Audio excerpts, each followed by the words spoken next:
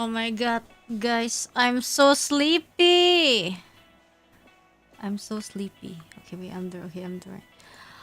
Ah! I'm so sleepy. What's up? I'm eepy. I don't know why. I don't know why I'm so sleepy. Woke up from a nap? No, I wish. I wish. Hello, Eepy. Hello to you too. Wait, this morning we did holoCtober. I'm so proud of myself. Like, we're only missing... Hold on. Wate. Let me see what we're missing. Let's talk a bit for like 5 minutes before we actually start Ace Attorney.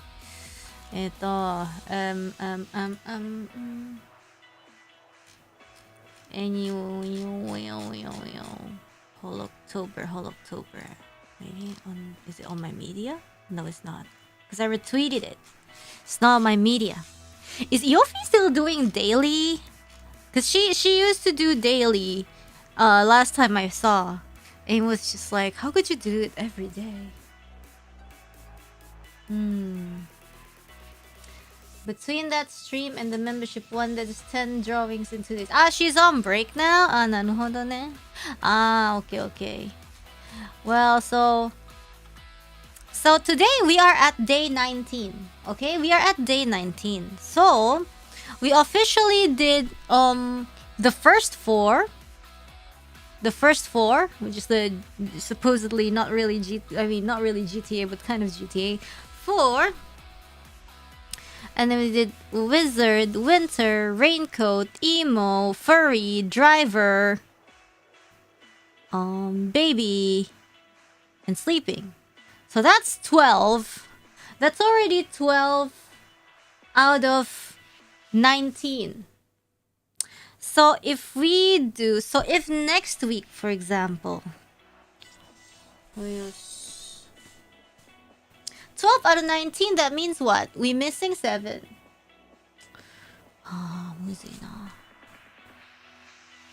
So next holoCtober catch-up would have to be next week. 7. Yeah? If we do catch-up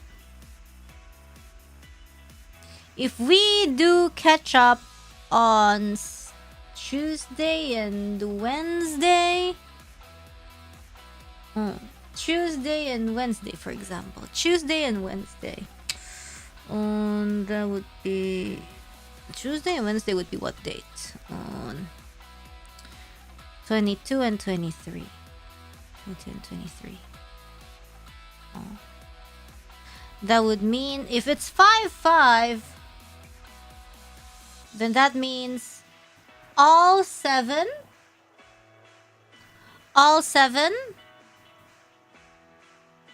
plus what? I can't count. No. I need to... I'm always bad at visualizing math. Just, you know. So right now we're at like 12, 19 is 7, right? A 7 at 19. So if we do the next one at 23, that means 1, 2, 3, 4 plus 4. So that means 11. Okay. If we do... That's 23, right? Okay. So if we do it on the 22nd and 23rd... If we do it on the 22nd and 23rd, if we do 5 and 6, we would already be caught up. I have a feeling that I can't do Saturday stream. Yeah, I'm gonna have to change the change Saturday's plan to maybe push it to Friday, because I feel like I have PFL business, but I'll check again later. Next Saturday, I mean like today's Saturday. So that's 11. So if we catch up 22 plus 23, that means that we can catch up. And next Saturday would be the 26, 27, right? And then if we do stream on the 29 or 30th, that would need 4, 5, 6, 7, 8, 9, 8. So we essentially only need 2 more Holoctober streams. Right? What's 22, 23? Oh, the next Holoctober catch-up stream. So if we want to do all days, we need to do 4 more streams. Assuming we do 5 pictures, 5 drawings every stream. So next week 2, and the next week 2.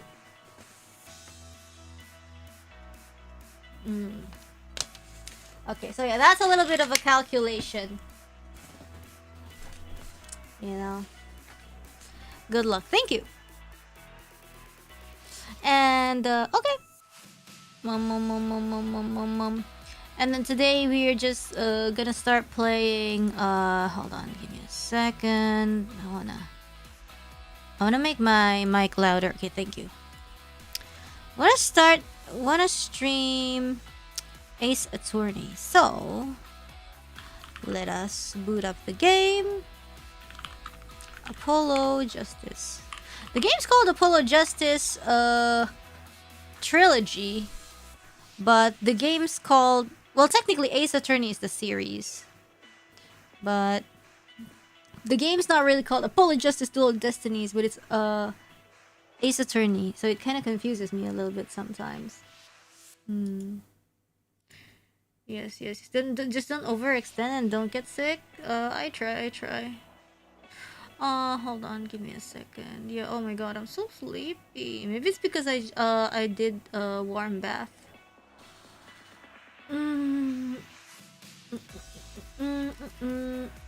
Game, Ace Attorney, Trilogy. Thank you so much. There you go. Okay, should be good. I think I'm just gonna check if Firefox or other browsers are open so it's not annoying. Hi. There! We can start. Yes. Okay, we are here. Our chat is dead because I killed you off last time. There we go. You guys are alive. And we are ready for Ace Attorney. Why do I always have like the biggest brain fogs before Ace Attorney? Actually, let me get something. I'll be right back. We're currently we're at the space case. Wait, hold on. Actually, I'm gonna text. Let's see if I can order something. Coffee.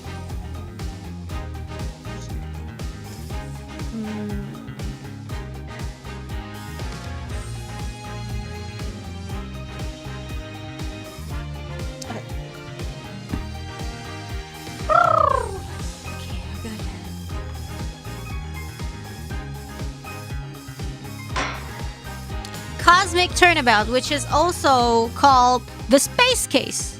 I prefer calling it the Space Case. In which the case is actually connected to the very first case. Wow, who would have thunk? And we see someone who is related to our beloved prosecutor Simon Blackwell. We see his older sister called Aura Blackwell. And apparently she hates the lawyers and prosecutors for some reason. Why? So this case, you know, it has a lot of things to do with our gang, I guess. Aura? Yeah, exactly. And he also chases some Phantom of the Gap. Exactly. Oh my god, what is even it called? What is even the space company called? Hold on. Gyaksa, because I was saying like Gyat Raksasa, which is called giant Gyat.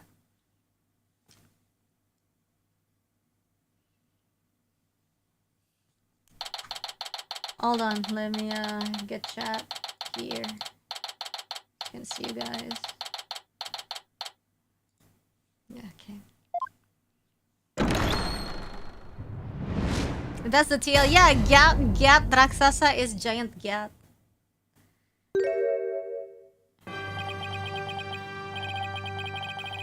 I suppose we should reconvene the trial of Solomon Starbuck or something. Objection! Your Honor, would you please come out from under your bench? There are no more bombs. I promise. Oh my goodness. Oh my god! Now we have to remember what else we gathered from the investigation! Well, I know the police guy was like, "Oh, this ain't right. I'm gonna tell you stuff because I don't trust the prosecutor." You know? He's all like, "In justice we trust, but can I trust this version of justice?" You know, and then he starts helping us. Oh, yes, my apologies.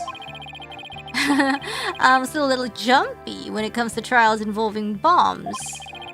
I mean, first the courtroom exploded. Ah, so this is after Tetonate fiasco. And then Mr. Tonate self-destructed. I guess that's one way of describing what happened to Tonate. Anyway, it seems that Mr. Justice was seriously wounded by Mr. Tonate's action. Oh yeah, Apollo Justice was like, "Bye guys, I'm gonna take a leave." And we were like, huh? You know? So you, Mr. Wright, will be taking up the defense. Do you have an understanding of what has happened in the trial so far? Yes, Your Honor. The defense is ready. Very well. Is the prosecution also ready? Ready to die! Just kidding. I take it you'd like me to give the opening statement this time? Looks like the judge has become a pretty good mind reader. Well, he's certainly seen more than his fair share of colorful prosecutors. You could say he's something of a veteran of sorts. Let's see. In the previous part of this trial, we learned that the victim, Clay Terran, escaped from Launchpad 1 carrying the defendant, Solomon Starbuck. Right. There were explosions on the second floor of the Space Center and on the rocket itself. The two astronauts used the Launchpad 1 corridor to reach the boarding lounge. And how could the victim climb down the ladder if he was carrying the defendant? I don't know. That was the mystery that needed to be solved. I mean, if at that time they're still conscious, then no problem. But other than that, I can't think of anything yet. But Mr. Justice proved that the victim was killed in the boarding lounge. Oh my goodness. Prosecutor Blackwell, were you able to discover any new facts related to this point? Upon further investigation, we discovered an oxygen tank fragment in the lounge. Surprisingly, it would appear that Justice Dono's argument was correct. Surprisingly. So that means the testimonies of the first two people on the scene are suspect. There were two people who claimed to be the first on the scene. Can we truly trust their statements? Let's see. The two people were Detective Candice Arm and Yuri Cosmos, right? You think that one of them might have given a false statement to the police? Yeah, for fun. Yes, it's certainly possible. We might have to do a little more digging. Just as our team was about to cross-examine Detective Arm, the courtroom bombing incident occurred, and the trial was put on hold. That accursed fellow. Well, I guess we can't really cross-examine Candice Arm, because, you know... That accursed fellow, he killed my witness. He killed Detective Arm. He definitely put the kibosh on anyone asking her about what she saw. Well, exactly. In other words, the question of who killed the victim in the boarding lounge has once again become the main focus of this trial. Where's Maya when you need her? Exactly, bro. It's obvious Prosecutor Blackwell still thinks he was Mr. Starbuck. Bentar guys, kayaknya aku mau... Bentar, BRB dulu. Bentar, sumpah. Sebentar, sumpah.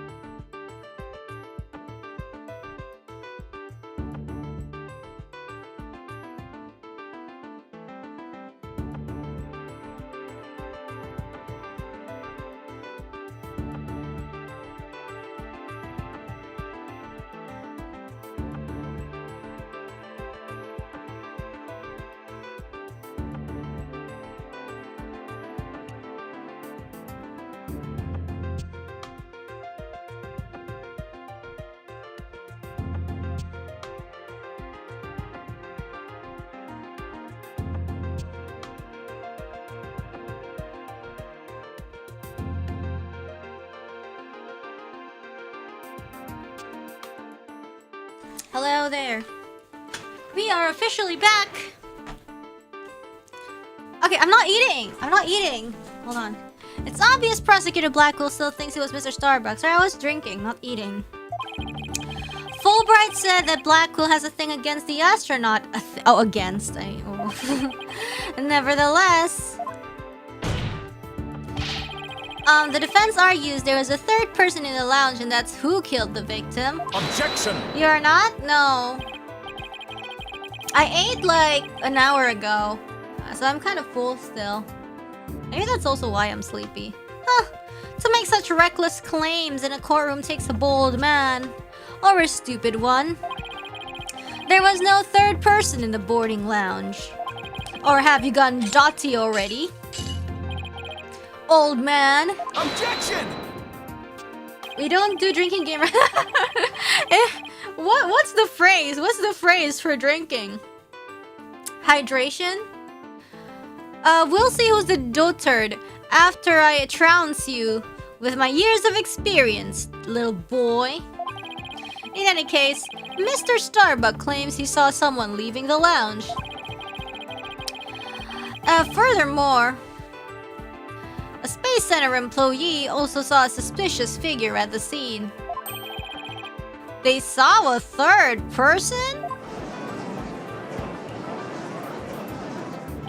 Huh, I see my sister has been running her mouth. That's right, I almost forgot that Aura is Prosecutor Blackwell's sister. No matter, she didn't see this mystery person's face clearly. Therefore, there is no evidence to indicate that this person was not the defendant. I guess the possibility that the figure was Mr. Starbuck is still there. In brief, we need to determine if a third person was there or not. To this end, we should hear the testimony of one of the first people on the scene. Director Cosmos, huh? Very well. Bailiff, please bring the witness to the stand.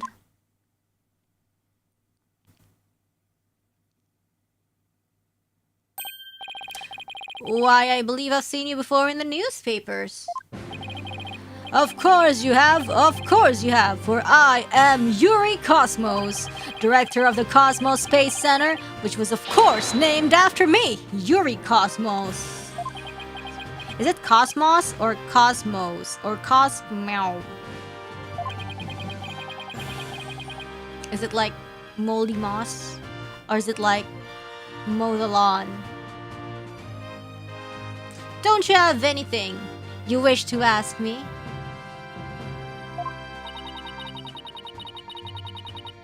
Looks like he's all geared up to do some bragging. 7 years ago, I successfully launched the Hati and... Yuri is the Russian. When I think of Yuri in this connotation, I just think of Yuri Gagarin. Everyone already know how brilliant you are. Even I am thinking to hold back my tears at seeing such a great man standing before me. So could you please proceed directly to your important testimony? You know Yuri Gagarin? From school. I think I learned about it at some point. I see this fine young lad as a proper appreciation of greatness. Then allow me to begin my epochal testimony that will be recorded in the annals of history. That speech of Prosecutor Blackwell's just now, it sounded more to me like he was poking fun at Director Cosmos. Okay. Lagi main apa? Ace Attorney. Game untuk menebak. Game untuk apa ya? Game hakim-hakiman lah. Oh, whoops. What did I say? What'd she say? What'd she say? Oh. It's probably for the best that it sailed right over the director's head. Now then, Director Cosmos? I'm just gonna say it like mow the lawn, unless it's like absolutely wrong. Director Cosmos, the condensed version of your illustrious testimony, please.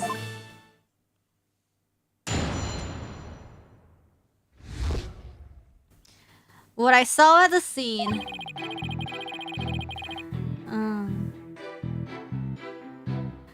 Detective Arm and I rushed towards the boarding lounge together. We went via the control room and peeked in from there to see what was going on inside. I saw a figure standing in the middle of the lounge and Terran lying on the floor. I hate to say it, but I can only imagine the standing figure must have been Starbuck. I see. So in your testimony you claim you arrived on the scene after the two had escaped from the launch pad to the lounge. And just after the victim had been killed. Oh, the horror! The humanity! But what I said is what I saw, and what I saw is what I said. Courageous action to take in the face of such terrifying explosions, wouldn't you say? To save my men, I went personally into the epicenter of danger. Kasos yung Among Us? Anjing!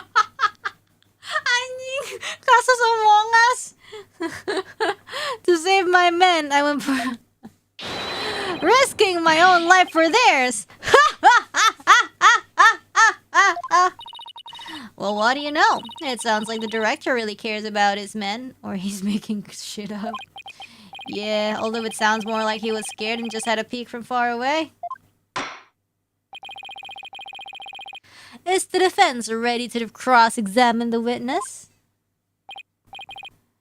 Yes, Your Honor. It's the new Among Us visual novel. Yeah, this is like emergency meeting, except it lasts for like 4 hours. Director's testimony is pretty vague. That means you gotta press. I'm gonna have to press him and throw out more information before I do anything else. Right.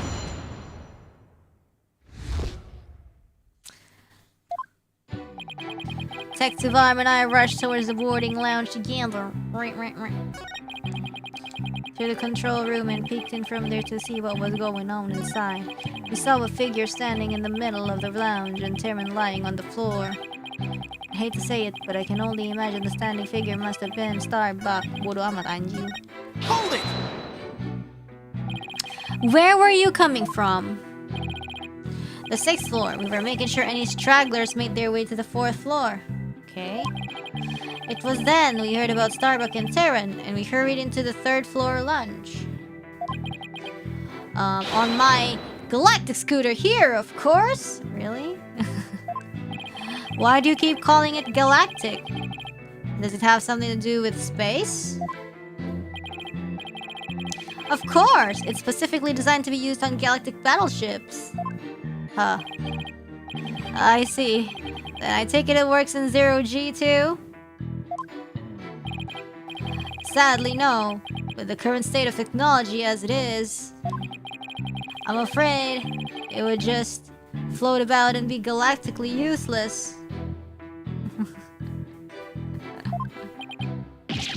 Well, that's a galactic bummer. I see, so you rushed to the boarding lounge in your space-age pogo stick. And when you got to the scene, what did you see? We went via the control room and peeked in from there to see what was going on. Well, what's going on?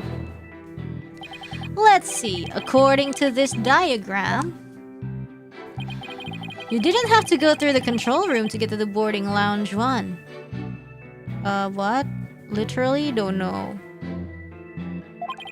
Looks like you could have gone there from the southern corridor as well. Okay.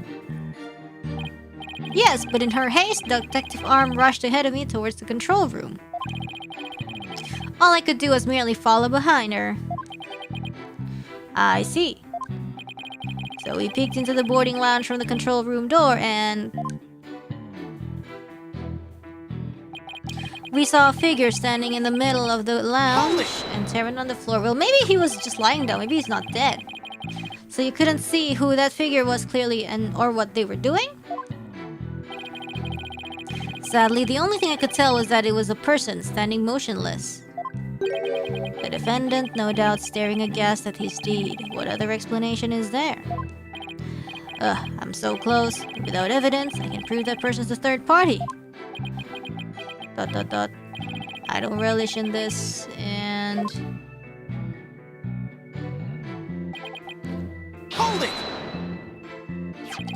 Aura Blackquill also saw a suspicious figure in the lounge, but she gave the statement that it was too dark to see the person's face clearly. Did you see this figure's face clearly? No, not clearly. The lighter they were holding illuminated the area around their feet at the time. But other than that, I could see little else. That's why I could see Terran, but I couldn't see who the other person was. So for all you know, it might not have been Mr. Starbuck, isn't that correct? I would like to believe that. Starbuck isn't the type of man who's capable of murder. Objection! What? When the witness entered the boarding lounge, there was no third person there. Isn't that correct, Great Space Center Director? Yes, that's right. Only Starbuck and Terran were there by that time. After we peeked in, the lounge suddenly went dark and the figure vanished. You mean they disappeared? That's odd. Objection! The reason the figure appeared to vanish is because it was the defendant. Voting dulu nggak sih? No, this is still emergency meeting, okay? We only vote after 4 hours, maybe. When the witness weren't looking, he fell to the floor and feigned unconsciousness. Hold it! This is a very long emergency meeting. I know. We hear that a lot. Hold on, Director Cosmos. Did you ever take your eyes off of the scene? Yeah, like last stream, we were investigating. We were doing our task. We were doing our tasks, okay? And now it's time for the emergency meeting. Just for a brief instant, about as long as it takes for a shooting star to go by. What? If you took your eyes off the scene, then this third person could have escaped during that time. But what escape route could this person have used? The vent! I don't know. The direction opposite the control room, the southern door into the elevators.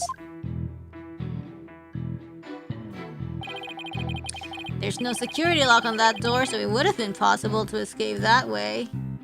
Objection! All things are possible, right, Dono? The real question is, do you have any proof? Well... we're just talking possibilities. We could each profess whatever we'd like. Wait, remember the second case? The second case had an actual vent. An inmate who used to be a university professor and lunar researcher used to say that there is a kingdom of little green men who live under the surface of the moon. As long as they don't punish us in the neo-said moon for what we've done to it. But I say, where's your proof that this quaint kingdom exists? He's calling your theory a work of fiction, boss. And he's right. I don't have any proof yet. Still, the southern door was a possible escape route. I'd better make a mental note of that. Director Cosmos, may I ask you a question? Yes. Why did you look away from the boarding lounge? Because, a hot lady, lewat. Ha ha ha ha. Ha ha ha ha ha. There's actually another tale of bravery behind the answer to that. It was when Detective Arms saw the figure and raised her gun. Being a great humanitarian and protector of mankind, I tried to stop her. Oh? You're saying Detective Arm raised her gun as soon as she saw the figure? I imagine her instincts as a detective told her they were the killer. I don't know about that. And were you able to prevent Detective Arm from firing her gun? Oh, this is important because there was a gunshot. I'm afraid I was too late. I was unable to stop her.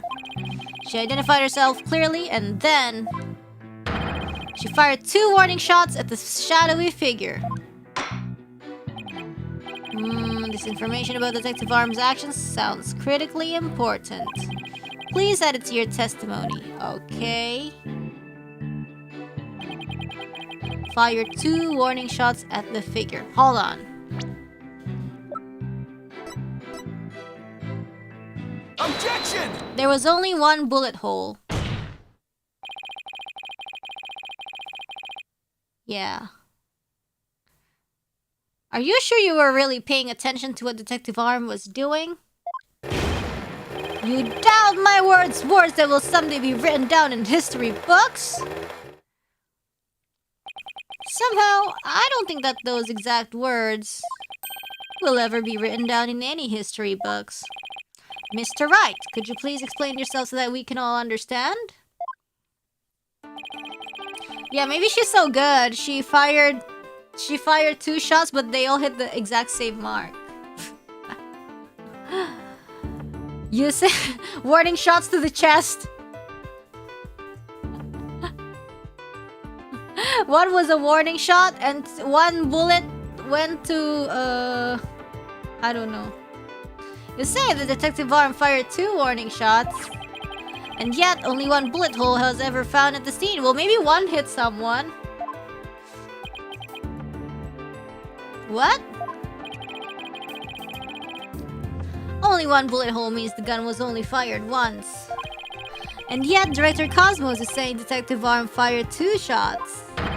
No editor would allow such a glaring contradiction into a history book. Objection! Unfortunately for you, the witness's words are true. We confirm that 2 shots were fired from Detective Arm's gun. Objection! Then where's the other? Well, there was only 1 bullet hole at the scene. Where did the other bullet hole vanish to? Oh! You should know the answer to that already. I should? Oh, the oxygen tank? Oh my god. We've already discussed that it was ruptured in the lounge, have we not? Detective Arm? It appears that the thing that ruptured it was a bullet. A bullet that was found near the tank, to be precise. This bullet was fired from a .38 caliber gun, the same caliber as the detective's gun. What? Oops. The rifling marks also match up. There's no question that the bullet was fired from Detective Arm's gun. Okay.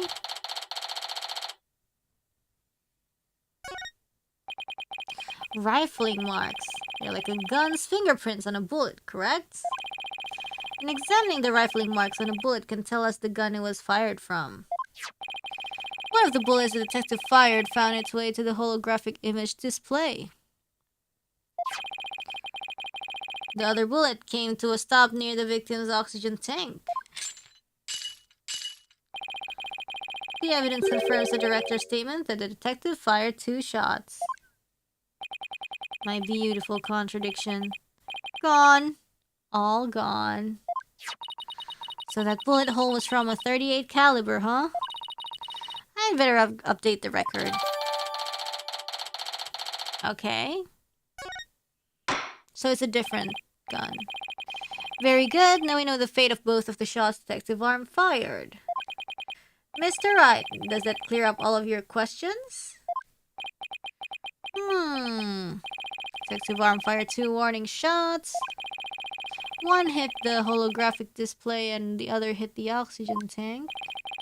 Does that really clear up everything about what happened at the scene? No, it doesn't. I'm bluffing. No, Your Honor, it doesn't. Detective Arm fired 2 warning shots from a 38 caliber gun. But that doesn't explain the existence of a certain piece of evidence found at the scene. Oh yeah, our different bullet. A piece that points to the existence of a third person. Oh? Very well, but it won't do to keep us waiting, Mr. Wright. What piece of evidence suggests the possibility of a third person at the scene?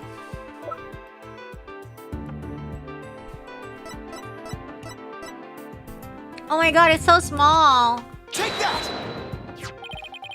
And what is this metal pellet supposed to be? Just a little something of great importance we found at the crime scene, Your Honor. You found it where? In a floor gutter at the crime scene. It looks like the police and prosecution both missed it. Furthermore, this is a 10 caliber bullet, making it much smaller than one of Detective Arm's 38 calibers. Then that means... Exactly. One more person must have been there in the lounge. A third person who had a gun that could fire 10 caliber bullets. 10 caliber? What's the gun even look like? And if that's true, then it explains why Detective Arm fired warning shots, because that person has a gun. The third person fired at Detective Arm and Director Cosmos with their gun. And in return, the detective fired her warning shots. Isn't that how it really went down to the Director Cosmos? Ha ha ha! It looked like you deduced my miraculous tale of survival. Why didn't you say it at the testimony? You're absolutely correct. The mystery person fired upon us. What's this now? What?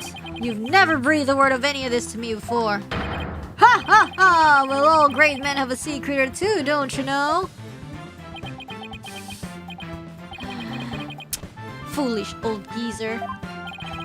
So Director Cosmos really has been hiding the presence of a third person all along? Why?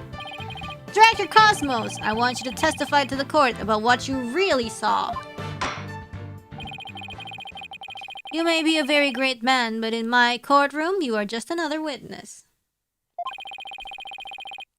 You will receive special treatment here. Now please give accurate testimony. Ready to vote? Vote him! Vote him is suspicious. I really saw at the scene. Detective Arm and I rushed to the control room together. In the lounge, we saw a figure standing in the middle of the room and Terran on the floor. We were still in the control room to the east when the figure fired at us. Pew pew! Okay. Navy blue suspicious. Given that there was no third person in the lounge when the witness entered it, does this mean the person who fired the gun had to have been the defendant? Gak juga sih. It's still possible that it was someone else. Most likely, as soon as Detective Arm and Director Cosmos discovered this person, they escaped through the southern door, the one that didn't have a security lock. Objection! Double-edged swords are a tricky lot. Mishandle one and it is you who is cut down. Huh? Your reasoning could apply if Space Boy were the killer as well. Think about it. After being discovered, he could have fired the 10 caliber gun. Detective Arm would have responded by firing 2 warning shots. All he had to do was feign unconsciousness to invent the possibility of a third person. Objection! But Mr. Starbuck didn't have a gun in his possession when he was found by police. You think he aided it? Nor has a gun been found at the crime scene. Its absence can only be explained if there was a third party who took it with them. Objection! Recall the existence of a trash chute in the boarding lounge. Didn't that have something? The defendant could have simply thrown the gun down the chute. Objection! Imposternya berapa? Aduh. Imposternya cuma satu, tapi yang nyebelin banyak. Aided or... Oh my god! Reminds me of a case in, Remember the clown case? The one with the statue or something? Oh no! Trash chute is a visual task.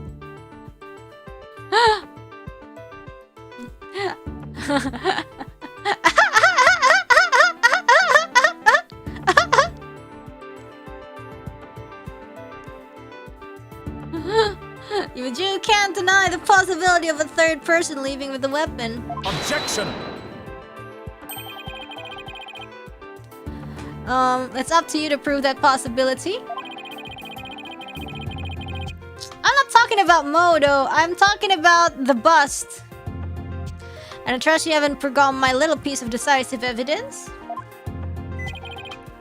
What evidence? Why, the detonator switch that was found in Mr. Starbuck's pocket, naturally. The most compelling evidence of all that tells us he is the culprit. Ah! I did forget all about that. Look, your boldness. How deliciously obvious it is that they like the evidence to rival mine. Wow, he sliced our third person theory into ribbons and served it to us, just like that. Yes, well, I have a question of my own, actually. That bullet that the mysterious figure shot, what did it hit exactly? It hit him? Ah! Yeah? Really? So does that mean you're a ghost? I was wondering when you would realize that your boldness. The director Cosmos is an authentic, bona fide ghost. He can even pass through walls. Objection! Prosecutor Blackwell, shame on you for teasing the nice old gentleman. Your boldness. It was all in jest. Please show yourself again. Are you sure? In that case, how did you manage to survive being shot, Director Cosmos? Ha ha ha! I'm glad you asked. Oh, it shot his star. It was a miracle befitting a great history-making figure such as myself.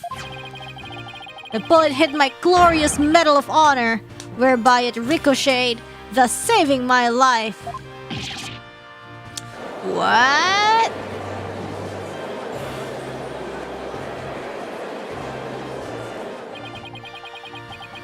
That's unbelievable. I have to check this out. Oh, wow. Look at that. There's one extra Gyaxa star. The odds are literally astronomical. I guess it really was a miracle. It's beginning to really feel like the Cosmos is watching out for Director Cosmos. But why did you conceal this information, Director Cosmos? A great man such as myself has to hide things on occasion, no matter how much it hurts. It is the plight of the truly great. It may be hard for this generation to understand. I don't know, but it sounds fishy to me. What else is he hiding? Let's just cross-examine him and see what we can find out. Now then, Mr. Wright, your cross-examination, please.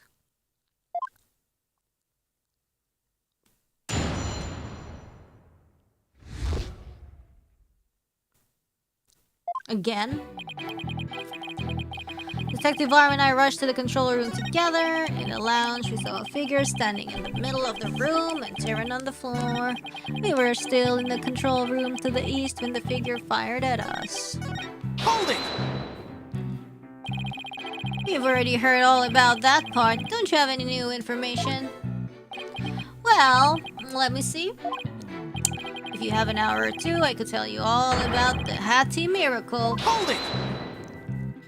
Perhatian on the ground. We already know all about that too. Tell us about something related to this incident. I see. You want to know about incidents.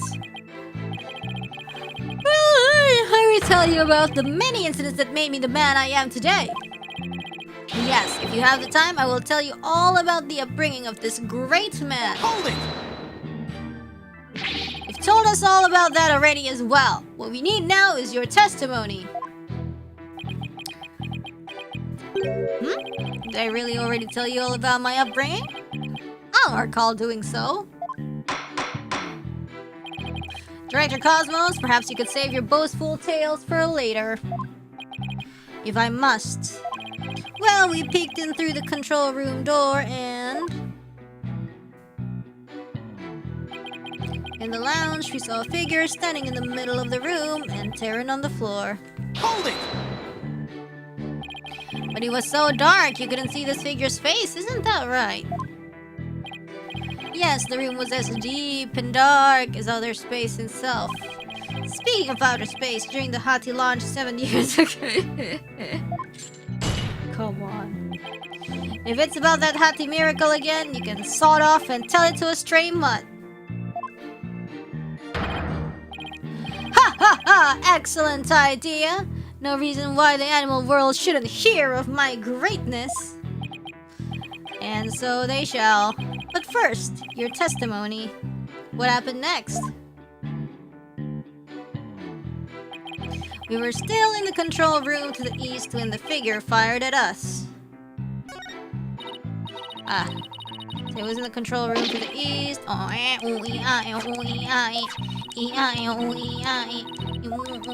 But where did it ricochet to? I'm pretty lucky myself, so if he's a great man, then I'm king of all the cosmos.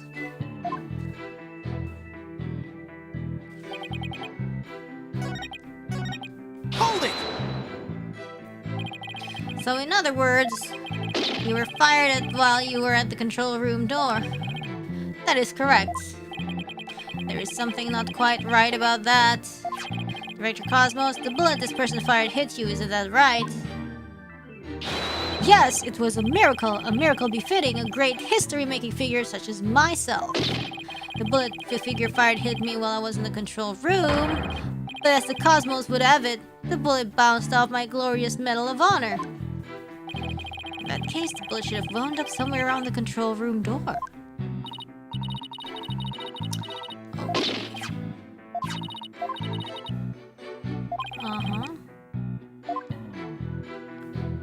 But... did we press this? We did, right?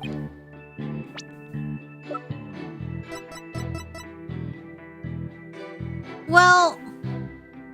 I mean, this again, like, where did... like, this is along the south wall.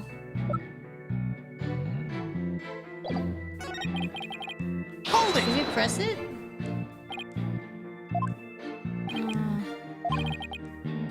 Oh, yeah.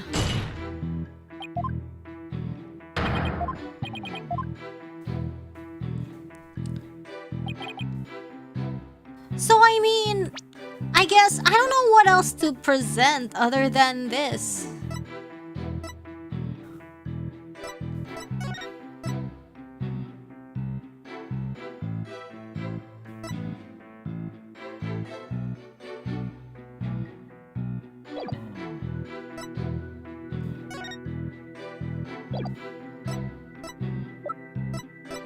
Like, I mean...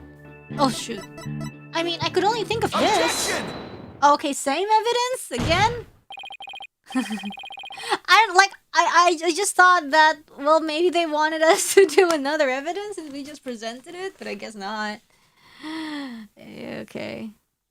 Director Cosmos, I believe you are telling this great court a glorious lie.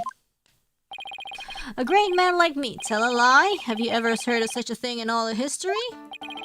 My accusation is based on the positions of the people who are in the lounge. Oh, my AC is doing the whole breaking thing again. According to your testimony, you and Detective Arm were near the control room door, and the mystery figure was standing in the middle of the boarding lounge. If, as you say, the figure fired a gun at you from this position, then the bullet would have traveled in this direction.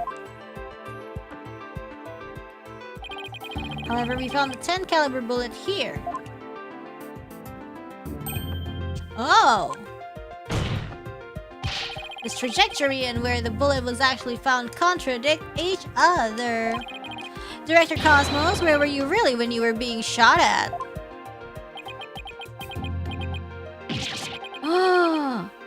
Wait, but then, ladies and gentlemen, I present to you the human merry-go-round. But that means if he's actually out on the south side, then the third person couldn't have escaped. Because that means the escape route, there's no escape route without security lock. Objection! Don't tell me you've forgotten already. Didn't the witness himself just tell you? The bullet hit his metal. Of this, there is no mistake. Objection!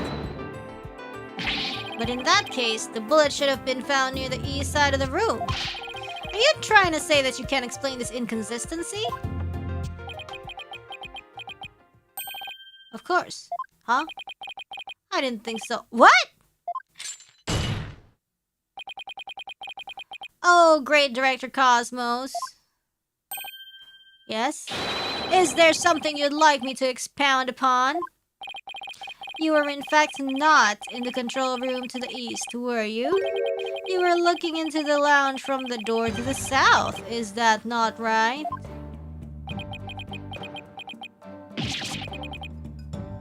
Wow. What are you getting at? Use your own brain. Your head must have some use other than housing that bird's nest.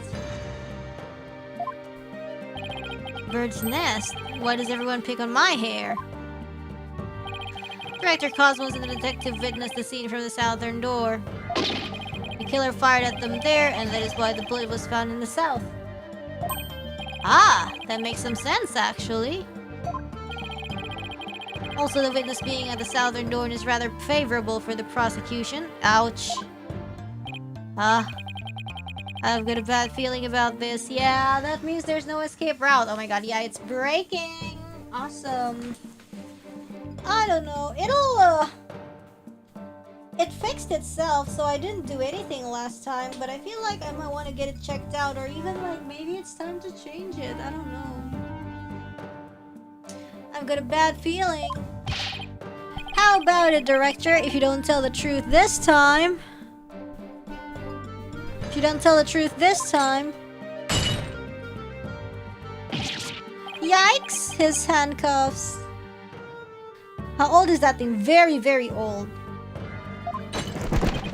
You'll become but rust upon my sword. I relish the chance to cut down a great man. Alright, I'll tell the truth. Just put your sword away. You are correct. I, the great Yuri Cosmos. Yeah, like, that time was the first time it happened. Was looking into the room for the southern door. What?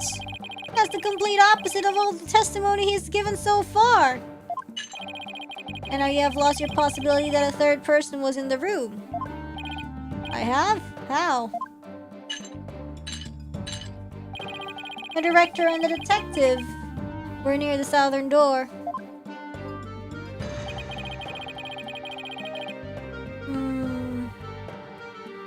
Meaning the killer couldn't have escaped through there.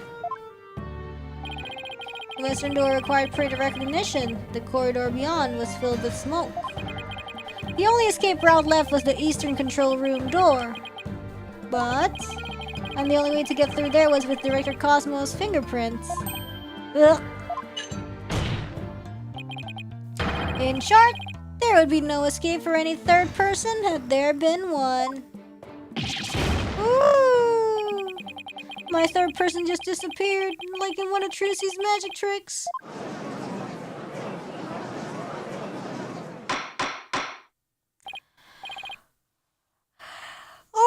Order in the court. Director Cosmos, why did you tell such an outrageous lie? You were covering for the defendant. Isn't that right? Yes, it was all for the love of my men. If I said I was in the eastern control room, it would mean the culprit could have escaped through the southern door. It would have meant that there could have been a third person. You stupid! Trust us! All I wanted to do was protect Starbuck. I said I was in the control room to invent an escape route for a third person. What a convoluted lie. Was he really covering for the defendant? No, he's just making shit up. It looks like we've come to a conclusion. Whoa. But the defense's argument, the possibility of a third person, has crumbled. Now! Time to vote! It sounds like voting music. It's over. Yikes! The judge is about to hand down his verdict. Uh-oh! Who's gonna get ejected? Think, Phoenix, think! This is the perfect time to try and turn my thinking around. If a third person had no way of escaping the scene, then what if one of the people at the scene was this third person? No! They never escaped. They just pretended to be, you know. Wait! What if the whole premise is all wrong? What if Director Cosmo said that he and Detective Arm rushed to the scene together? What if they didn't? What if Candace's arm went through the control room and Director Cosmos? What if the premise isn't true? Yeah, Arm is dead. What if one of them reached the scene before the other one? And if that person entered the lounge, I think it's Cosmos. And they would be the, I don't know, man. How convenient that she's dead, exactly. The defendant is the only one who could have killed the victim and shot at the director. I'm confused. I know, it's because nobody's telling the truth. There doesn't appear to be any room for argument against these claims. I will now render my verdict. Oh my god, not yet. Please wait, Your Honor. There is still one possibility. Oh, this had better be good, Mr. Wright. There is one and only one person who could have escaped from the scene. And that person would be the first person who arrived on the scene. What? Then upon entering the boarding lounge, the second person to arrive came through the southern door. Are you saying what? That's why the first person fled from the room, using an escape route that was accessible only to what the hell? Bro, please. My brain. Let's hear more about this theory. Who was this one person who has escaped from the boarding lounge? I guess it would be... It would be him? Would be Athena. Would be Athena, I think. Take that! What? But that's... It's Klonko. Mr. Wright, what are you claiming here? Sorry, I meant Klonko. Wrong press.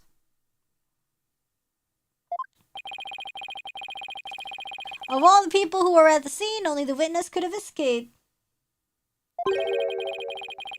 The director was the only one with the authority to open the control room door, after all. But that means... Exactly. The true identity of the third person is our current witness. What about the rule of robotics? Well, Klonko's broken, remember? Director Yuri Cosmos! Wow! What? What? Was. Self-report! Gila! Ini tuh... Order in the court, I say! Mr. Wright, you will explain yourself in more detail. I assert that Director Cosmos arrived at the scene before Detective Arm and entered the boarding lounge alone. Detective Arm arrived after that and saw a suspicious figure who was actually Director Cosmos standing in the lounge. And that's why she fired those 2 warning shots. I've been hit on the starboard side. Captain Wright! It's a direct hit on the enemy ship, sir. A magnificent shot. Warning shots fired from the enemy ship. Prepare to intercept. Cosmos, you have told a lie in this court once again. I've been hit on the port side. The enemy has called in reinforcements. Earth to Cosmos Control Center. Requesting permission to ask that you return to reality. But my ship will not go down to anything less than the ultimate weapon of evidence. Objection! But I do have evidence. In fact, you could say that your battleship bears its scar.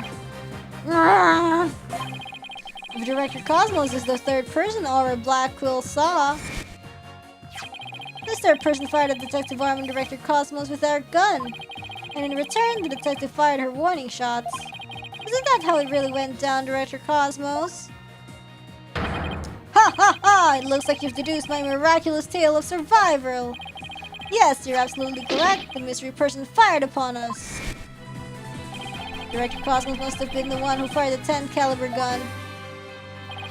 When Detective Arm discovered him in the lounge, it only makes sense that he would have turned and shot at her. Therefore, the evidence on the director's body is of a different kind of relevance than before. Oh, is it like Arm's bullet? Once we compare it against another piece of evidence, the mark that you received from the third party will be all the proof we need to prove that you were the one there in the lounge. Ugh. Brace for further impact. Comparison against this piece of evidence will prove that you were the one in the lounge. Take that! A 38 caliber bullet found on the floor at the scene didn't hit the oxygen tank. Oh! Oh. So the tank was shot with the 10 caliber. I don't know, man. It hit Director Cosmos' metal. If we have the ricochet mark on the metal analyzed, I'm sure the caliber will match up. And if that mark proves to be from a 38 caliber bullet, it will prove that you are the third person we've been looking for.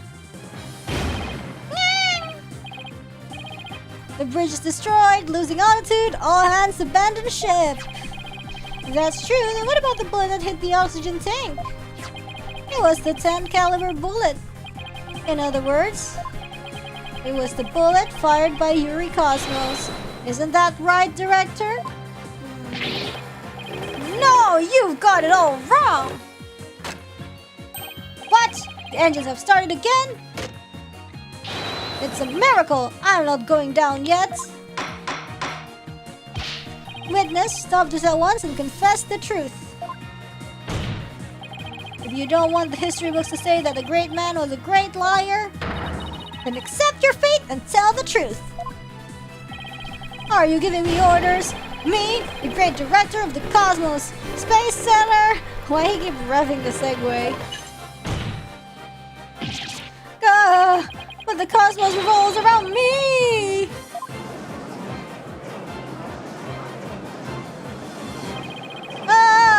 Someone get me off this thing! Ngeliatnya aja puyeng anjir. Order in the court. And will someone please stop the witness from spitting?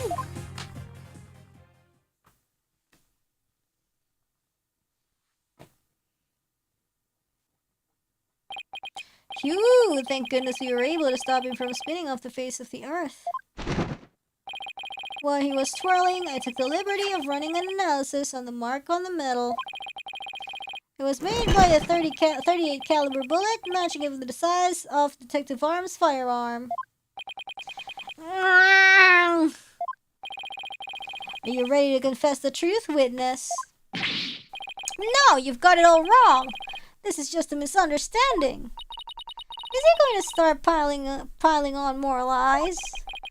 It looks like it. No matter how many lies he tells, I'll just expose them one by one. I'll make that big liar tell the truth.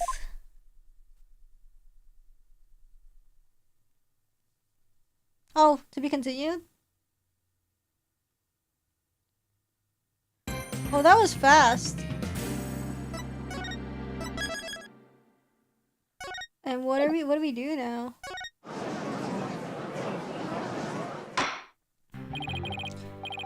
Director Cosmos, a new possibility has been presented by the defense. They are claiming that you were this third person. Ugh. Forgive me. I'm so sorry. So, the great pioneer of space development is revealed to be just another fabulous cur. I only have one question for the likes of you. Shall I send you off quickly? Or very quickly? Ah! The evidence doesn't lie, Director Cosmos, so don't try to talk your way out of this. Fine, I'll tell the truth. It's all just as you say, Mr. Wright. It's true that I was there in the boarding lounge. I got there before Detective Arm, and when she arrived, she fired warning shots at me. I was afraid people would mistake me for the killer, so I escaped to the control room. I then went past the elevators and all the way around to boarding lounge 1 again. Muter-muter, anjir. I came up behind Detective Arm and pretended to be the second on the scene. Lele ports behind you. Ah! Oh, what a troublesome old man you are with such convoluted deeds and thoughts. I see. So then, are you still insisting that you did not kill the victim? Of course I am. When I arrived at the lounge alone, I saw the true killer. The great Yuri Cosmos was history-making witness. Hold it! Now hold on just a moment. We just proved a few minutes ago that the third person that Mr. Starbuck and Miss Aura Blackwell saw was you. No, it wasn't me. I saw the person as well. If I were the killer, why would I like to cover for Starbuck? I would just leave him to take the fall. I don't know. That is an excellent point. Okay. All I wanted to do was protect Starbuck. I said I was in the control room to invent an escape route for a third person. Okay. He wants to make history. And you.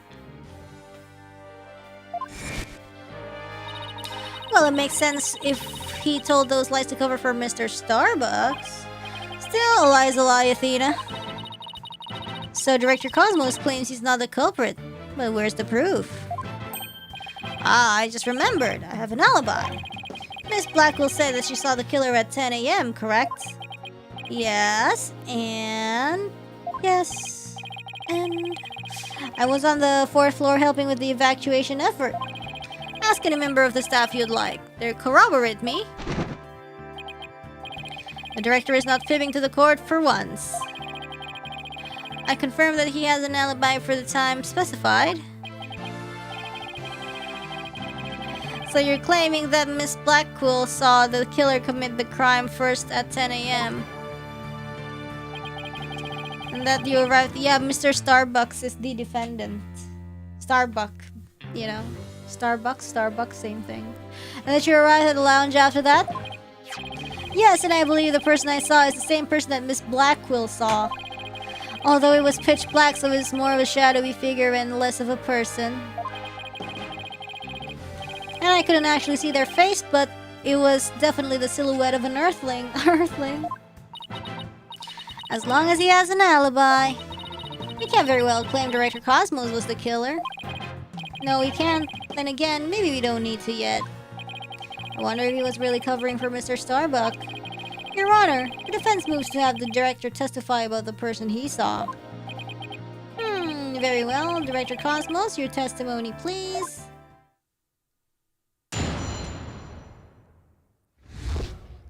What I really witnessed. As I tried to enter the lounge, the true killer inside fired a gun at me.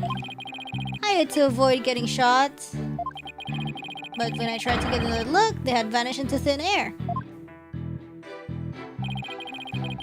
I was near the elevator side door and well, the launch pad 1 door. And the control room door should have been shut tight to the killer.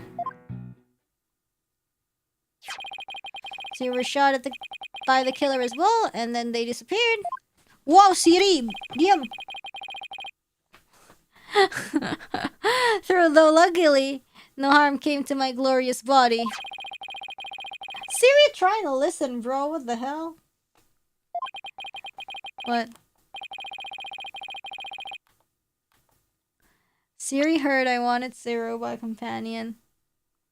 Yeah, like every time I stream a game like this, like Siri always like activates for some reason. You know, like when you see like the listening sign. Like, bro, luto nga diajak. Yeah. Bang! That must have been the sound of the tank being ruptured. The bullet hit Terran's oxygen tank. Yeah. Wait, but I thought the bullet hit his metal? That was Detective Arm's bullet, remember? Right. What a mess this is turning into, so let's see. Director Cosmos is claiming that when he found Mr. Terran and his killer... Oh!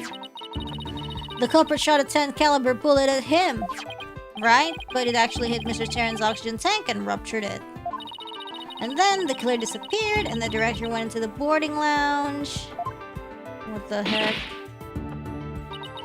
And Detective Arm caught up and fired those warning shots at him. Oh my god, are you serious? Judging by his medal, it looks like one of them almost took him out too. Good summary. That doesn't explain where our mystery killer went. Director Cosmos, I was wondering if you could elaborate on when the figure disappeared. Please, don't break. I'm ashamed to admit I tried to hide myself when I was shot at, but... When I peeped back into the lounge... Oh my goodness. Scary sputtering sounds.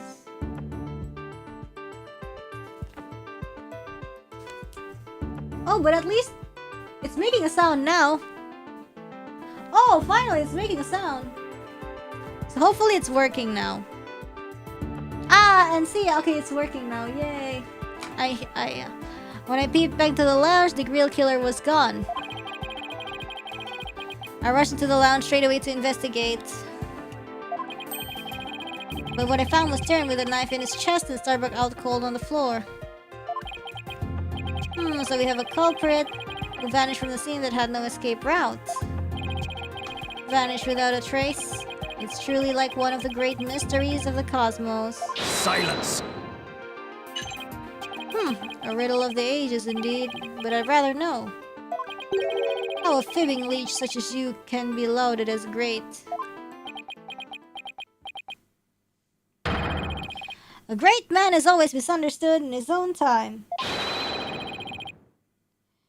Okay, but he must remain true to himself, even if those around him don't understand.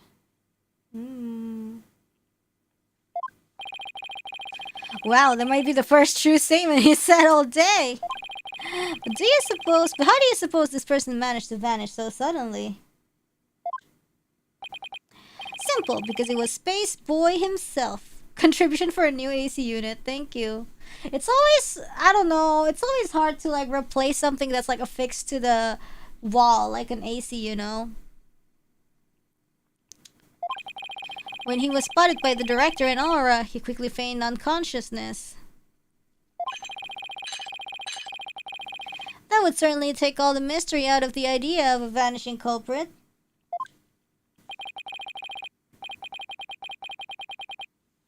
I want to raise an objection, but I don't have any counter-evidence. Director Cosmos, when you saw this person, did you also see Mr. Starbuck on the floor? No, because it was as dark as a black hole in there. But then how can you see Terran on the floor? I didn't see Starbuck until the other person vanished and I entered the room. Oh, that wasn't exactly helpful. I'm prepared to accept your surrender, right, Dono? I can't find any holes in this testimony, but I can't give up. Mr. Wright, why don't you let me help? Mood Matrix? Are we? Is it Mood Matrix time? Is it Mood Matrix time? Is it Mood Matrix time? While the director was giving his testimony, I detected a cacophony of discord. Which means he's hiding his true feelings from us, huh? Yes, yes, yes, yes. This just might help us find out what happened to our vanished killer. Yes, yes, yes, yes. Mood Matrix, Mood Matrix, Mood Matrix. That'd be great, Athena. Let's see what you can do with him. You got it, boss. I wouldn't want to miss this chance to delve into a great mind. Fury Cosmos, prepare to hand over the secrets of your heart to me.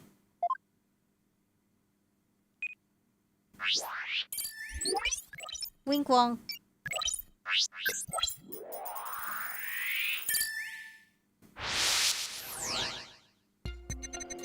As I tried to enter the lounge, the true killer inside fired a gun at me. I hid to avoid getting shot. But when I tried to get another look, they had vanished into thin air. Where's the surprise? I was near the elevator side door. And well, the launchpad 1 door. Why are you sad? And the control room door should have been shut tight to the killer.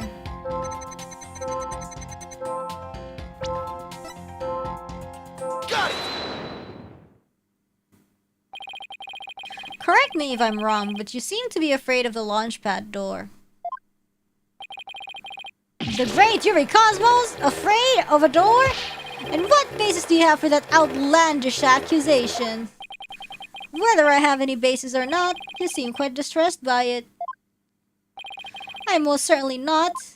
Oh my god, it's so cold. Yeah, this is why I turned off the AC, but when I turn off the AC, it's too hot. So I need a jacket. I need to get a jacket. Director Cosmos, there's something about the launchpad door you're not telling us, isn't there?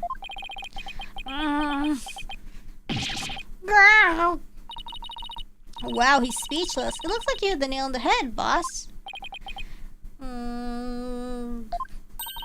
It's working, boss. One more punch and it'll be a knockout. Tonjok mention. There seems to be one more emotion that's at odds with this testimony. Go get him. Okay. Back in the Matrix it is.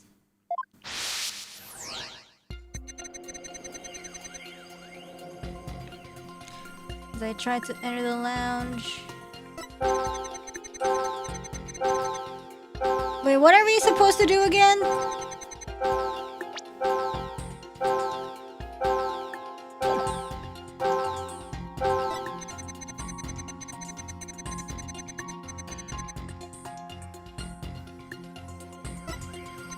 Like, if there's no emotion, it's,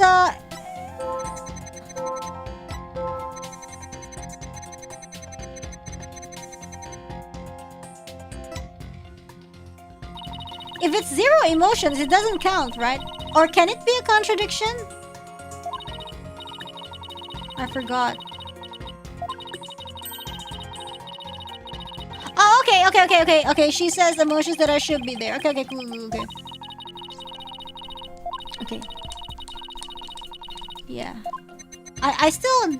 Because there's always very little mood matrix. It's hard to get used to. Got it! You must have thought it was very strange that the killer vanished into thin air. I did. That kind of thing just doesn't happen usually. And yet, at the time, you barely registered any shock at the occurrence. What? Why are you...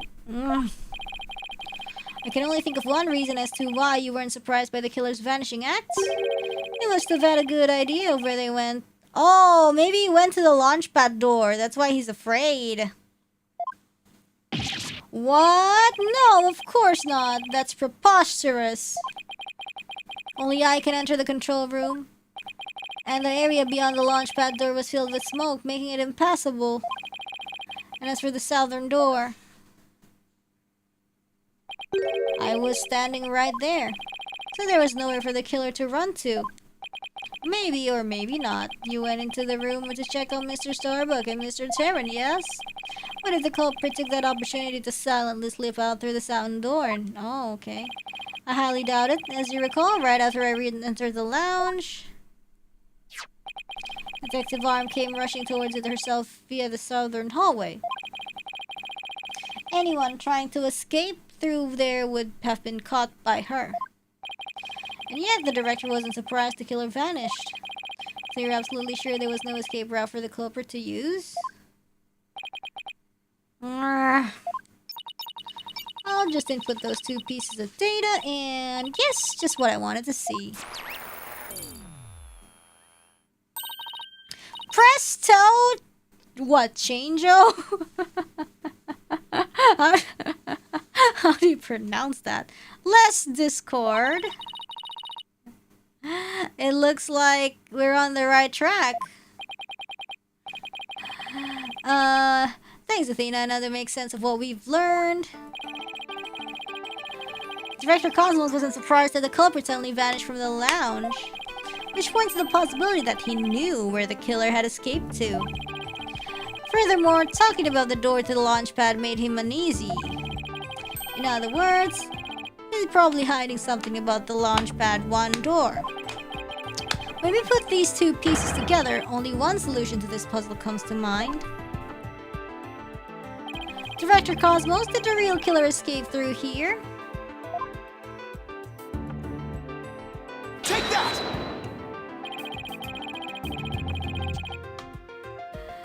The culprit went through the launch pad 1 door to escape, didn't they? Yes, I mean, no! Disaster to starboard! We're going to crash into an asteroid! A master tactician, you are not. But the area beyond that door was filled with smoke, wasn't it? True, but this is still the only logical answer there is. If we can just figure out what the director is hiding about the launch pad 1 door, we should be able to iron out the logical inconsistencies. Humma, humma, humma, humma.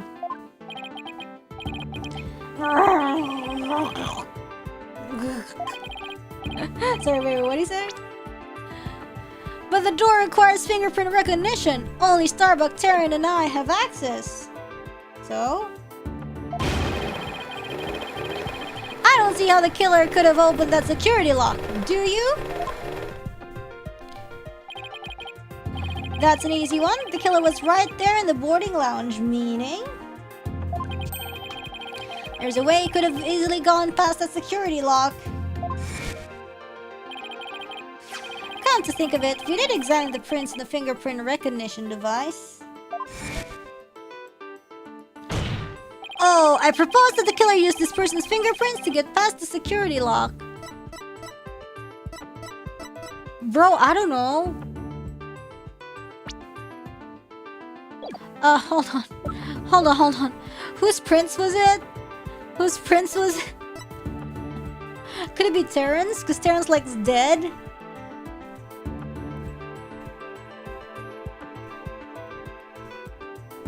I don't remember.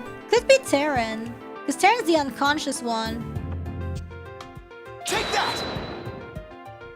Oh, it's not! It's Starbucks then.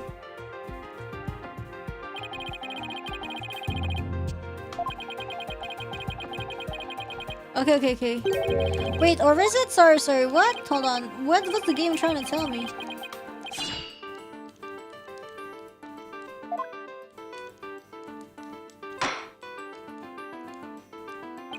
Wait, sorry.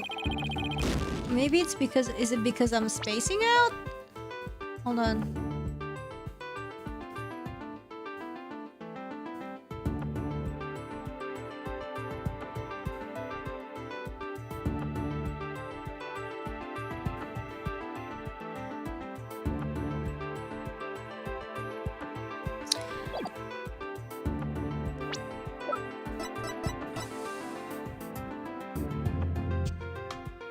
Letai! Tunggu. Ini Starbucks print! Ya, tadi gue mau ngecek tapi nggak bisa. Tadi mau ngecek tapi nggak bisa lihat chord record, anjir.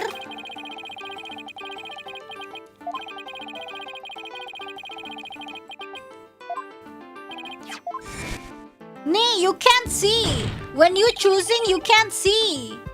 Tuh anjir, nggak bisa. You can't see the chord record, so I had to guess. Take that!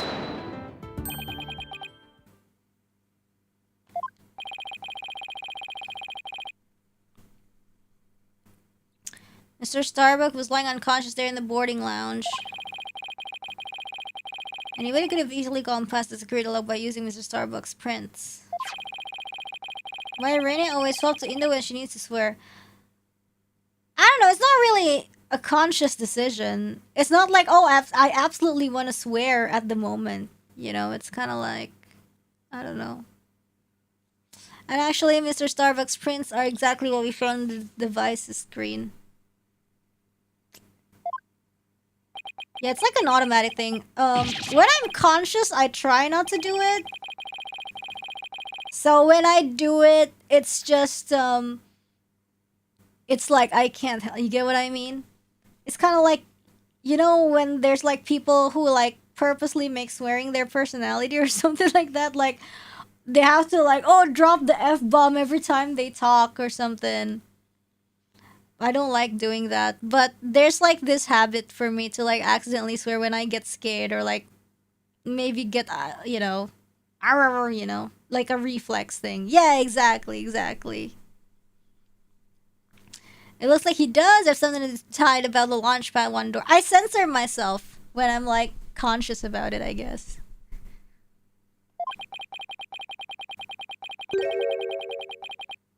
And I'm betting it's got something to do with the culprit's escape route. But I don't have enough information to see the whole picture yet.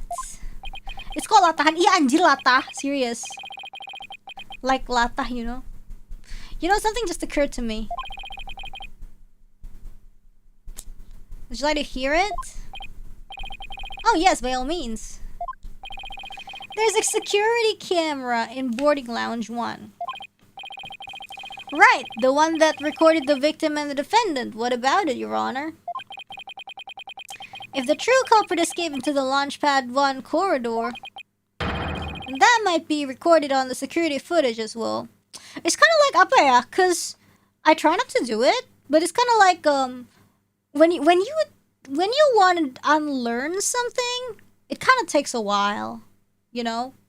I'm not just talking about, oh, maybe like 1 year, 2 years, but then it's kind of like, it's like, it like accumulates, you know, like what you're exposed to, kind of, influences how you speak, right? And so like to unlearn something like that, it takes a lot of time. Then that might be recorded on the security footage as well. So that's why, you know, when I get scared, like, it's okay, like, I'm just gonna, like, you guys know, when I'm scared, it's impossible for me not to, like, say, like, bad words. To be fair, it's not really, like, it's, like, not the worst words. Like, it's still a little bit morally acceptable. So that's good. It could, you know... Yeah, so it's like something like that. But when it's like a conscious decision, I try not to do it.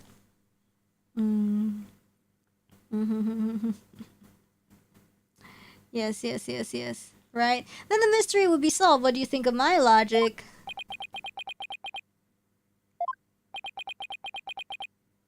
Self-conscious? Who said that? I'm not self-conscious. It's like, yeah, not a conscious decision versus reflexes.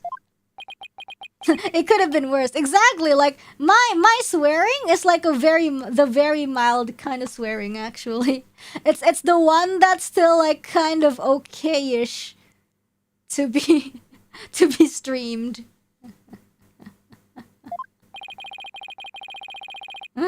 I hope you didn't strain your faculties too much for that, your baldness. I beg your pardon? Look, if you play the security footage beyond this point...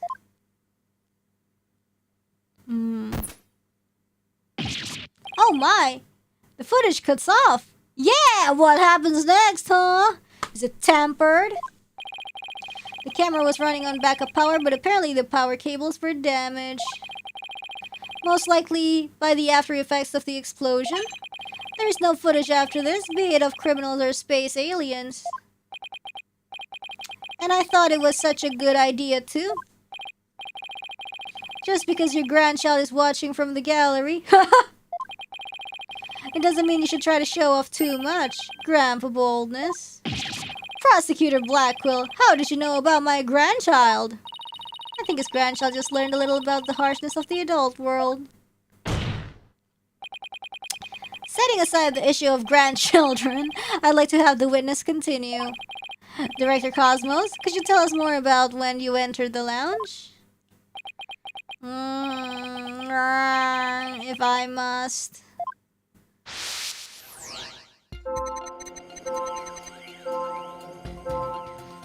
I had to avoid getting shot. After the killer vanished, I went to the lounge. But that's when Detective Arm appeared from the elevator side door. And then the detective shot at me. Oh my god! So you see, the killer could have only escaped the launch pad, right?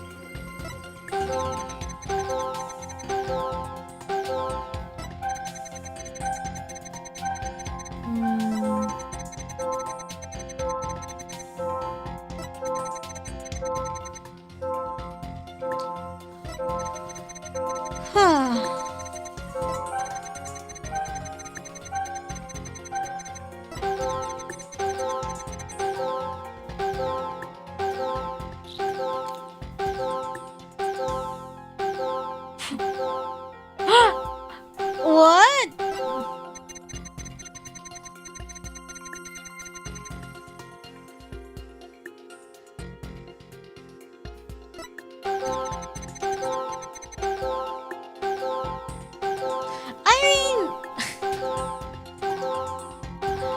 Why is he sad?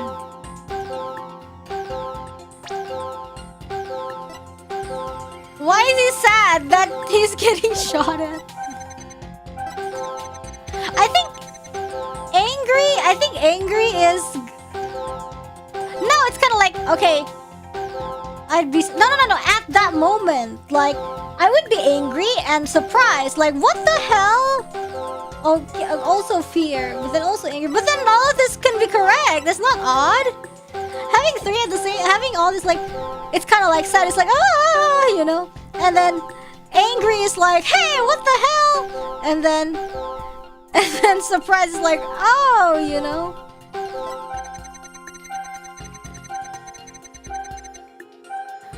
Yeah, but I don't know. But why is he sad still? If the killer is vanished, why are you sad?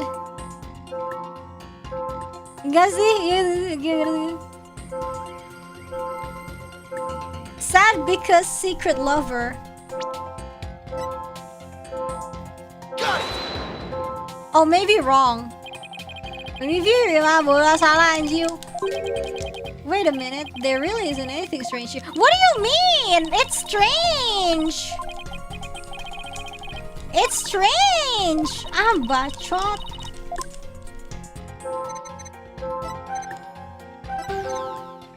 Ya udah, yang ini berarti kayak kenapa kamu sedih? Oke, enggak, gini. Kan ini surprise-nya, sedihnya hilang. Tapi kenapa?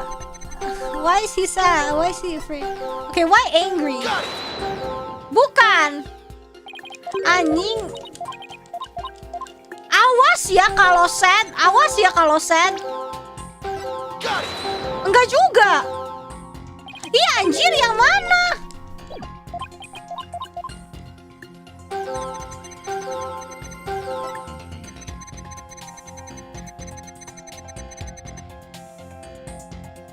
Yang mana anjing?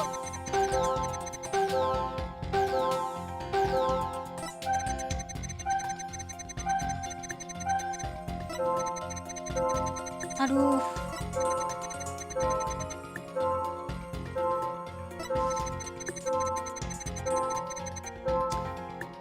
Why no happy emotion when shot? I know exactly. The last one, surprise? Can we do it? Is it? Why? Why? Why? Why is it odd? Why is yellow odd?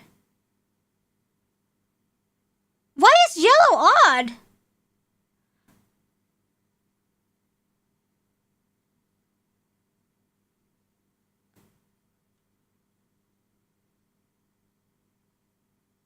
No. Why? You know, like I'm just like trying to figure it out. We're gonna hear it for a minute, but like why? But why? Also, like the rainy ... kind of pissing me off. Why were you so surprised when Detective Aram found you and again when she fired? Well... Huh?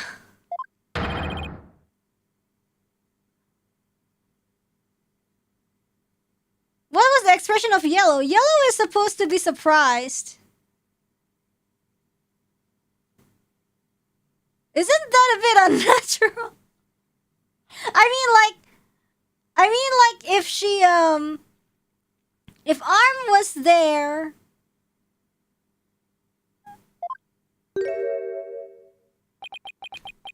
Well, listen.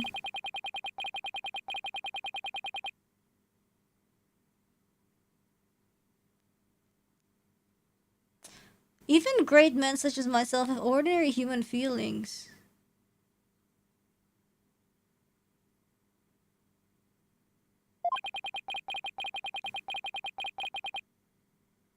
Our bodies are bound by the forces of gravity and emotions?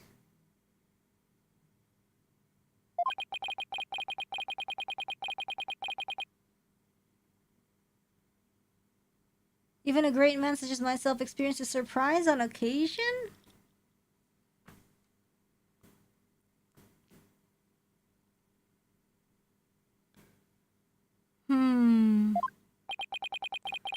I'm sure you do.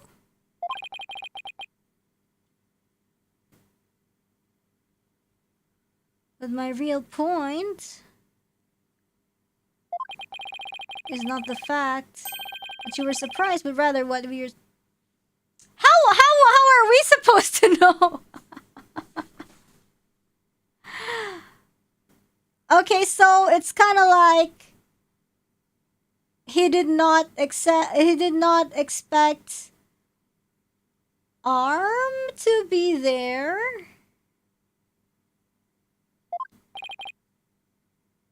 Pardon me? You were surprised when Detective Arm found you in the lounge. But I guess though, it's kind of like, oh my, you know?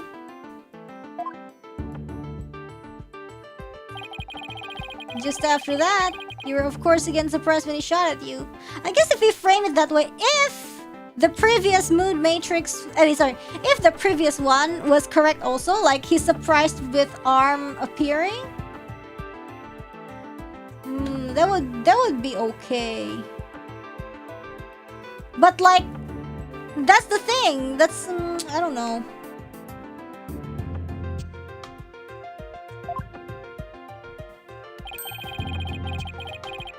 Let's see. Are you surprised? I'm surprised. It's kind of like, oh, Arm is here! Surprise. But I guess, where's the happy? I guess like if he really didn't do it, he should have been like, oh my god, back up!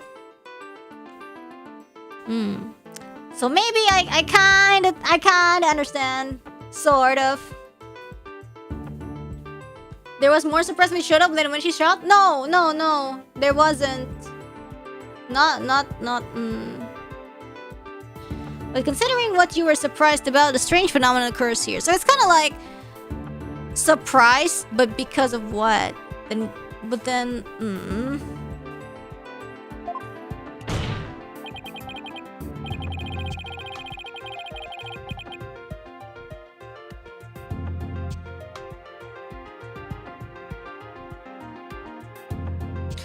I didn't see it. I didn't see if it's more surprised when arm came, because I thought it was the same on my end.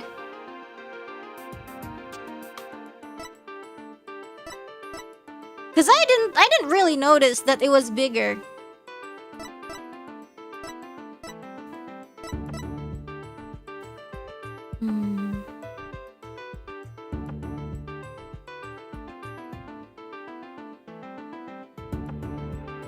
Ah, it was bigger when arm comes. Then, oh, okay, well that makes sense.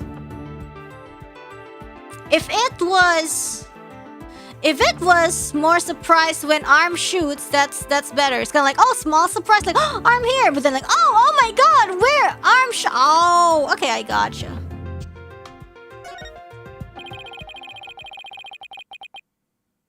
You're surprised when Detective Arm shot at you. Oh. It's kind of hard to see sometimes. Ooh. But the surprise you felt then if she found you in the lounge was much greater.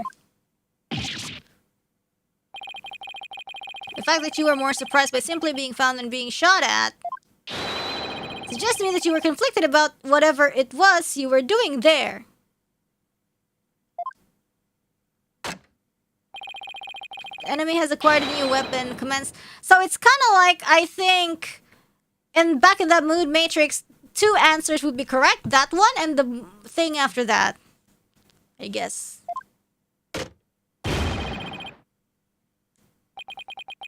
Please tell me I finally sunk his battleship. Oh no, there's still more.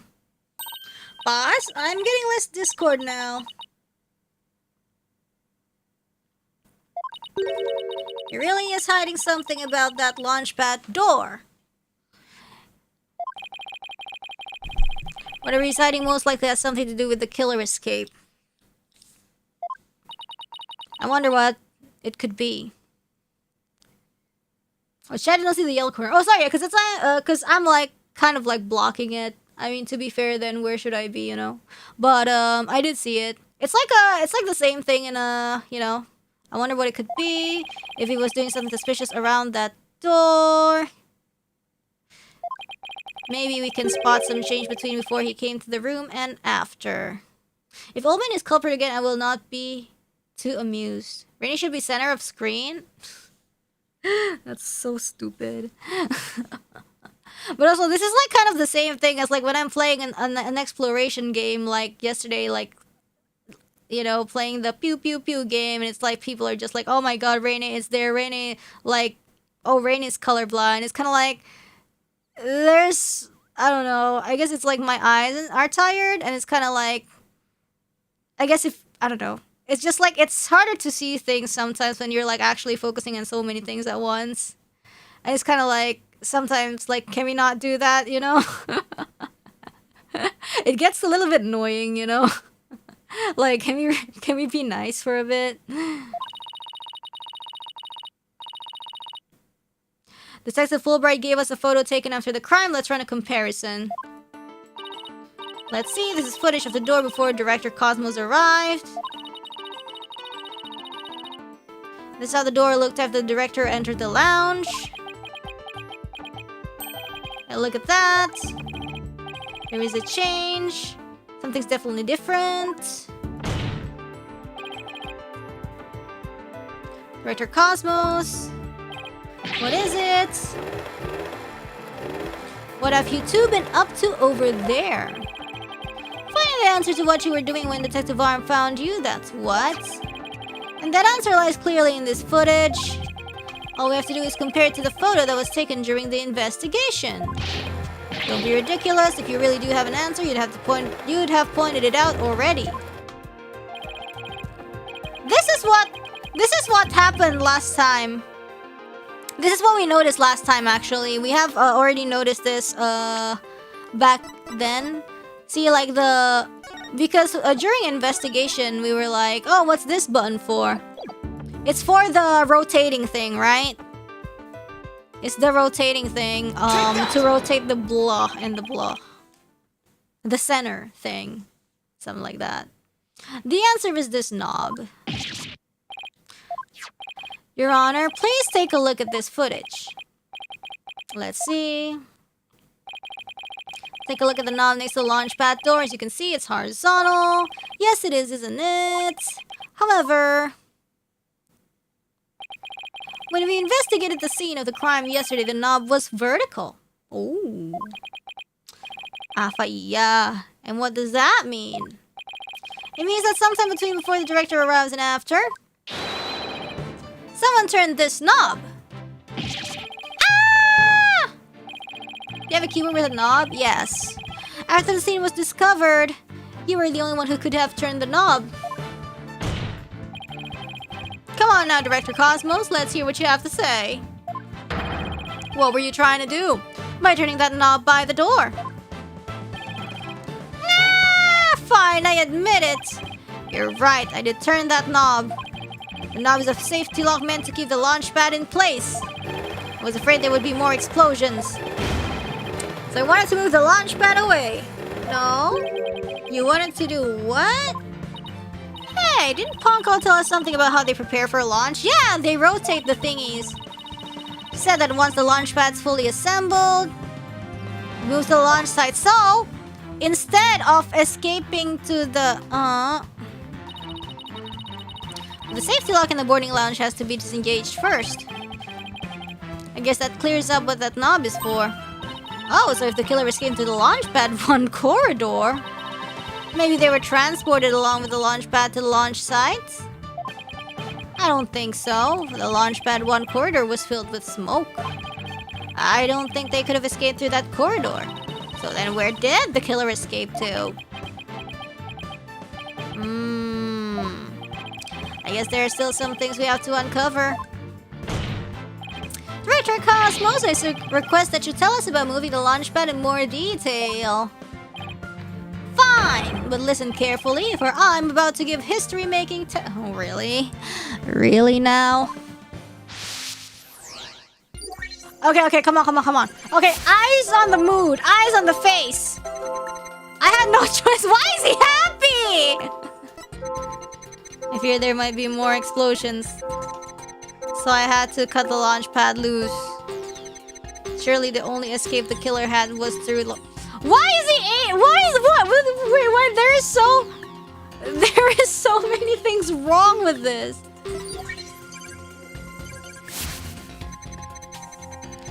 Area was a sea of smoke. Confounded, where on earth could I have gone? I have no idea, what the heck?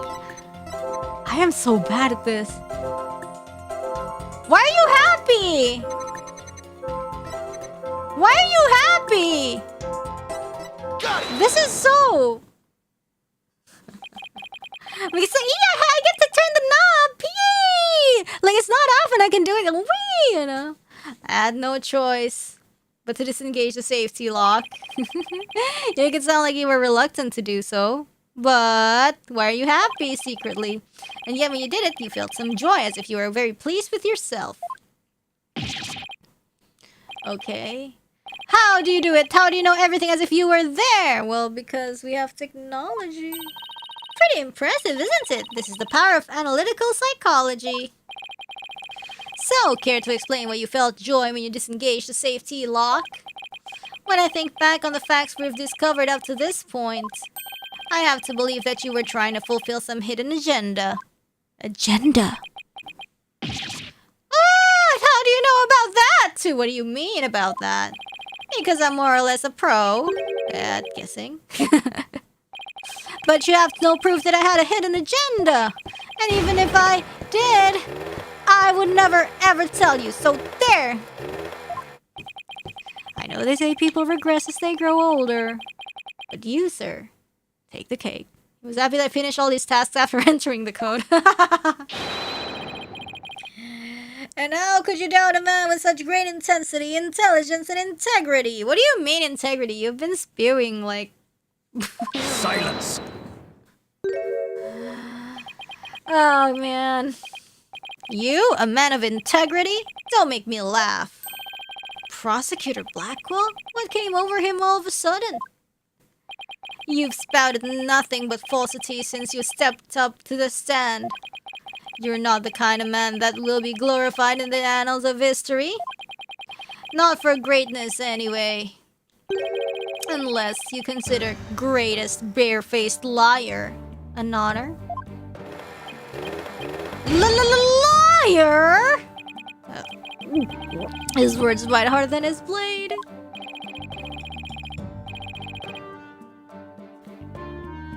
You moved Launchpad 1 after the explosions? My, how naive you are. You fail to realize how even the facts themselves have betrayed you. You know, just a thought, but modern English can be your friend. And here's a thought for you. Immediately following the bombing, Launchpad 1 was on the boarding lounge one side. The police confirmed this on the scene. What? Liar? So that means the director didn't move the launch pad? Cursed my judgment for calling history's greatest liar to the witness stand. Let us leave him to indulge in his lies and war games to his heart's content. A liar! Objection! But it doesn't make sense. You can't deny that someone turned that knob. And once the safety lock was released, I'm sure the pad must have went somewhere. If we chase down the truth of this issue, we just might find where the killer escaped to. Ah! You're sure it must have went somewhere? We just might find out. Your arguments are nothing but conjecture, bluffing, and wishful thinking. Stop chasing your fantasies and see reality for what it really is. Or are you not man enough to, boy? Ah! Oh no. Talk about hitting below the belt.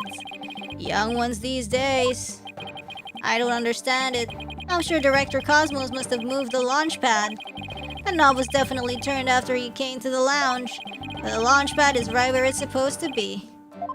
Ugh. Wait a minute, maybe I have it all backwards. What if the director turned the knob not to move the launch pad away, but to bring it back to where it was supposed to be? What are you blathering about? What if the launch pad was at the launch site before the incident? And then after the incident, Director Cosmos moved it back to its usual spot. All you had to do was turn the knob to call the launch pad back, and it would be right where the police found it. Gah!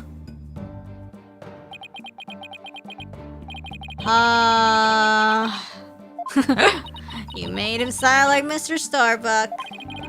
What was that? Was what I said really that off base?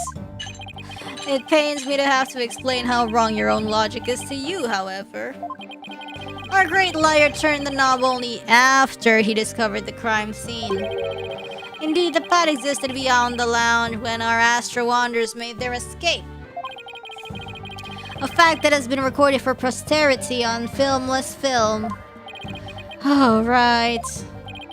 So to reiterate...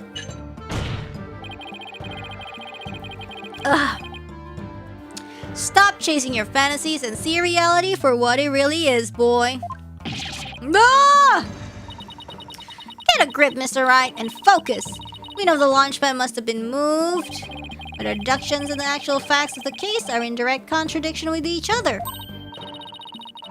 Well, maybe the two astronauts never actually boarded the rocket. This footage could be fake, taken with body doubles after the incident or something. I mean, on second thought, that's too far-fetched even for me. Is it? Never actually boarded the rocket? Are they in the museum?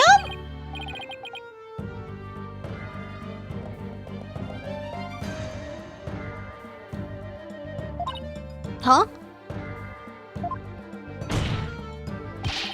Prosecutor Blackwell, what if I told you that the two astronauts... Because it's identical, right? Never set foot inside the launchpad area, but instead went into another place. And what if, when the director moved Launchpad 1 back, It was not from the launch site, but from another place. What would you say then? Cut the existential bull or I'll cut you. Mr. Wright, you will explain yourself at once. I know I'm right. It was all the other way around from the beginning. Very well, Your Honor, let me explain. Director Cosmos' reason for moving Launchpad 1 was to switch it with another place. Because he wanted to switch it with some other place. I'm sorry, but did you say switch it? But what could he possibly have switched the Launchpad with? Oh, you'd be surprised, Your Honor. All it takes is a little thinking outside the box and the answer becomes clear as day. This is what was switched with Launchpad 1. Space Museum, I guess. Take that! I don't know. I hope so. Launchpad 1 was switched with the Space Museum. In the past, the Space Museum used to be Launchpad 2. It has all the same features as Launchpad 1 and can even be moved to the launch site. Meaning the Space Museum and Launchpad 1 can also be switched with one another. You can't mean... The rocket the astronauts boarded was not the one in Launchpad 1. It was the one in the Space Museum! How can they not tell the difference?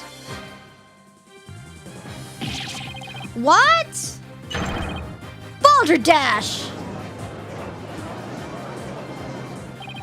And yet, it's the only explanation that accounts for every riddle and inconsistency. That is, this is how the Space Center was just before the incident. I see Launchpad 1 and the Space Museum have already switched places. Yeah, why didn't they notice the little aliens? And with the two switched like this? And like the displays and stuff.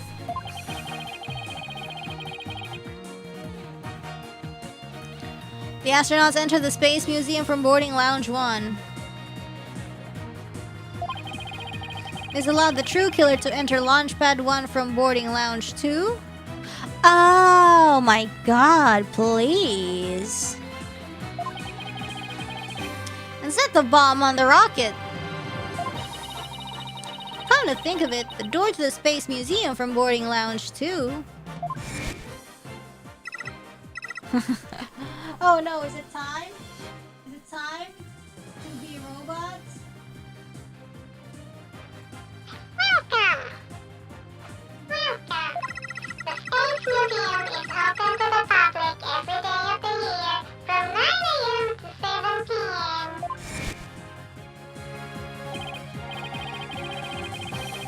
Exactly. Anyone could pass through the door to the Space Museum. There is no fingerprint recognition system on that door. In other words, with the two launch pads switched like that, someone other than Mr. Starbuck could have easily planted that bomb. After setting the bomb on the rocket, the culprit snuck into boarding Lounge 1 and waited there, concealed. In order to kill Mr. Terran when the two astronauts emerged from the Space Museum. Oops. Recall that Miss Blackwell, Mr. Starbuck, and the director all saw a suspicioso figure. So, who we can suppose after killing Mr. Terran made their escape into the Space Museum? After that, Director Cosmos switched the two launch pads back without realizing the killer was inside the Space Museum. Oh my god.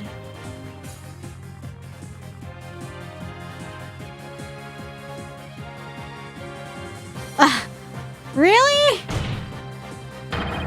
The killer then left the Space Museum and made a clean getaway. Oh my god, are you serious? What a mess. Right, Dono, I see you know how to handle a sword and handle it well. Perhaps I should call you Swords Master Bluff. And I'm a seasoned warrior who has cut down many a prosecutor. Silence! But unless you can prove your theory, it's no better than a rusty sword. That's right, you have no proof I switched the launch pads. What? Didn't you just... Somebody needs a better anger management counselor.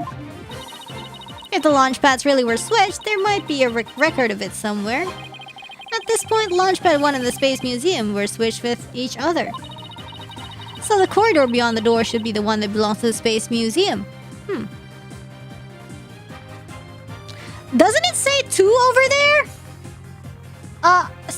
Look. Here. Does it matter that it says 2 on the floor over there? See, I'm already tilting my head. I didn't even notice it because I didn't think like it was like whatever. Yeah, see, this is an image of the Launchpad 1. Ah. Do you see anything different when we compare it to the security footage? Yes. That number on the floor. Yeah. Wow, that footage has a lot of stuff, huh? From the oxygen, the floor, the knob. That photo is so important. I mean, not photo, footage. Well, what do you know? It looks like we have proof after all, Prosecutor Blackquill. Like a photo rich with evidence. It's kind of like I'm eating a nutritious meal packed with nutrition. This footage has so many evidence. And if this is just another bluff... Oh, don't worry. It's alright here. Right in this footage. Proof that, beyond this door, is the corridor to the Space Museum. Very well then, answer this for me if you would. What in this footage proves that the corridor belongs to the Space Museum? It's this one. Take that! There's a 1 on the floor of the Launchpad 1 corridor. But take a look at the floor in the corridor in the security footage. Did you see the number on the floor behind the astronauts? It doesn't look like a 1, does it? That's because what you see is actually part of a 2. What? Why is it a 2 and not a 1? That's because the corridor you see is the one to the Space Museum. Ugh. Ugh. And so that means... the corridor in this footage was not filled with smoke. That's right, because the explosion didn't occur in the Space Museum. The explosion occurred in Launchpad 1, on the side opposite the Space Museum. And now that we know the 2 astronauts escaped from the Space Museum, the mystery from the previous trial of how they got down the ladder is cleared up. Mr. Terran, carrying Mr. Starbuck, simply took the elevator from the upper level down to the middle level. Because there's no bomb, there's no fire. Just incredible. The 2 launch pads were actually switched. But you'd think someone would have noticed an event of this magnitude. What? No, I don't think so. The guy who noticed is dead. And the other guy's unconscious. Everyone was down in the basement shelter when the launch pads were swapped back. There's no way anyone could have known what was happening on the first surface. I guess so. There was like the bomb thing too.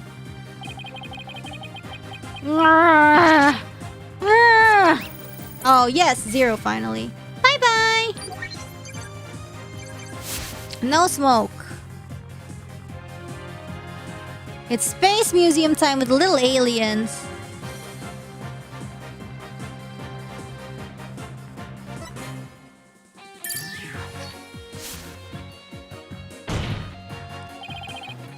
No more lies, Director Cosmos.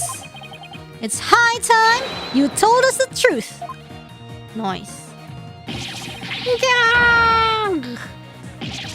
My honor, my glory, everything is slipping away. Time to deploy, oh my god, galactic engine, ignition. What? It's gone haywire. Oh no. Ah! It won't stop. Oh my goodness. My stars, my glory. It's dead. Okay. Not that way! Oh, that's a new... Oh, nice exit. Bailiff, on your seat and answer that witness.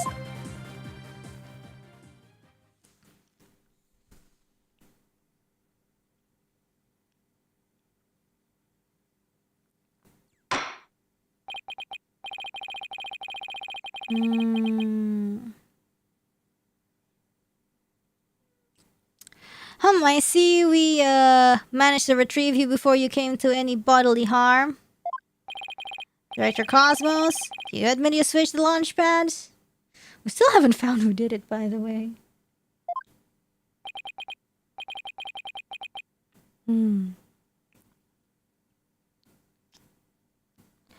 I admit it's true. I switched Launchpad 1 for the Space Museum. Okay. It's good to hear words I can believe for a change.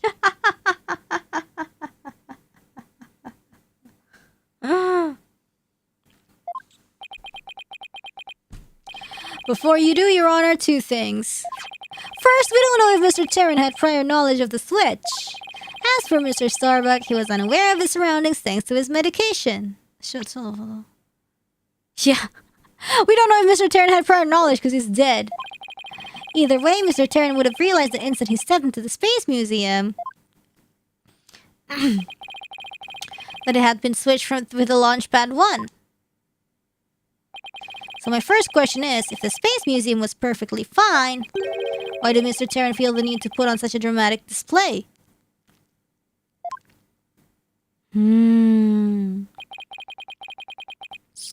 As for my second question,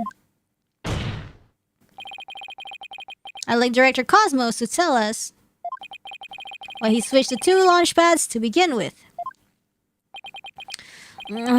Please, I can't.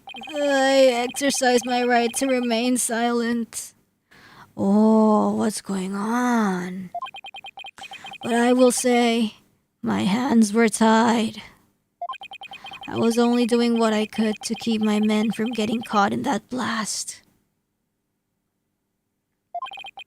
Ugh. Ugh. The director is terrified. He must have one heck of a reason for not wanting to explain why. Probably not a good time to try to pry it out of him, huh?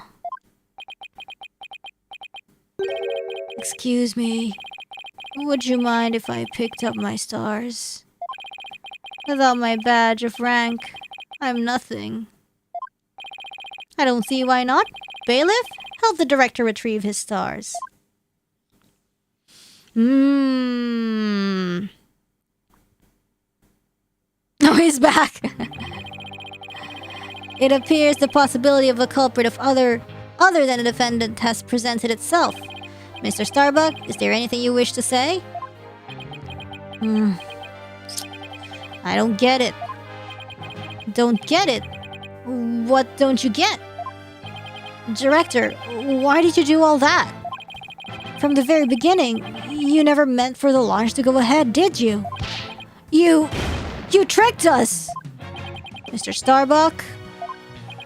Starbuck, my boy, I'm sorry. I can't tell you the reason why, but I had to do it to protect the Space Center. Director! Will I ever get the chance to go into space again?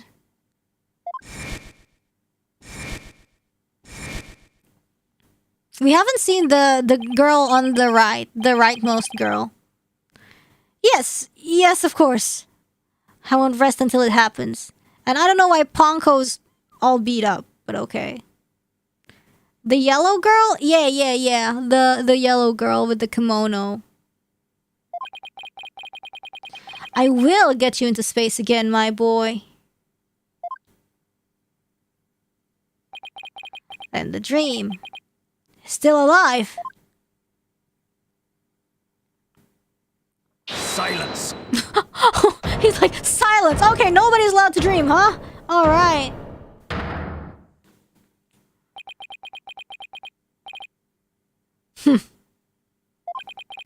You're not going into space, Starbuck, but prison. I won't have it any other way. Why are you so hung up on him? Yes, I accept that the launch pads really were switched. And if there were a third person at the scene, I suppose they could have escaped. But I have yet to see proof of this third person's escape via the Space Museum. Oh, that's a good point. Ah, he's right. I don't have any proof. Starbuck, you'll spill everything you know. What? Me? Ah! Where did you get those bombs? Tell me now. If you don't, my blade shall feast on your blood. Oh. If I'm going to die, I want to die in space. I have to do something. Solomon Starbuck. Prepare yourself. Oh my god. Oh, yes. Fulbright. Ha ha ha ha. Now, you know violence isn't the answer, Prosecutor Blackwell. That annoyingly cheerful laugh. It can be none other than... Yay! Champion of righteousness, Bobby Fulbright, here, in justice we trust. Detective Fulbright! Sorry to keep you waiting, Mr. Lawyer. I hope I'm not too late. I don't believe we had an appointment. I tried to hurry, but I ended up helping a little old lady cross the street. And then I had to break up a cat fight. I tell you, justice sure is a full-time job. Was it a fight between cats, or... Why are you here again? Because the defendant isn't the culprit, and I came to make sure that justice is served. I don't have any idea what you're talking about. Fulbright, I always thought you were a bit touched in the head. But have you finally succumbed? Nope, but it looks like you've succumbed to this phantom of yours. Open your eyes and let the evidence of justice uncloud your judgment. What evidence? Come to think of it, he did say something about finding us some evidence. Phantom of the Gap. Thanks, you two. I feel a lot better now that I've been able to get that off my chest. I'm going to work extra hard to find that perfect piece of evidence for you. I didn't think he was serious, though. So what is it, Detective? Is it something that will prove Mr. Starbuck innocent? It is indeed. Oh! Have a look at this. What's this? A lighter? That's right, a lighter thought to have been used by the culprit, no less. The Space Museum's cleaning robot picked it up. It has the victim Clay Terran's blood, along with his killer's fingerprints on it. What?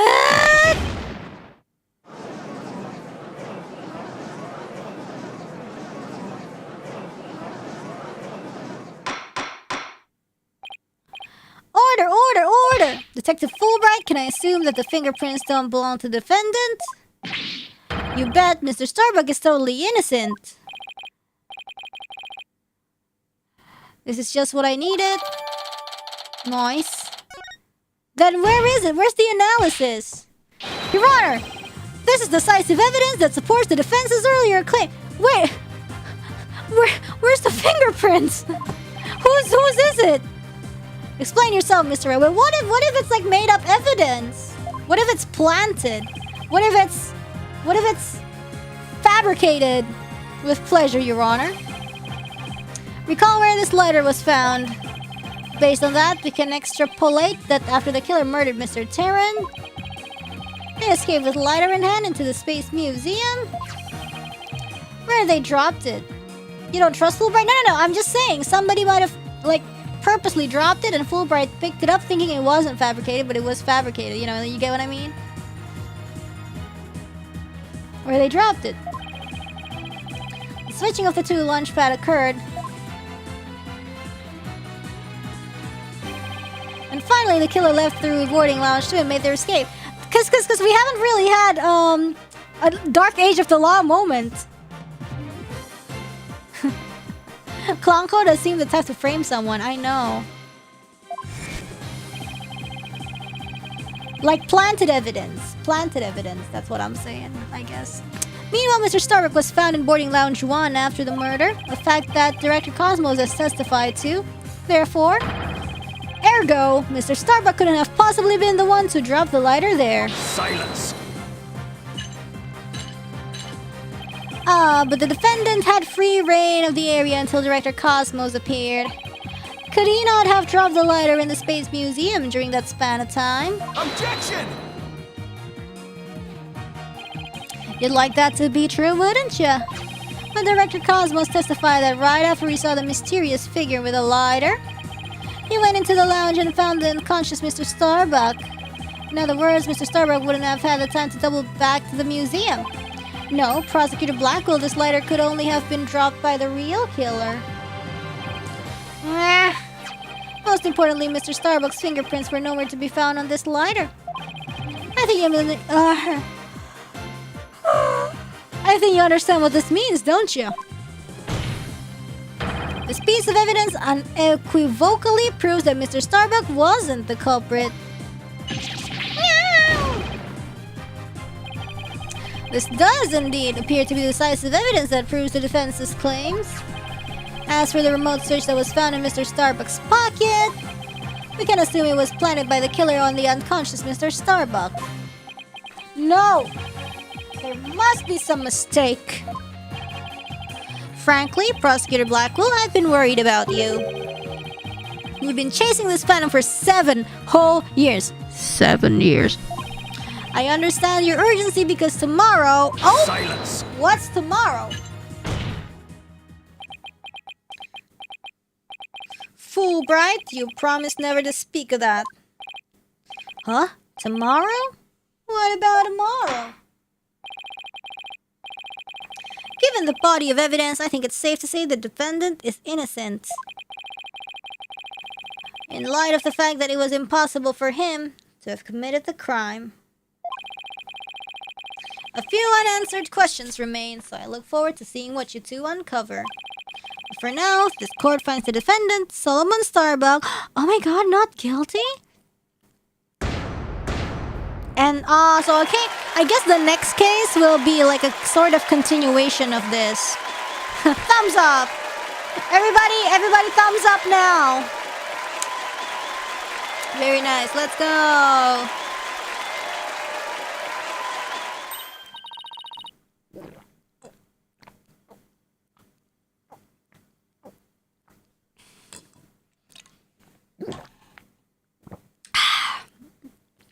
Yes, we did it, Mr. Wright! Looks like we pulled it off somehow, huh? With some help from Detective Fulbright. Mr. Wright, Miss Sykes, thank you. And please thank Apollo for me, too. You all are the best. I wish we could tell Apollo about Mr. Starbuck's verdict right now. Yeah, me too. But that's gonna have to wait. Now that a verdict has been reached, uh-oh. I'd like to bring today's trial to a close. Really? Just like that? Oh. Objection! Of course.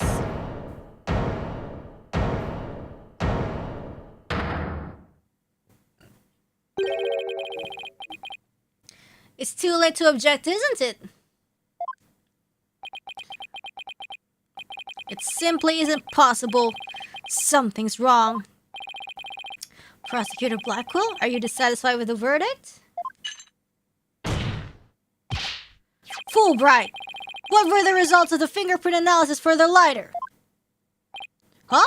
Results? Ha ha ha ha ha ha! Ah ha ha ha ha ha ha ha! Well, I was in a hurry, you see. And then there was that cat fight.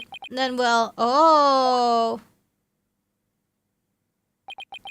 I kinda got carried away when I heard the prints weren't Mr. Starbucks, so... You have yet to read it? Oh. Prosecutor Blackwell, can you read out who the prints belong to? Klonko.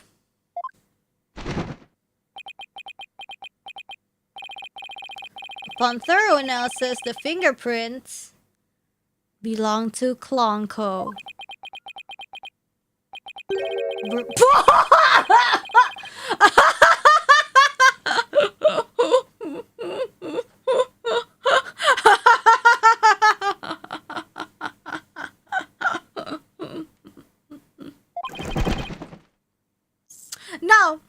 No. Listen. I have like a super far-fetched idea. What if it's no, listen, because whereas Athena's been here, so it's probably like a dry-aged evidence, and it's planet shit, and it's I don't know, it's old prints probably.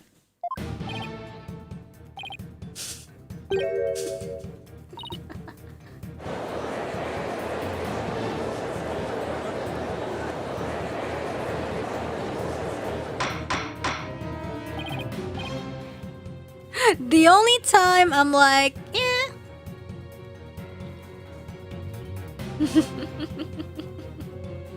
Must be Susato's descendant. Real.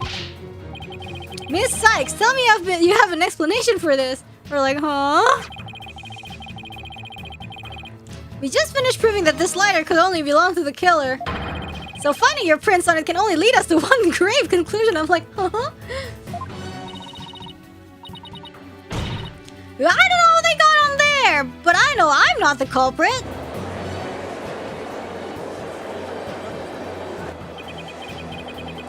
This can't be happening. Oh my god, this is another Maya moment. We built up our argument piece by piece, and I don't think any of our reasoning was faulty. So how could it have led to this? Okay. What have I done? Please forgive me. I'm sorry. Order. Detective Fulbright, stop your crying. What in the world is happening here? It's like the world's gone mad. Order! I will have order! Oh my god. Oh my goodness. I don't know. The dry age of the lighter. Confusion spiraled into utter chaos. After all we had fought for, the truth had turned cruelly on us to accuse Athena of the crimes. Somewhere, somehow, everything had gone terribly wrong. We had stumbled over the edge of reason and into the jaws of a twisted darkness.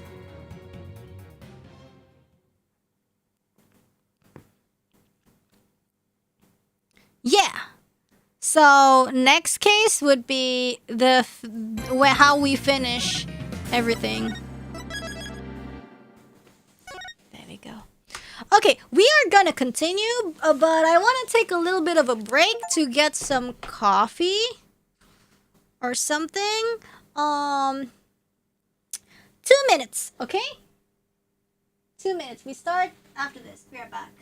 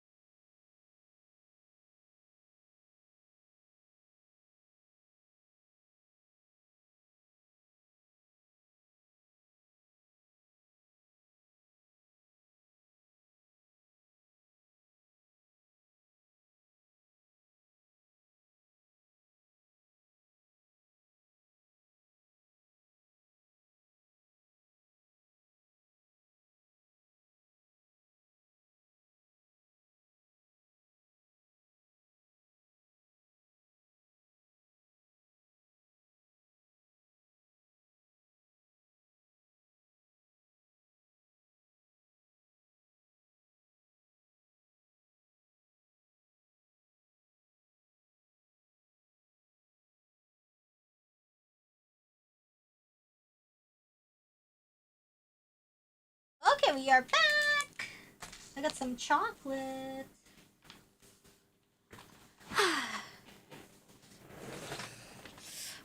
kind of cold, so I'm gonna put a little blankie over me. That was fast. I did say 2 minutes. Oof.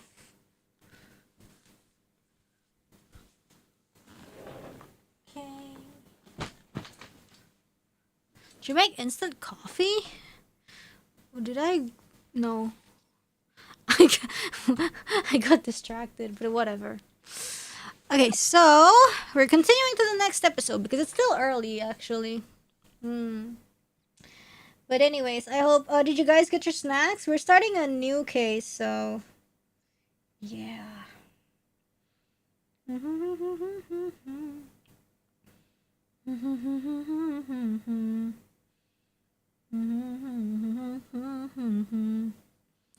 Is this the final case? I guess so. This is the final case. So I guess we're going. Oh, got your birthday merch? Let's freaking go. My job keeps me busy all day. Thank you, thank you. No big deal. Always welcome. Anytime. Continue to the next episode. Yes. Turnabout for tomorrow. No one can escape their past. Oh my god. Oh my god. Oh, tomato! See, this is what I'm saying. Dry aged evidence from this moment. Samurai? It's Blackwill. Blackwill did it. Just kidding. The sins we've committed. And the sadness we've caused.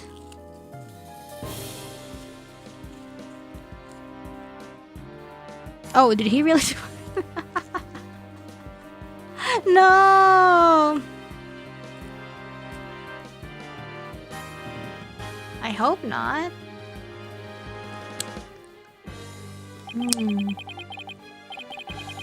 No matter how far we run, our past remains as ever present as the moon in the sky. I'm licking chocolate.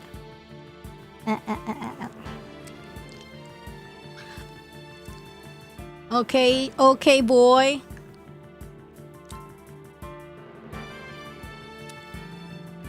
This game has different age rating from other Ace Attorney games? Really? I didn't know that.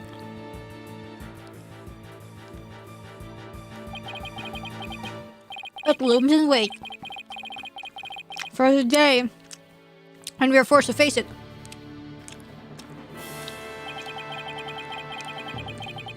But only in doing so can we truly make peace and move on and hope towards the what? The blood is why it's M. It's tomatoes.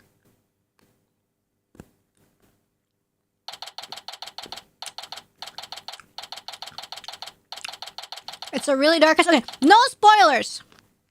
No spoilers, okay? Please, please, please. If you guys are saying it's that good, I wanna enjoy it.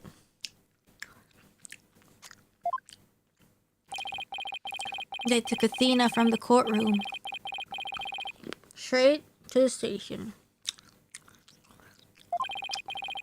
She's probably being questioned at this very moment.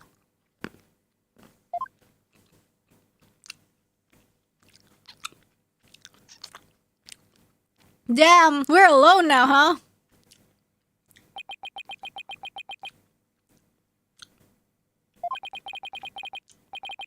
After this past year, I took it for granted that those two would always be here. But now, Apollo has gone off on his own to seek his own truth. And my pursuit of the truth only ended up with Athena becoming the new suspect. Some boss I turned out to be.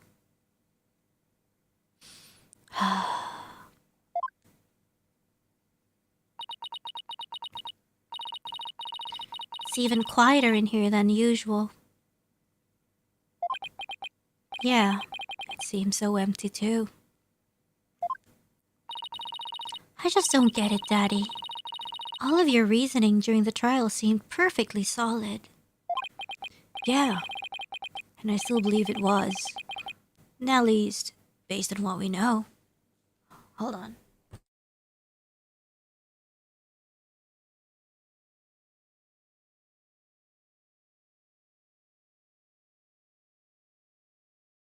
I have noodles without noodles.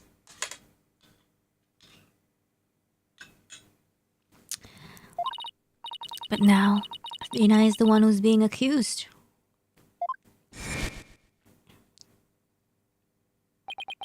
During the trial for the bombing and murder that occurred at the Cosmos Space Center,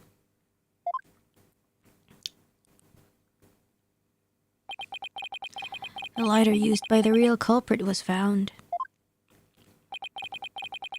This lighter proved the defendant, Solomon Starbuck, innocent.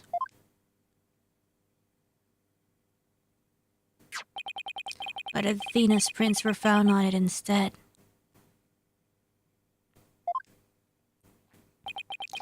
And she was subsequently arrested for the murder. But Athena couldn't have done it. It just doesn't make any sense. No, none of it does. I've been racking my brain, but I just can't figure it out. Ugh! Where's the flaw in my reasoning? What have I got wrong in this case? You know, Daddy, if Athena was here, she wouldn't just be sitting around thinking. She'd be out there doing something. You are going to defend Athena, right, Daddy? Of course I will. Thanks, Trucy. I needed that push. Trucy's right. The trial is tomorrow. There's no time to waste. If I'm going to prove Athena's innocence, I'd better get out there and find some evidence. Off we go then! We're on a hunt for evidence that'll prove Athena's innocence. Great! But before we go, I better tidy up the evidence I have on hand. Daddy sounds you buy? No, it's because the internet has broken your brain. Unnecessary evidence left at the office. Athena is probably still in the middle of being questioned. Facts. Right? So Trucy's right. The thing to start with is talking to people at the Space Center. The brain is broken, for real. For the last time, it's not Daddy, sorry I've been bad. It's Father, forgive me for I have sinned.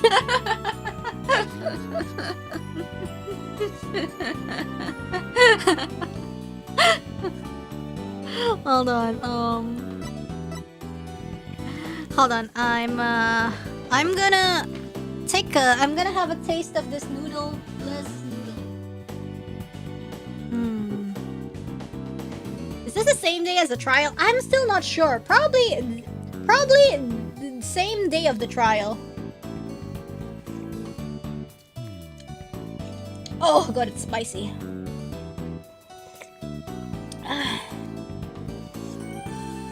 It's warm and delicious. Frankly, I don't really need the noodles. I just love the bumbu of the Indomie.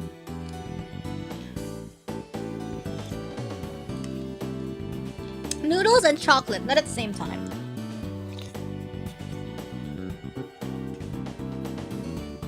I was supposed to make coffee, but I got distracted and picked up some chocolates instead.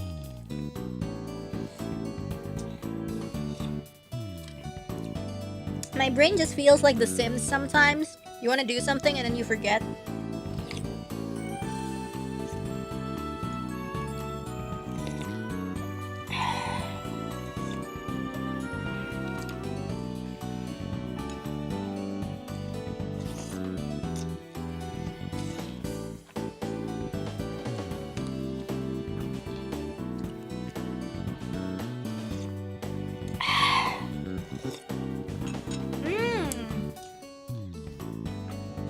I want to enjoy it while it's still hot, you know? If it's not hot, it's not as good anymore. I would take those espresso martini shots every 7 years ago. Hey guys, what's the least fattening alcohol drink? Like, I get it when with coffee, it's always better to drink black, right? Instead of like the milk coffee and everything, but like, there's gotta be something like that with alcohol, right? Wine? Beer? But don't people say they have beer belly? Doesn't that mean beer is bad? Isopropyl anjir.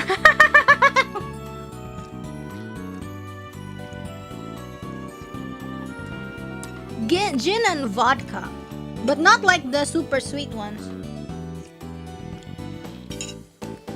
It's a bad idea to drink alcohol and caffeine together. Okay. Beer has a lot of carbs, so no beer. Yummy. Gin is mostly spices and herbal, so is it healthy then?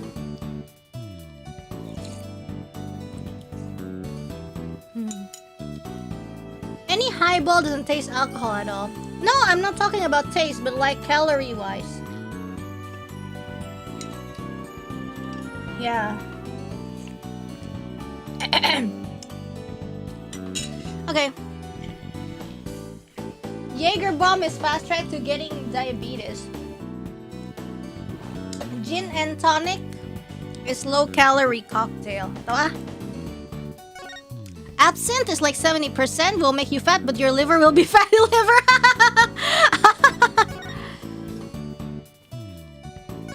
Goblok, bukan kamu. Entrance?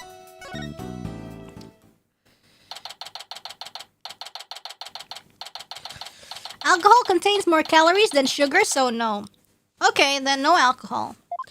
If you're on a diet, you don't drink alcohol. I don't know, but fatty liver, that will be straight to liver failure. Director Cosmos, do you have a minute? Wait. I want to autoplay because I'm eating. Galactic Scooter, full speed ahead. Oh no! He's avoiding us.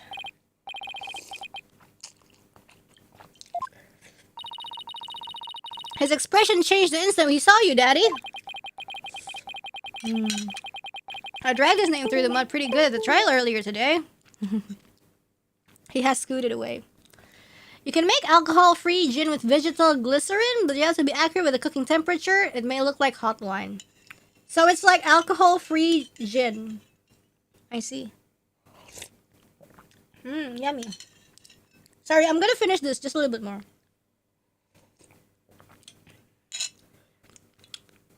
Nihonshu wa Oppo iki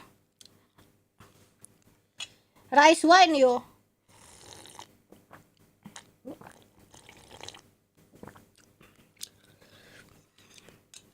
Suddenly alcohol. Yeah, because I'm just curious. Because it's like...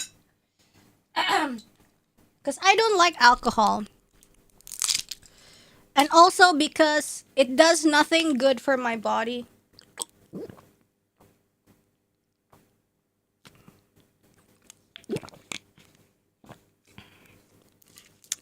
Like, if I'm doing sports and exercise and I just drink beer afterwards or something, it's just kind of defeats the purpose.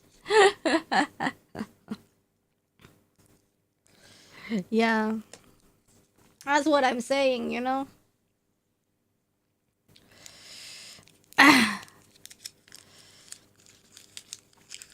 Yeah. So I'm just wondering, is there like something that, for example, like if people do fitness but they still want to drink alcohol but they don't want the bad effects, like they don't want the bad liver or they don't want the fat, then what should they do?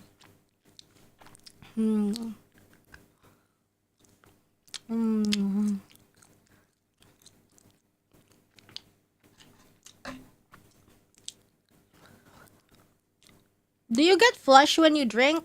No. Not really.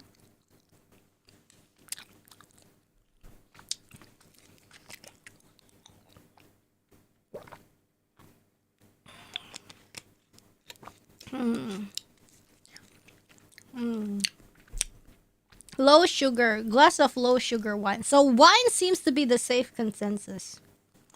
Learning something new every day. Root beer. Yeah, well, I dragged his name through the mud pretty good at the trial earlier today. Wine is pretty much the only good alcohol.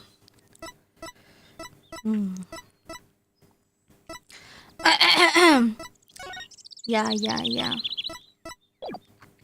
Because, apa ya? Where are we going? Boarding lounge.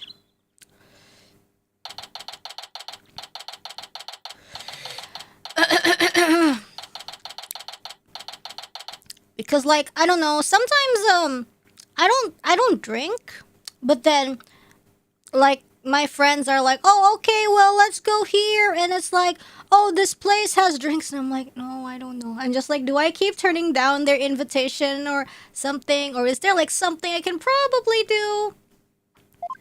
And it's like, I don't know.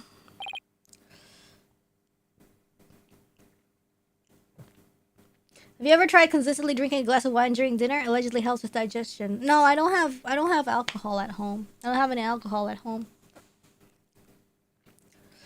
You could always get something non-alcoholic. But the sugar. If I can spend my sugar quota eating or drinking the food I actually want to drink, why would I waste it on something I don't really want to drink? You get it?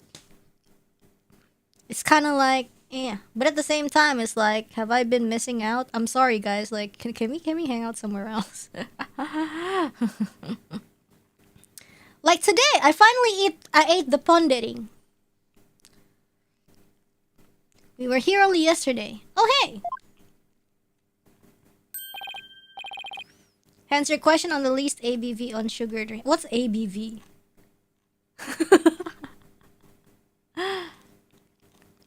You ate it? I thought the place was closed. Apparently it's just like they don't really do delivery anymore. Huh? Maybe they said they did though. But it wasn't there on my phone. Oh, alcohol by volume. Ah. Mr. Starbuck, you've been released, huh?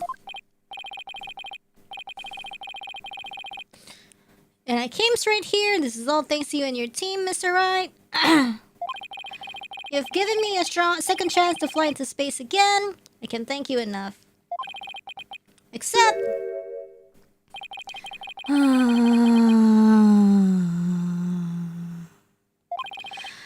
What's wrong? I thought he'd be happy to be acquitted. As I was coming out of the detention center, I saw Miss Sykes. He saw Athena? I was at a loss for words. I didn't know what to say to the poor girl. And then you know what? She flashed a peace sign at me. Well, thank God she didn't. Thank God it was a peace sign instead of like, frick you, dude. Congratulations on your acquittal, she said. Now you can go back into space someday. Yeah, that sounds like Athena. I can just picture it. Athena is such a wonderful girl. She is. But I saw her eyes. They were red and swollen from crying. She's gonna be suffering. She must be so worried. And yet she went out of her way to be nice and give me that big smile. She held back her own tears so she could give someone else a smile. That's so Athena. There's no question about it. That girl is innocent. Please, Mr. Wright, you have to make sure she goes free. And then they can put me in prison instead. I don't mind. You can't have that either, Mr. Starbuck. Don't worry, Mr. Starbuck. I'm going to give her the very best defense I can. I promise to get her acquitted, just like I did for you. I know she'll be alright with you in her corner. I know you'll never give up on her. Apollo is a fine boss to look up to. Hehe. Okay, we can talk to him. I still can't believe Launchpad 1 was switched with the Space Museum. What could have made Director Cosmos do such a thing? I haven't the foggiest idea.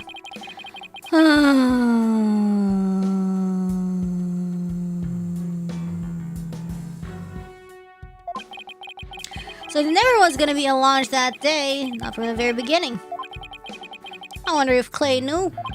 I imagine he must have. Surely he would have noticed when you went to board the rocket. It's pathetic to think I was the only one who got taken in.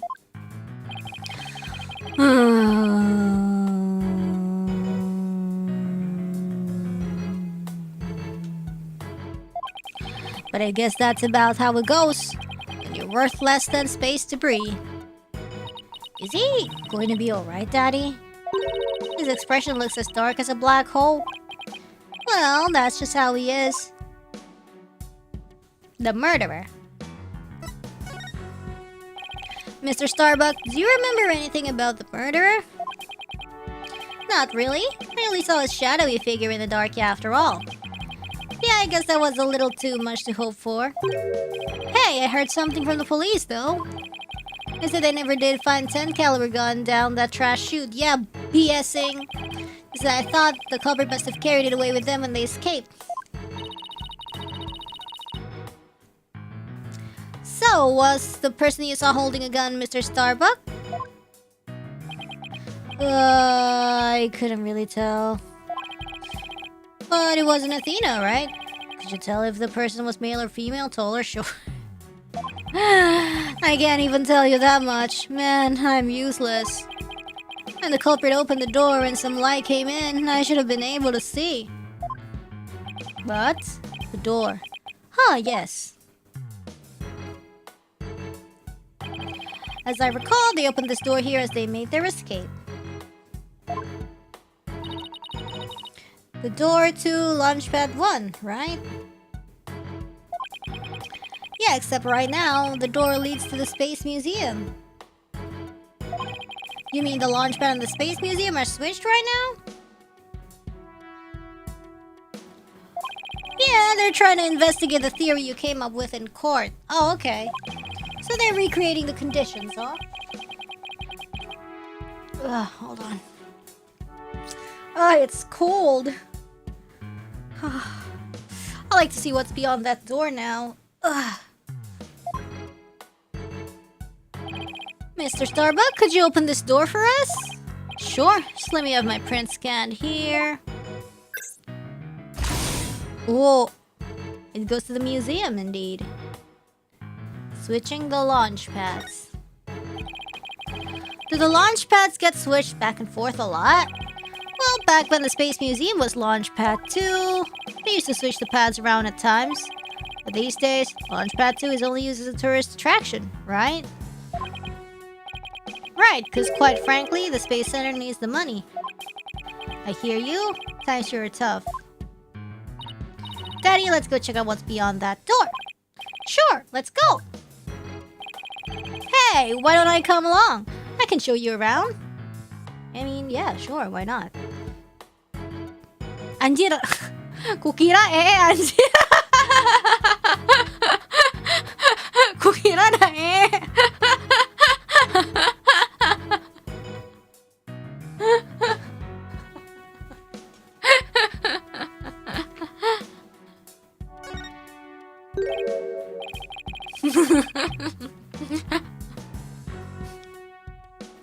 I wonder what these dead leaves are doing here. Maybe they were stuck to the bottom of somebody's shoes. Ah! There are lots of trees around at the Space Center. She's right. It's a modern, state-of-the-art building, but it's surrounded by trees. But I don't know. If they were stuck to the bottom of somebody's shoes, wouldn't they look more crushed up? These don't look like they've been stepped on. Maybe there's some kind of secret hatch in the corridor and they came in that way? Not everything is set up like a magician stage, you know. Okay. So this is another one of these devices for opening the door, huh? Yep, but this one doesn't require fingerprint verification. Just hit the button and open sesame. Okay, so you don't need it when you go out. So when you and Clay went through here, you didn't need to show your prints either. That's right, Trucy. Just like how the culprit didn't need to scan their prints when they escaped back out of the Space Museum corridor into boarding lounge 2.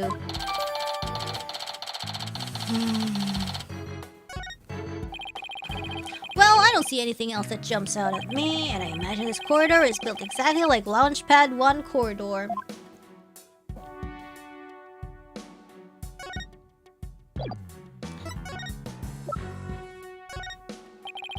Okay, do we know anything about this piece of evidence? Or I'm so useless. No, it's alright. There's no need to get all depressed.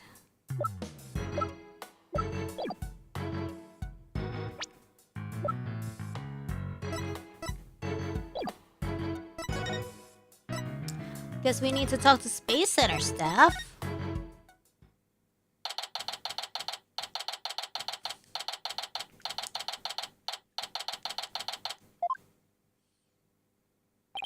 Ugh, curse the wretch who sullied my good name. Reverse course and full speed away. Director Cosmos, wait! Oh, man. I'll handle this, Daddy. Take that! Ah! The mobility system has been compromised. Trucy's knife throw was a direct hit to one of his tires. And the streak continues. Maybe I should have kept a closer watch on what tricks she's been practicing. My dear old battleship, we fought many a skirmish together. It has been an honor. Daddy, he's going to blow that thing up! Nah, I bet all that button will do is make it go haywire again. Very well. I surrender. As a prisoner of war, I expect to be treated honorably. Okay. Director Cosmos, when you were talking in court about switching the launch pads, you used your right to remain silent about the reason as to why. Yeah. He's like, aw, his beard is deflated. Aw, I want to be silent. But I will say my hand is tied. I only doing what I could to keep my men from getting caught in that blast.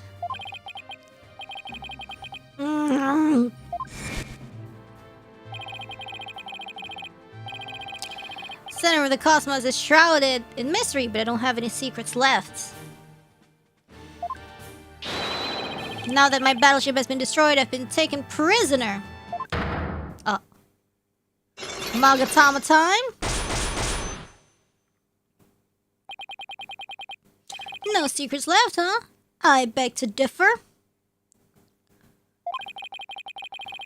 Looks like I'll have to undo his psyche locks if I want to get to the bottom of this. I'm just looking at my what I did today in holoctober. Do you guys like the Narissa PNG? I gave the PNG. Oh my god, my phone's dead. Oops. No more looking. I guess my phone's dead.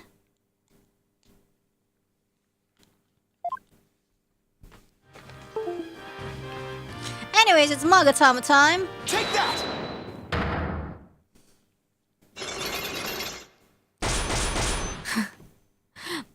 Narissa Nakey was too much for my phone. Behind the switching of the launch pads.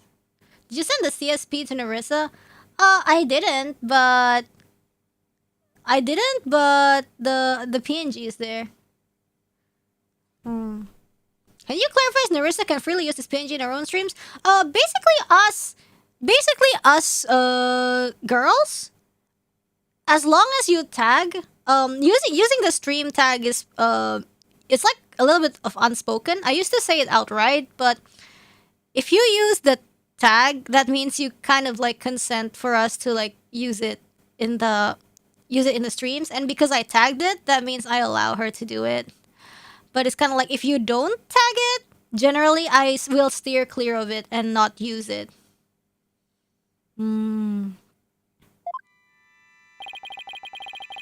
I want you to tell me everything you're hiding about the switching of the two launch pads.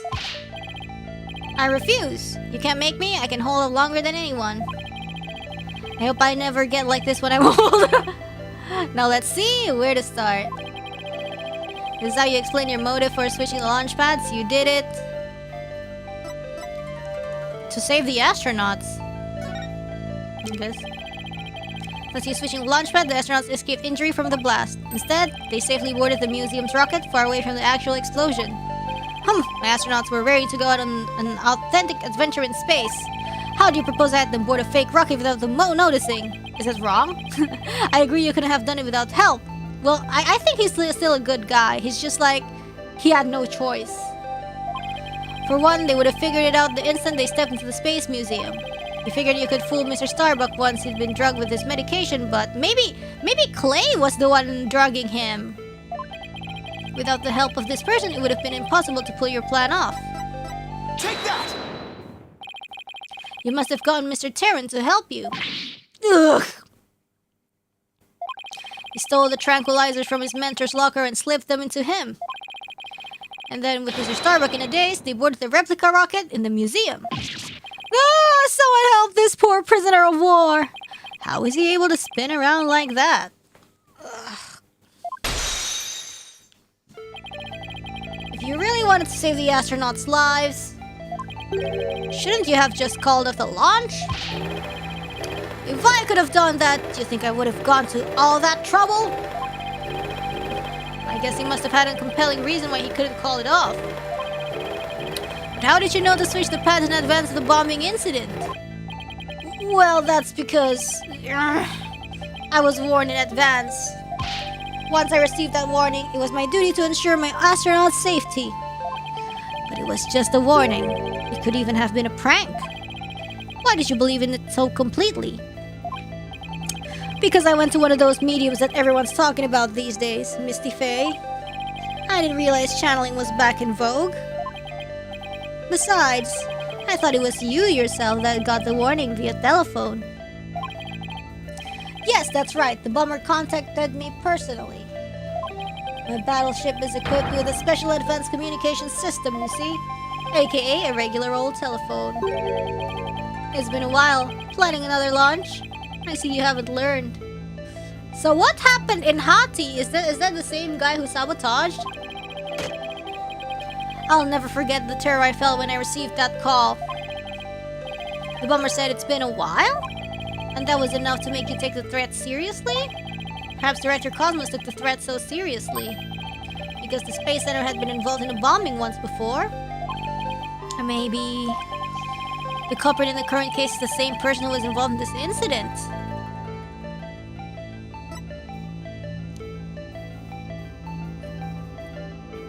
Well, if it's been a while, that means it's the Hati miracle. Not this, right? This was recent. So if it's been a while, I would say that it's definitely like a long time ago. So I would say Hati miracle?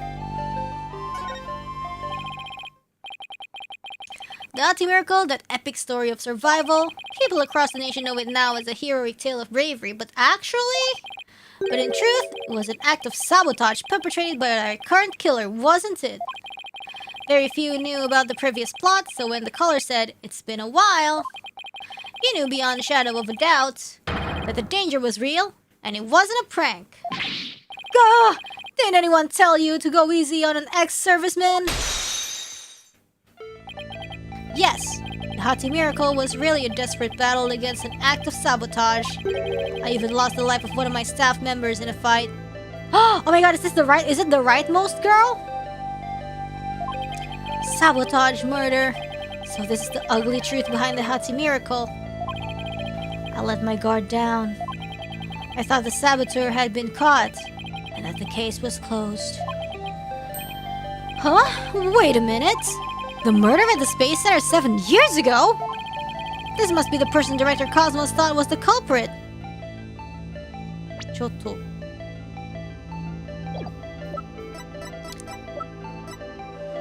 Take that!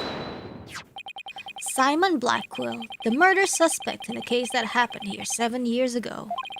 The place and time of the two incidents, the murder and the sabotage, were the same. So you thought that he committed both crimes. But while Prosecutor Blackwell was behind bars, you got another threatening call. If the culprit this time is the same as 7 years ago, then it isn't Simon Blackwell. Realizing that, you were shaken. It meant the true culprit's been running free all this time. Ugh. How do you keep seeing straight through me? Because we have special powers, quite literally.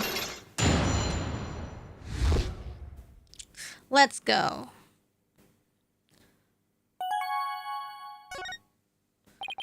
The reason why Director Cosmos won't talk about why he switched the launch pads is connected to the truth behind the Hati miracle. The sabotage and murder that happened at the Space Center 7 years ago. Director Cosmos, tell us what you're hiding. If you really want to understand the reason I decided to switch the launch pads,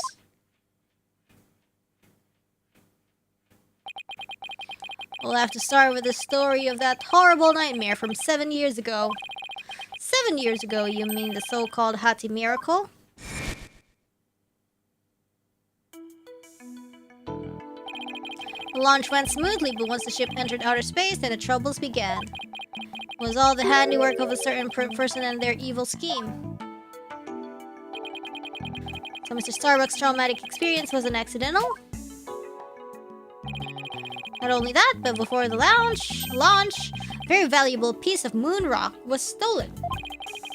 But that wasn't the worst of it. One of my staff members was murdered! Oh my god. Is it the yellow girl? Because if you haven't seen her... Wow, I had no idea such awful events were behind that exciting story of space heroism. All that in spite of the Space Center having very strict security in those days. All personal effects were examined thoroughly, coming or going. You couldn't even smuggle a withered old leaf through these checkpoints? Speaking of that. So, do you have any clue who was responsible for the sabotage? At the very least, I knew it wasn't Simon Blackwell. I don't know enough to identify the true culprit, but it's clear what that person is: a monster! To put it simply, a spy. Ooh, a spy? You mean somebody who infiltrates a foreign country? Carries out dangerous missions and always gets the girl? Someone watching way too many late-night movies. Well, I guess if we're talking about blowing up a rocket and stealing research material, it's not all that surprising that a spy could be behind it all. Naked mole rat. Make no mistake, there's cutthroat rivalry between nations in the space R&D race. Some try to outdo others by any means possible, even deliberate obstruction. 7 years ago, we got a call before the launch warning us of sabotage. The same MO as this time. Yes, and here I thought the perpetrator had been caught, but it looks like I was wrong. Prosecutor Blackwell seems more like a ninja than a spy, don't you think? Aren't ninjas and spies basically the same thing? Really? But there's a good reason we failed to find the real spy. A massive cover-up by the government. Government officials were too embarrassed to admit that they had allowed such a thing to happen at the hands of a spy. Don't tell me they made the police rush the investigation. They did indeed. And then, to cover up the sabotage, they cleaned up the story. And that was the Hati miracle, wasn't it? But then, 7 years later, the same MO, advance warning of sabotage. That must have been the director's reason for switching the launch pads. Oh. Just like 7 years ago! 7 years ago, the spy gave you advance warning of their plans just like this one. That was what made you decide to switch the launch pads, wasn't it?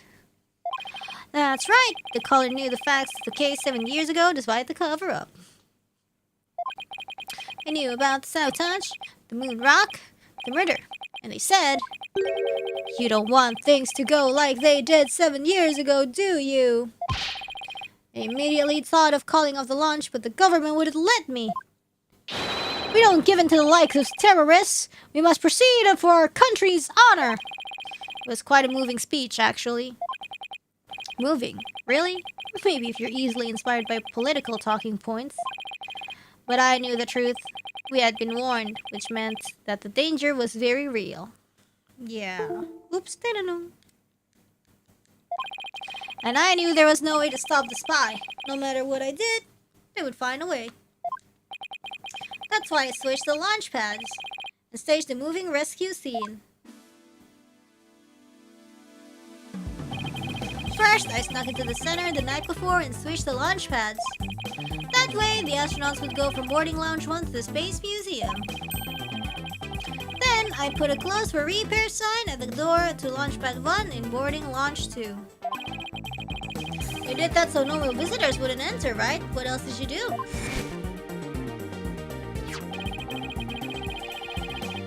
Huh, I enlisted the help of several staff members, including Terran. She didn't let Mr. Starbuck in on it. He'd already been through enough and is no good at lying to keep a secret. I'm afraid I had no choice but to have him drugged. Oh, sorry. I don't think you can keep a secret. I'm just gonna drug you. My plan went well until... Clay's murder, huh? After the culprit made their escape, I switched the launch pads back. I did it in such a way that no one would find out. But after all that effort, Detective Arm, peep-boo! Terran is dead and the hat too is destroyed. And the Hope capsule, which had returned to us only recently, was also lost in that blast. My home, the center of the cosmos. My beautiful Cosmos Space Center is done for! Wait, what did he mean by the Hope capsule was lost in that blast? Yeah, what? We never heard about this. I thought that the Hope capsule was found at the crime scene with Mr. Terran. It has just been brought back by the Hope space probe with an asteroid samples inside. But what's inside there? So what kind of samples are there? What's in them? Samples are scheduled for analysis in the near future. Nah, he's lying.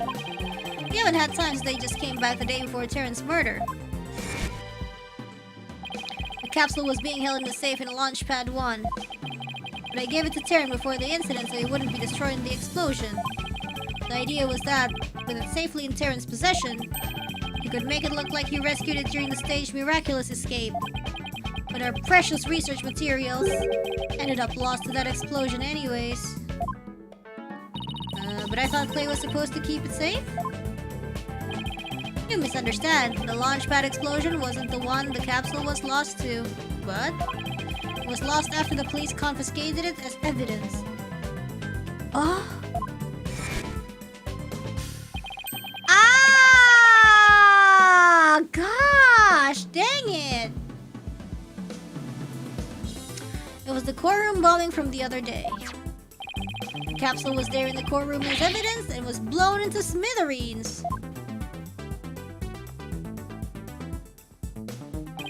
Yet another casualty of that blast.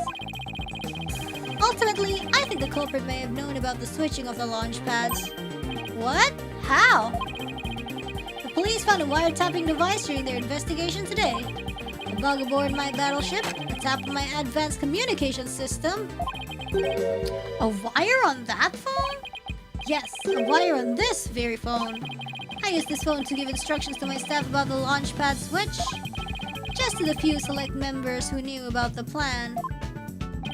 Just before the incident, staff members were coming in and out of launch pad 1. The culprit probably slipped in with them amid the confusion. And planted the bomb then. Yes, if they were tapping your phone, they definitely could pull something like that off. So you really think the same spy is behind this incident than the one 7 years ago? Yes, I'm sure of it. Then this spy must be the Phantom Prosecutor Blackwell has been chasing. But Prosecutor Blackwell told me once. The hunt I've been on for the Phantom of 7 years past continues even still. Jack said it designed some canned food for their restaurant, which he can't even buy at the supermarket. Yeah, I ate, what was it? I went to a space station once when I was a baby, and they had those like yummy freeze-dried ice cream. So I got some. They had some like Neapolitan freeze-dried ice cream. Yeah. Was it good? Tasted funny, but it's good. That is the thing you remember? Wait, what? That was great. I think that is one of the things to remember.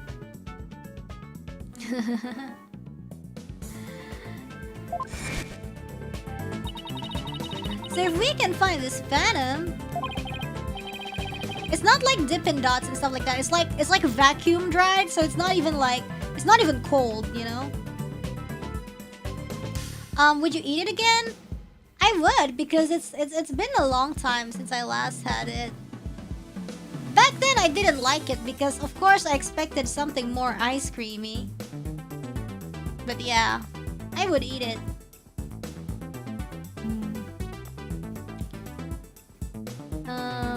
That's right, we can clear Athena's name. And then there's the matter of Prosecutor Blackpool too. Dippin' Dots is good though, I love Dippin' Dots. What about him? Well, if the culprit of 7 years ago is the same person as in the current incident, it would mean Prosecutor Blackwell is innocent. That's still an if, though. I wonder how dangerous that guy would be in court without handcuffs.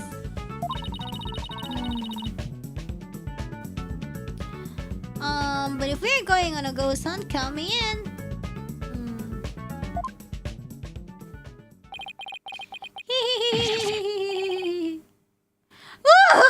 It's all over for me. Spin, spin, whirl, whirl. I'm done for. The center of the cosmos is doomed. The crumbly texture would be really bad on spacecraft, so they eat the same ice cream. I don't know. I honestly don't really care because it's good. It's kind of like, did the astronaut really step foot on the moon? I'm like, I don't care. I wish I cared more.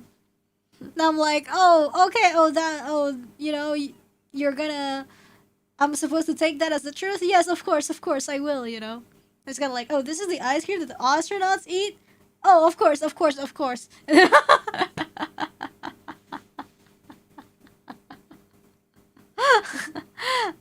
center of cosmos is doomed for. It's kind of none of my business, you know. It's kind of like I'm not obligated to question it, so I don't.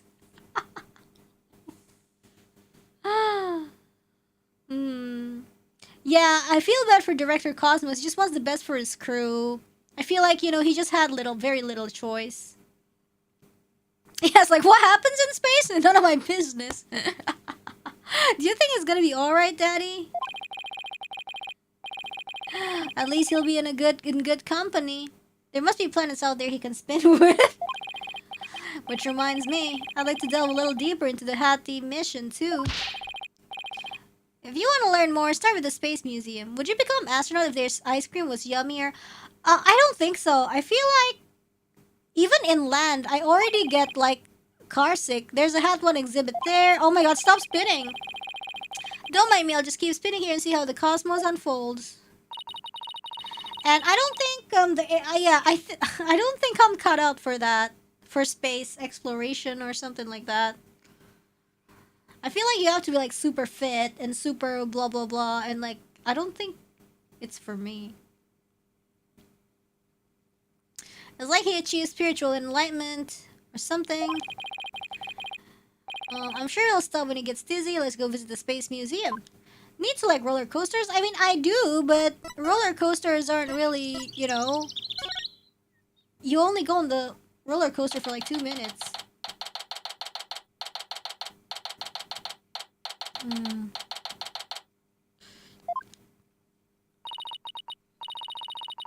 Let's see, where's the exhibit on the launch 7 years ago?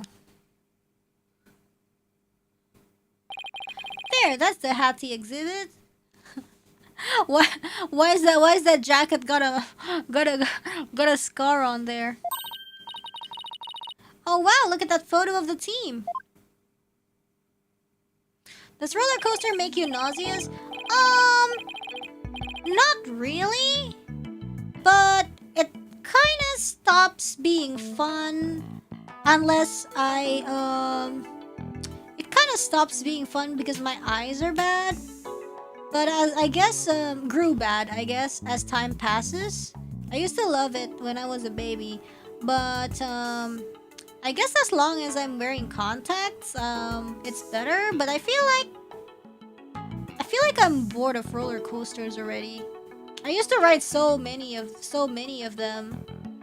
Whenever like I go to different theme parks, different amusement parks, I always like give them a ride, but these days I'm not that much of a thrill seeker. I'd rather like chill with my friends and enjoy shows like that. I kind of grew out of it.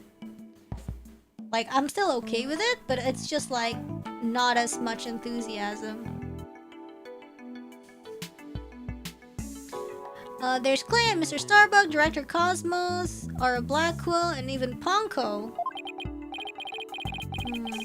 But I've never seen the woman on the right before.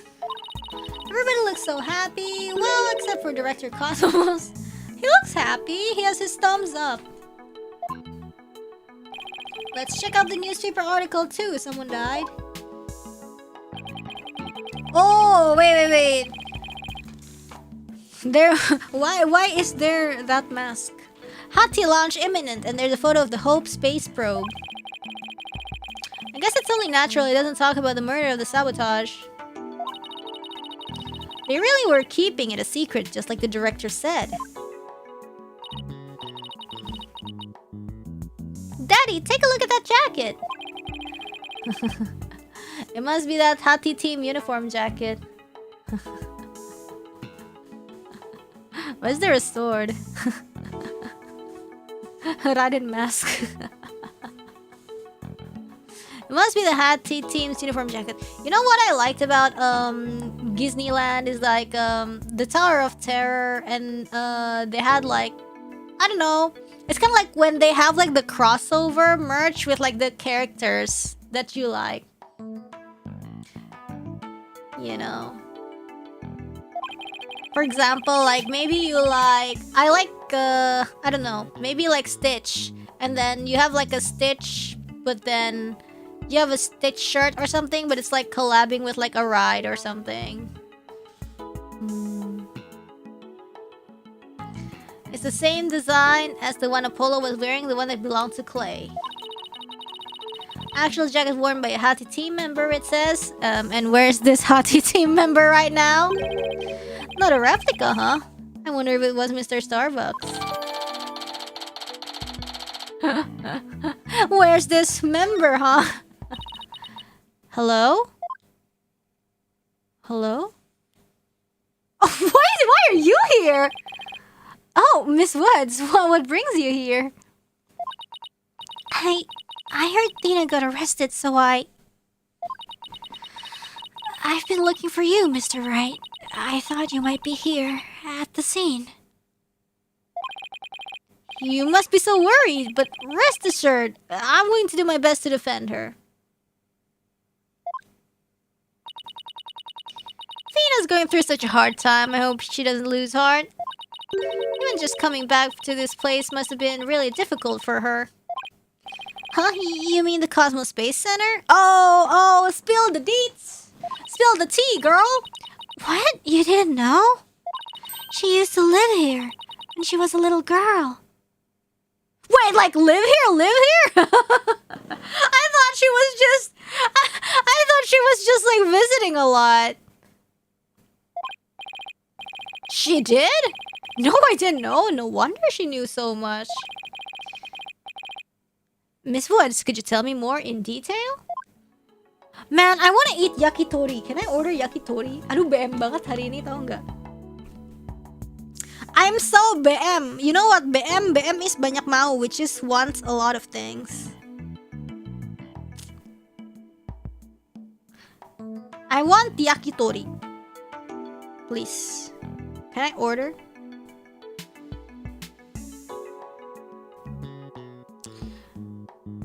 Yakitori. If I order now, it would arrive an hour, half an hour. Loko, internet aku mati. Enggak mati. It's not dead. Oh, iya mati because I haven't paid my internet. I haven't paid my phone. Tunggu. It's so annoying because I set it to monthly, but I always have to pay it manually instead because it's stupid and doesn't know how to do it manually.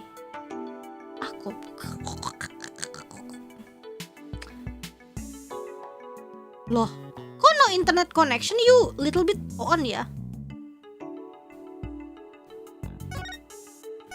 Anyways, Tina's mom worked here. If I remember right, she was a doctor of psychology or something like that. Well, why was a psychology specialist? Apa? Working at a space research facility. Soalnya, because dia mau yakitori. Wait. Yakitori, yakitori, yakitori, yakitori. Yakitori, yakitori, yakitori. Apa ya yang enak?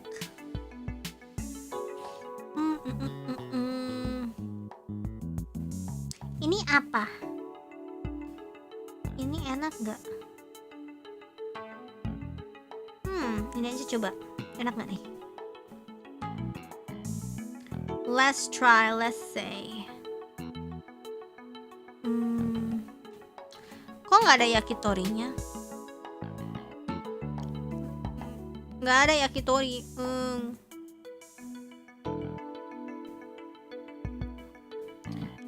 Aduh, gak jadi males.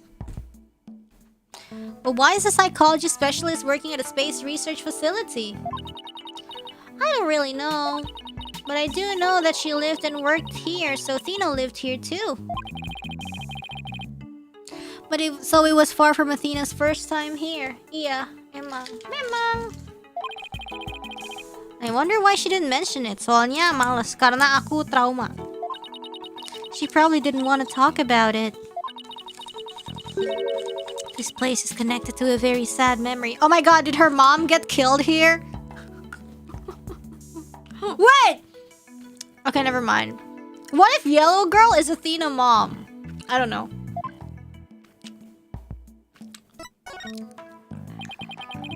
A sad memory? Can you tell me about it? Could be, right? There was a terrible incident here. It was 7 years ago. Same time frame as the Hachi Lounge. Athena's mom, in the robotics lab, was murdered. She was murdered. Okay. What? After it happened, Athena stopped coming to school.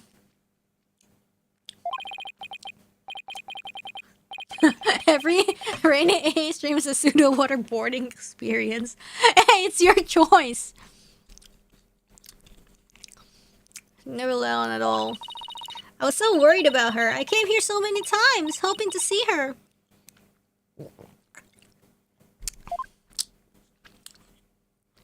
Wait, so why Athena got brown hair? Does her dad have brown hair?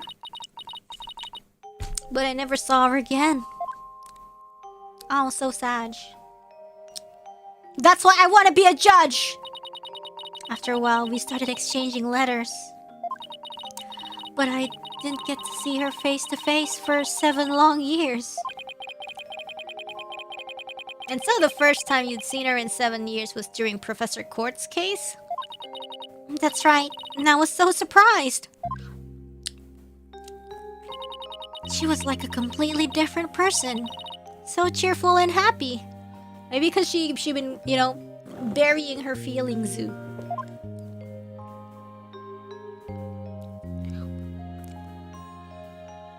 Young Athena.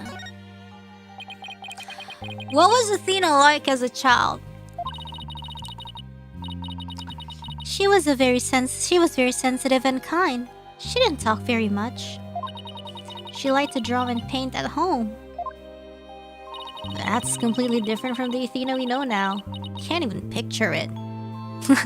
No, that's pergaulan di Eropa. That's Europe. That's, you know, that's what Europe does to a girl.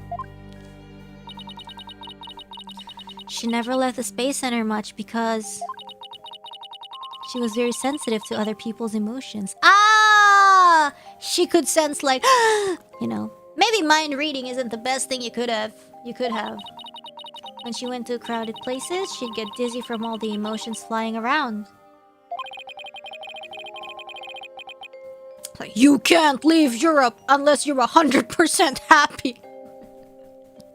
It must be hard to hear people's hearts as well as their voices. She always wore those big, heavy-looking headphones to tune out the noise.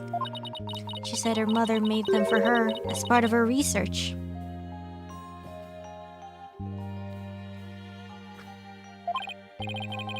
I wonder what kind of research it was. Because of her special ability, Athena couldn't handle being in school very often.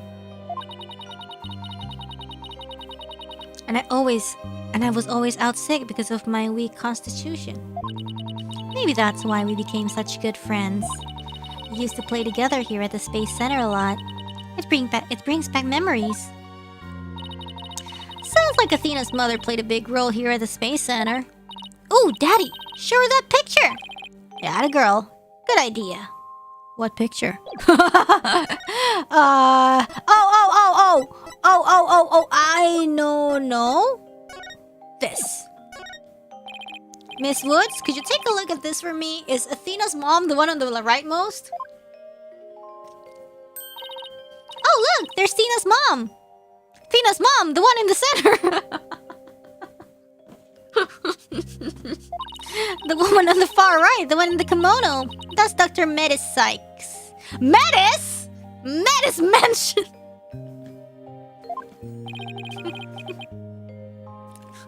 Metis? Athena's mother's murder. Did it by any chance have any connection to the Hati launch? Why, yes, it did. As I recall, it happened on the day before the launch. Just as I suspected. I guess original persona was Athena? Really? I don't remember. But that wasn't the worst of it. One of my staff members was murdered. So this is the murder director Cosmos was talking about. Metis is Athena's mother in Greek mythology. So this is the murder director Cosmos was talking about. Does that mean that the crime prosecutor Blackwell was convicted of is the murder of Athena's mother? There's a chance her death is somehow connected to the current case. Oh my god, that's so crazy! Having to see his face every day. I mean, every time you go in court. There is? Thank you for all your help, Miss Woods. And please, try not to worry. I won't let anything happen to Athena. Thank you, Mr. Wright. I know you'll take good care of her. So we need to investigate the robotics lab and also talk to Athena. We've got our plates full, Daddy. I hope we can fit it all in before the day is through. The detention center first, then. We have to see Athena before visiting hours are over.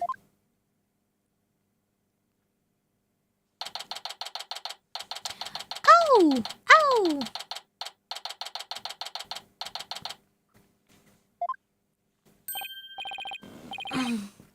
Well, if it isn't Mr. Lawyer, fancy meeting you here. Oh, hello, Detective Fulbright, here on business. Fisting hours. To tell the truth, I'm here to interview Ted Tonate. The one behind the courtroom bombing incident?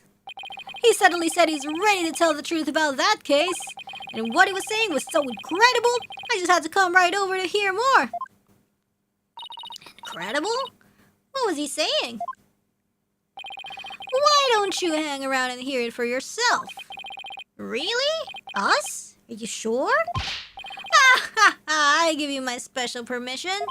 Here comes the bomber now. Really? Oh my god. You, what nerve you come to come here? You're here to laugh at me, I suppose? Like I'd waste my breath on you. After all, you're the one who assaulted Apollo and put him in the hospital. Okay. No violence? Too bad Apollo didn't get a chance to say that before you attacked him. I... Fine. And just answer me this, Mr. Tone. What is this truth of yours about the courtroom you blew up? No! I didn't do it! I didn't blow up the courtroom! When I killed Detective Arm, there was another person in the room. What are you talking about? Who else could have been there? I saw it, I tell you. I saw someone said that they were stealing the remote switch. This person was there and witnessed the murder I committed. What? I don't know who it was. But that's who blew up the courtroom. You expect us to buy that? Easy there, Trucy. I don't see any psyche locks, so I guess he must not be lying. Pardon me, I got a little carried away. But I'm telling you the truth. I did not detonate that bomb. And there you have it. We can't exactly ignore these claims, of course, so we're doing a follow-up. We're even analyzing the bomb itself, or what's left of it. Whoa. Oh, Moonrock! Look at that! It's the Moonrock in the article! It's the Moonrock that was in the space station! Can we even see it? There! Look! Anyways. Oh, sorry. They've laid it all out piece by piece. We haven't found any new facts, it says. Oh, look at all those beautiful little pieces. I wish I could have them. Whoa, looks like his geek switch has been activated! Phony fanny bomb! Ooh. Ah, well, I hope you're ready for Prosecutor Blackwell's special brand of questioning. Anything but that! I'm afraid I have to be off now, too.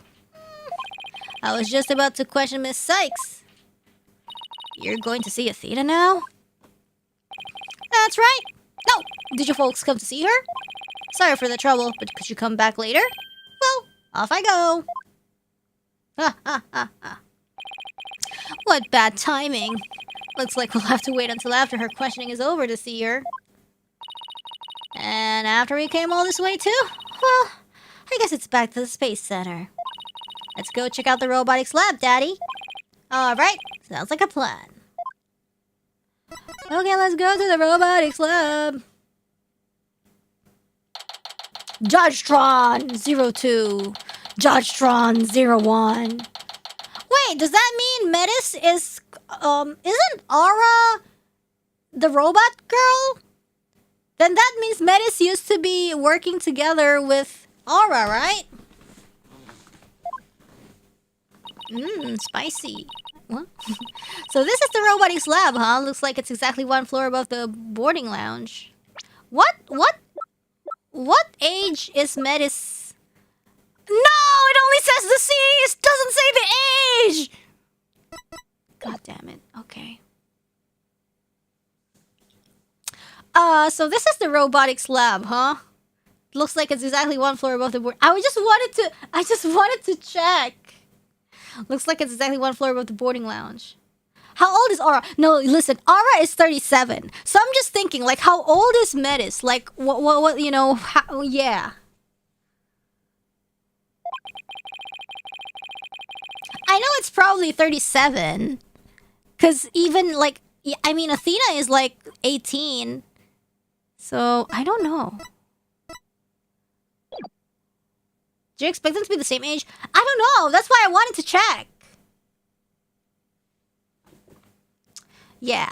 And where people were directed to evacuate from via the emergency ladder. You can probably extrapolate for Athena's age. So if, for example, at the youngest, if she gave birth at 18, that's very young, actually. Hold on. Calculator.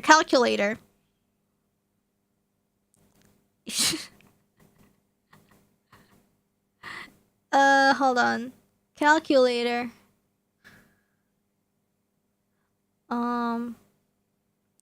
If she gave birth at 18 plus Athena is 18, that would mean she's 36. But imagine if she gave birth even younger. I mean, sorry, not older. So if she gave birth when she was like 20, that's already like same age as around same age as Aura. She should be married around 25. So maybe if 25 plus 18, it's 43. So minus 38. So that would mean 5-year age gap with Aura. Okay. Was she really? I don't know. Yeah. Okay, so I'm just... why do you assume this age? I mean, it's logical. We mathing. It's the important maths. So it's at least the same age or older. Same age is kind of unlikely. She would have to give birth to Athena very young for them to be the same age. This is the math I like. We need to mathematically calculate if the Yuri is age gap or not.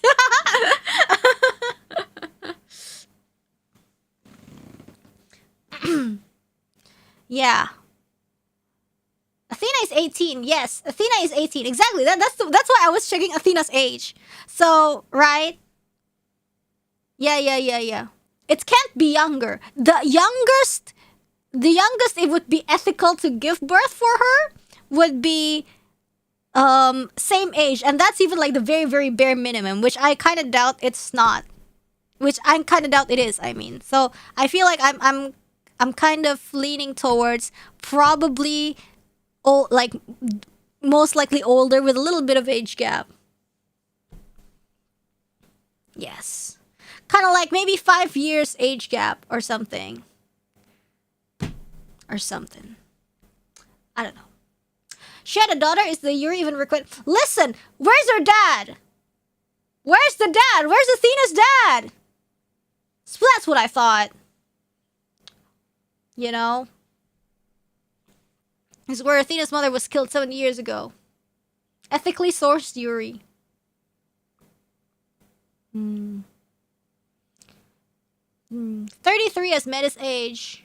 I assume that's how old she was when she died. Yeah, but then back then, who was it? Aura would be younger as well. I don't know. I don't like counting.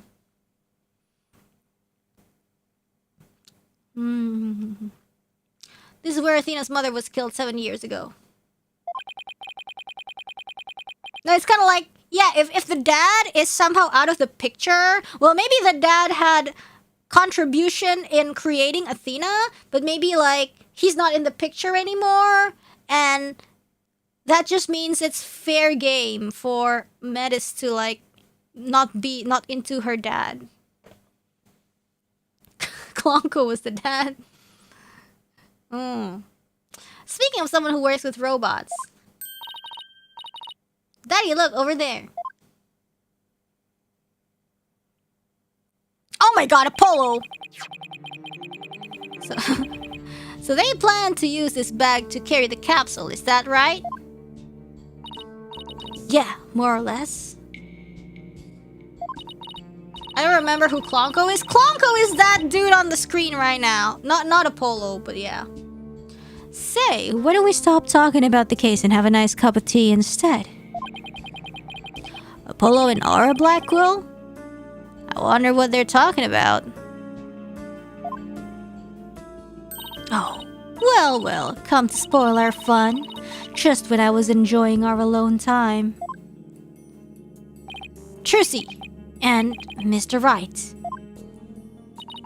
If it's Apollo you want, you can't have him. He said he's investigating on his own. If Aura's 37, I dare say 30s is the best age. Exactly. You know, it's like what they say, the age of 30 is in demand. And she's even like late 30s. It's kind of like when you have somebody her age, it's like she's got the... Well, I wouldn't say she's got the emotional maturity. You get what I mean? It's kind of like pesona wanita paruh baya. Anjir, mana gue tahu. Pesona wanita, ya gitulah guys. Apa tuh artinya? Grown woman charm. And I respect his wishes. We just came to investigate his lab. Pesona wanita dewasa, bukan paruh baya ya anjir.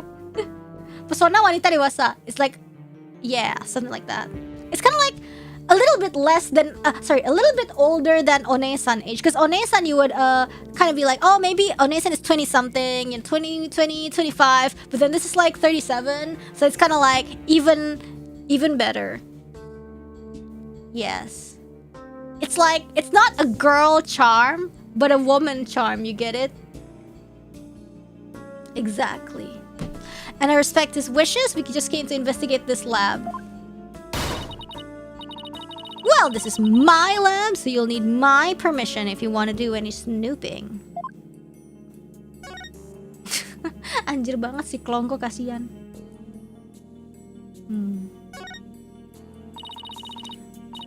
She would abuse her like Klongko? Don't you guys want her to rewire your brain? Just like Klongko? Don't you guys want her to dig around and rewire your mind? See? That's what I'm saying. I heard about the trial. She made mincemeat out of the director.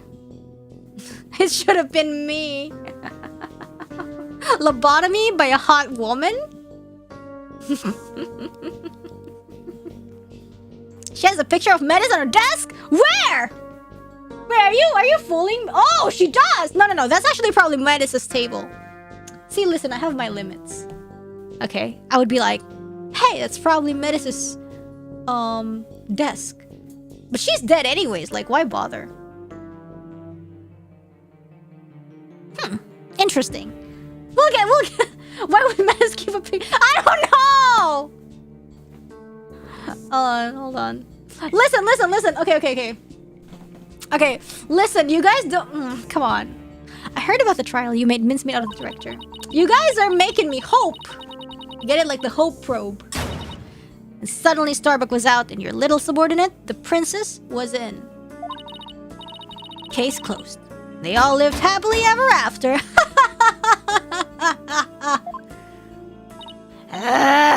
Daddy, say something to her. And I suppose you're going to defend the princess in court, am I right? The princess, huh?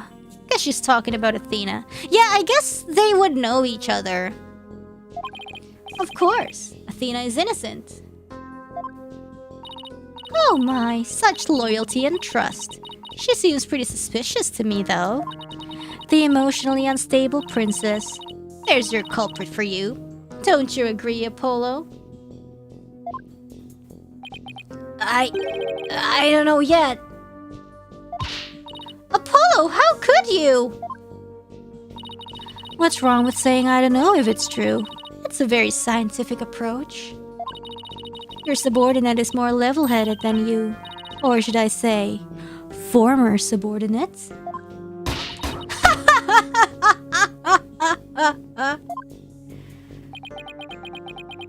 Apollo isn't seeing things clearly, it seems. I can't believe it. Does Apollo really suspect Athena? Phew, all this laughing has worn me out. Your turn to say something, hunk of junk. Mr. Terran, you look pale. Shall I help you to the sick bay? Mr. Terran was pale? Mr. Terran? But that's Apollo you're talking to. Oh, this hunk of junk here is mistaking Apollo for Clay. Maybe Apollo is possessed by Clay's ghost. Mr. Terran, how are your injuries? Mr. Terran... Mr. Terran, how are your injuries?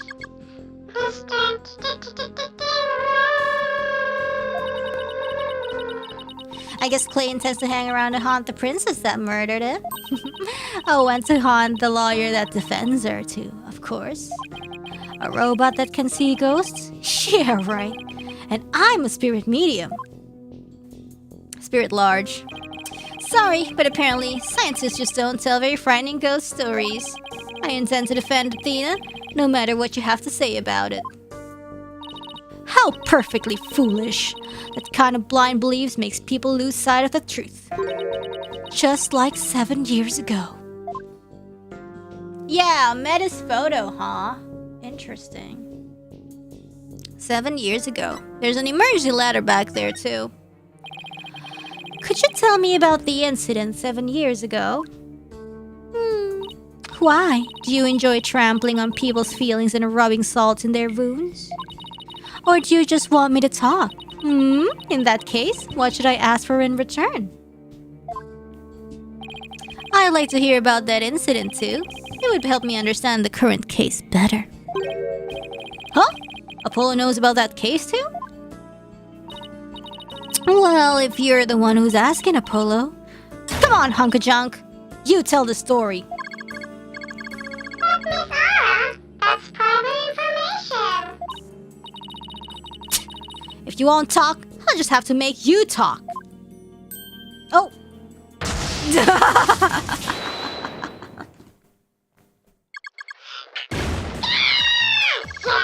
who cares about personal privacy? Not me! I am ready to utilize my blood processing abilities to impart all available information. Wow, what a magic trick! He's like a completely different robot now. The bodies of all the robots that come to this lab were designed by Miss Aura. I was born 7 years ago. Miss Aura was much younger then. Yikes, better watch what you say if you don't want to get recycled, Klonko. So, he was born 7 years ago? After the Inkid Ink? Man. And then our hearts were created by that great genius, Dr. Metis. Hearts? Robots with hearts? Could even make such a thing? Emotions are not irrational things. Our logic and our hearts can be integrated. Oh my god, like, does that mean, like, is it a Frankenstein thing? Oh, okay, oh. The two navigation companions created by Miss Aura and Dr. Metis transcend humans.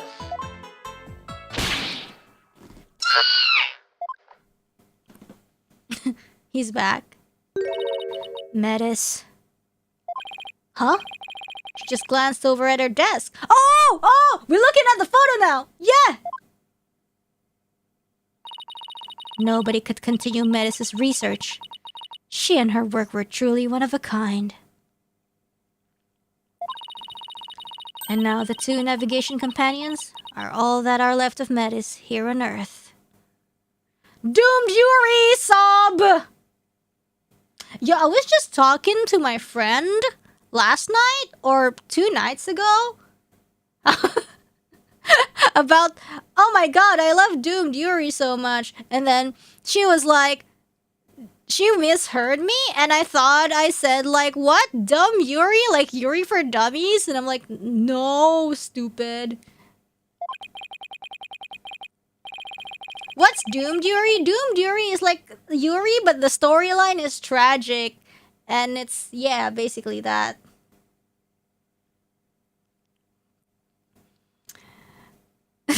Like entry-level Yuri?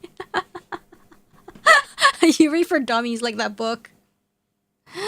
The robots are all that's left? Isn't she leaving out a very important someone? Athena? We built the ultimate creations together, but now she's gone. I get the feeling Dr. Sykes loved her robots almost as much as she loved her daughter. And almost as much as she loved you.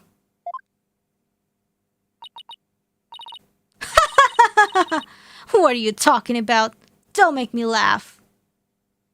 But you lost someone too, didn't you, Apollo? Your friend Clay. I guess you and I are pretty much in the same boat.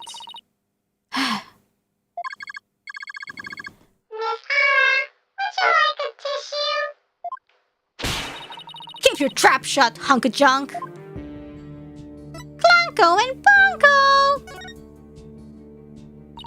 Clonko is an important keepsake of your time with Dr. Sykes. You should treat him better. What does it matter? He doesn't feel pain, and I can always repair his body. Besides, their hearts aren't actually in their bodies. What do you mean by that? The program Metisro runs on a separate mainframe. Their bodies are controlled remotely from there. Their hearts and memories are there too. These bodies are really just peripherals. So, I can do anything I want to them. I'm not so sure that gives you the right to physically abuse the poor things. But why are you people looking into such an old case now anyway? Well, we believe the culprit of that incident might be the same person as in this case. So, Daddy's going to find out who killed Dr. Sykes too. I'm sure you're aware of who Metis' killer is. Yes, Prosecutor Blackquill. Or so it seems. That's a quaint way of putting it. Are you implying you don't think he did it? I can't say anything for sure right now. I'm a bit concerned about the position and functionality of the screws in Aura's outfit. It's fashion.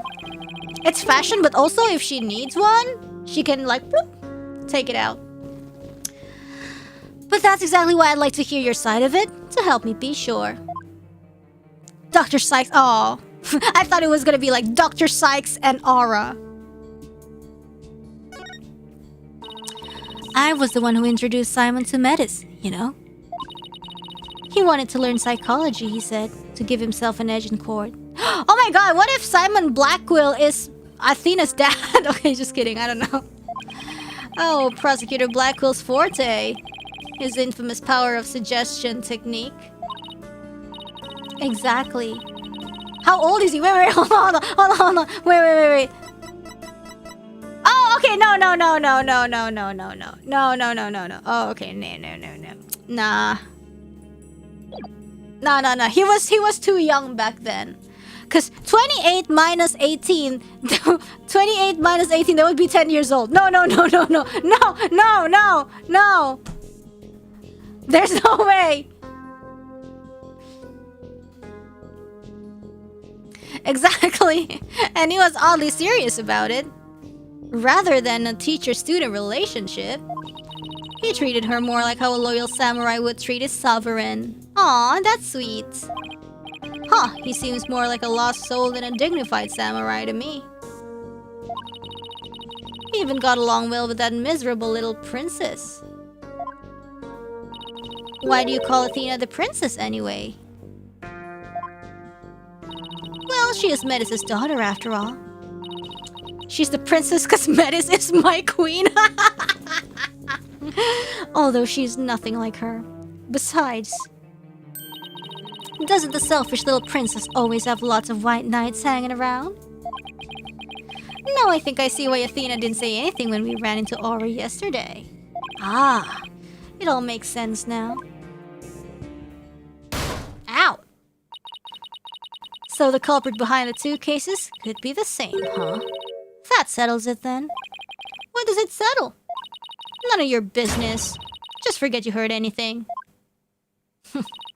How long are you people gonna hang around in here anyway? I just noticed, but she has a beauty mark on her neck. What? But we came here to take a look around. You think you can just waltz in and ransack a person's lab? Show me a search warrant. Oh my god, Clonko, no! We're not the police, so we don't have one. Then get out. Now, Clonko, show them out.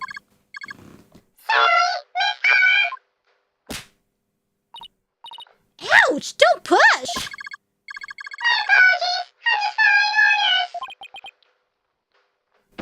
Ouch. Ow, we got kicked out! No!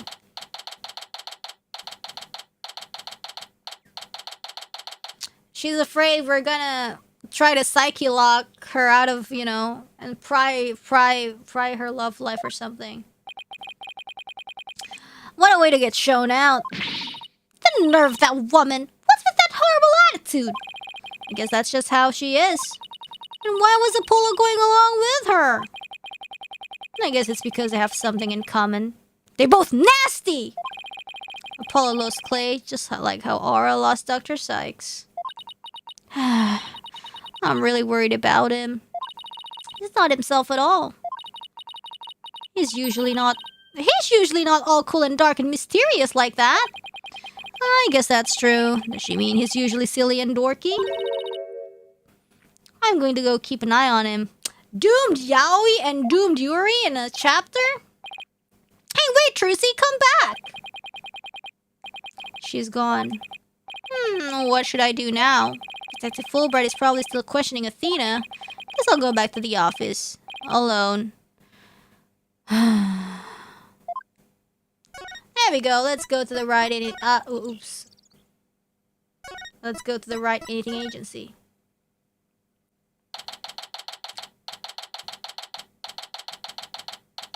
Alright. Let's calm down. Well, here I am. This office has never felt so empty. I guess I haven't been here at the office all by myself in a long time. When I first became a lawyer, my mentor was here with me. And then, for a while after that, she was always by my side. Wait, was it the previous game where like we were like in the hospital looking through a software and we were like, is she guilty or something? And we said no.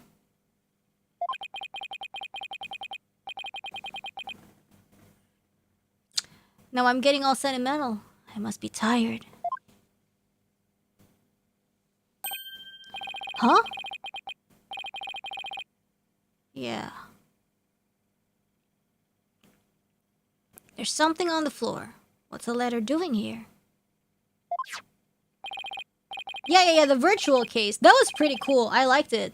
Hey, Nick. It's been a while, huh? Miss me? Oh my god, is it Maya? Hey, Nick. I found a what? Hey, Nick. I found it off in the middle of the trial, and I figured it had to be you. You...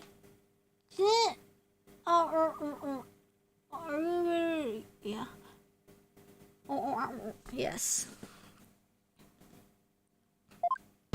But the letter from Maya, yes. Oh, okay. Okay, the letter's about they're about to read. Yeah. Kind of complex.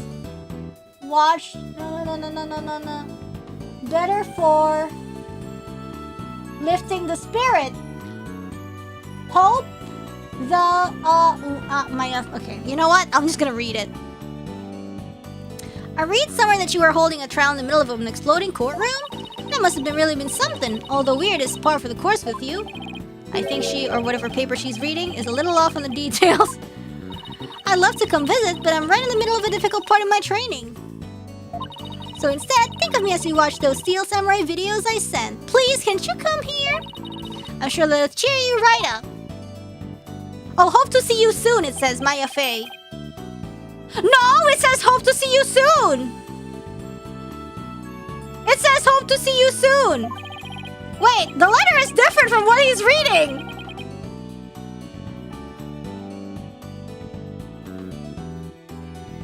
It's different. Good old Maya. It's as if she knew I was feeling down and needed a lift. Yeah, like when you're reading on stream, like the bitrate is not like perfect quality, as if like I'm recording on screen, you know. So you probably can't see those. It's probably like when I'm playing other games, so you guys are like, oh, you can read it. Well, of course, it's perfect resolution in front of my eyes. Maya was my assistant for quite a while.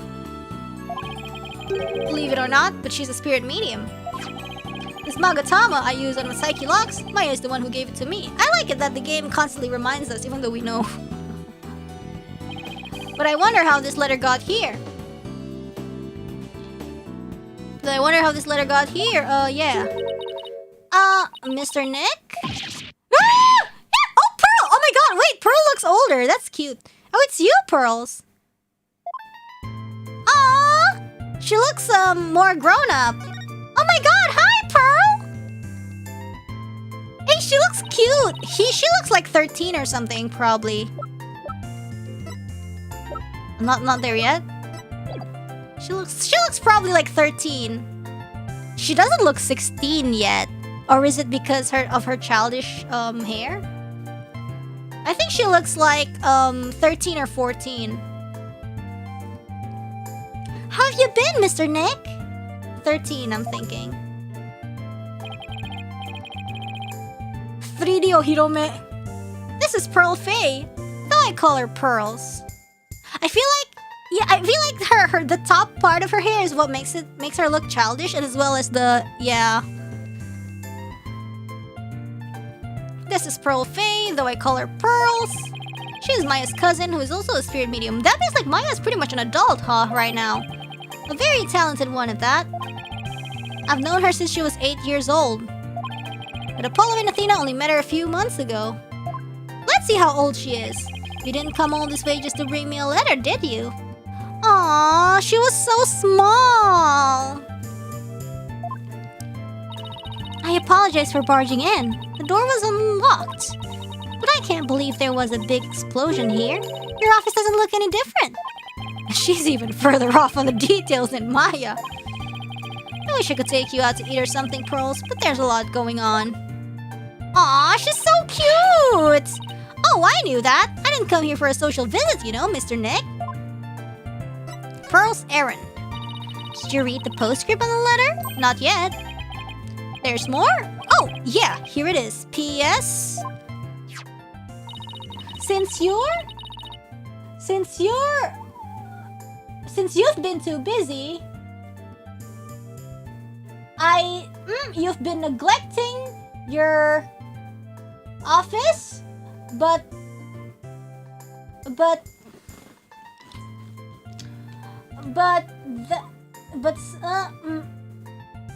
Pearly, to prevent that of stuff, be better for some appreciation. So Pearly said she would come help you. Isn't she sweet? You'd better thank her. So you'd better, yeah.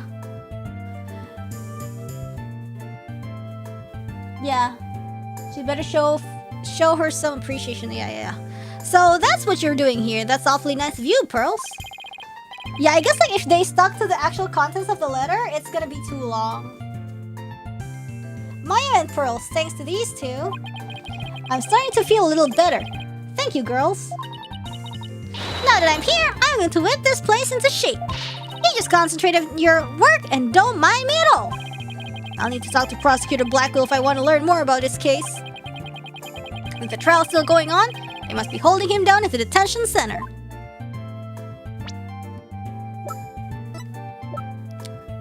It's 17!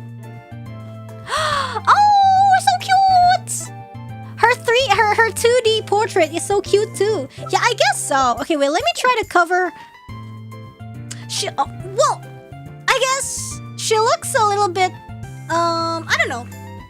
I guess her build is a little bit more, makes her look younger than I guess what Maya looked like back then. Yeah. And her stature is also a little bit smaller than Maya too, I guess. Yeah, she has like a baby face and like a baby figure. This is set up for inappropriate dialogue. No! Do not inappropriate the Pearly. I will protect her. She is very petite and slender. Yes.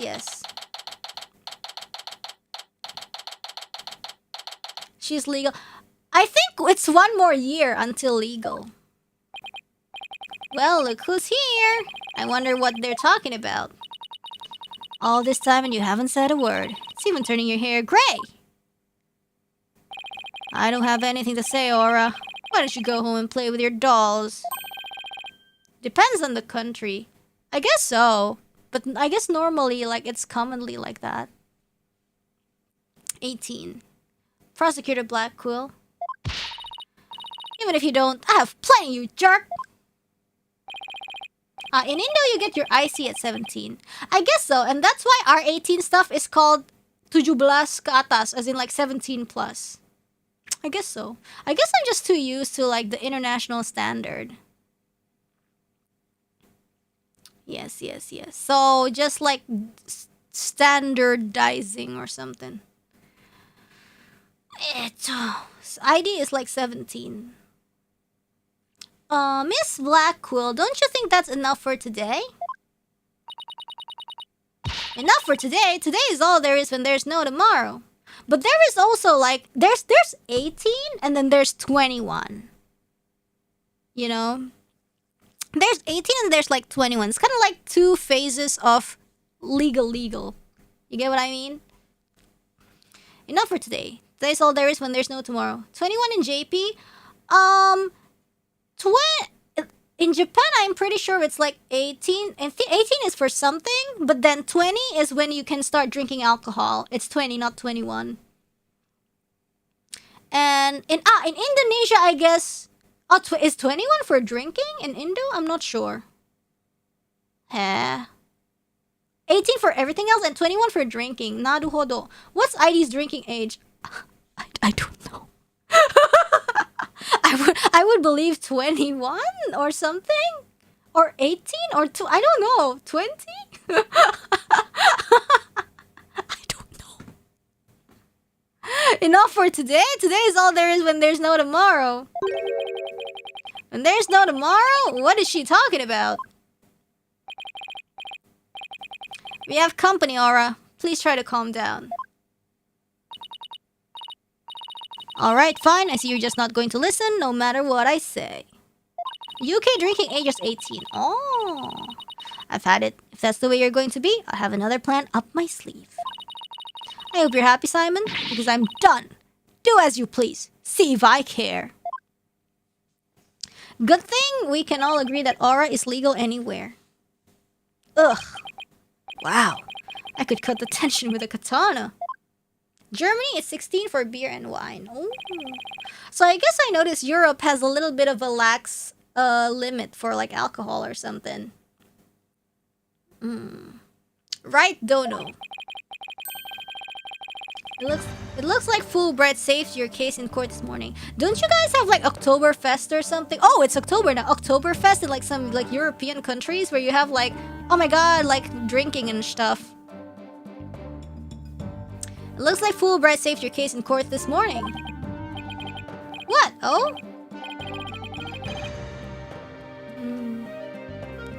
Oktoberfest is German. Huh, humu.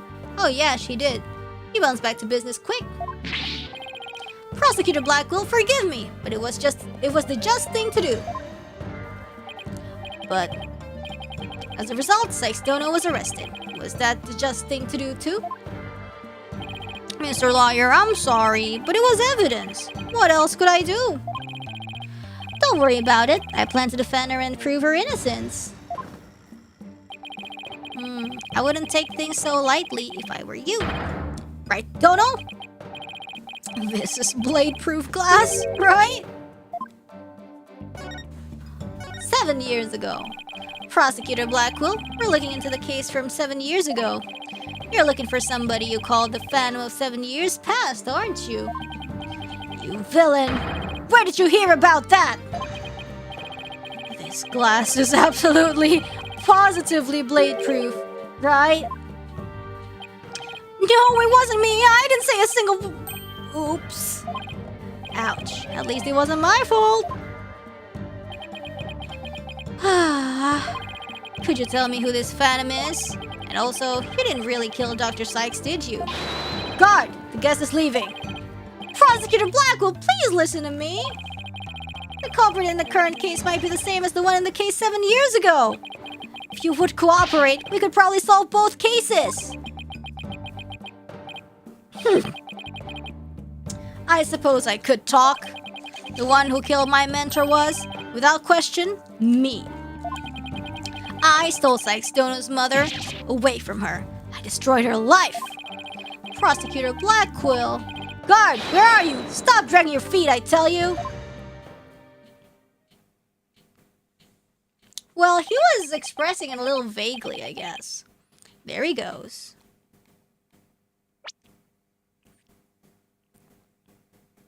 The one who killed my mentor. Maybe it's another mentor that he killed. Just kidding. I don't know. No! We've upset Prosecutor Blackquill! Now what are we gonna do, Mr. Lawyer?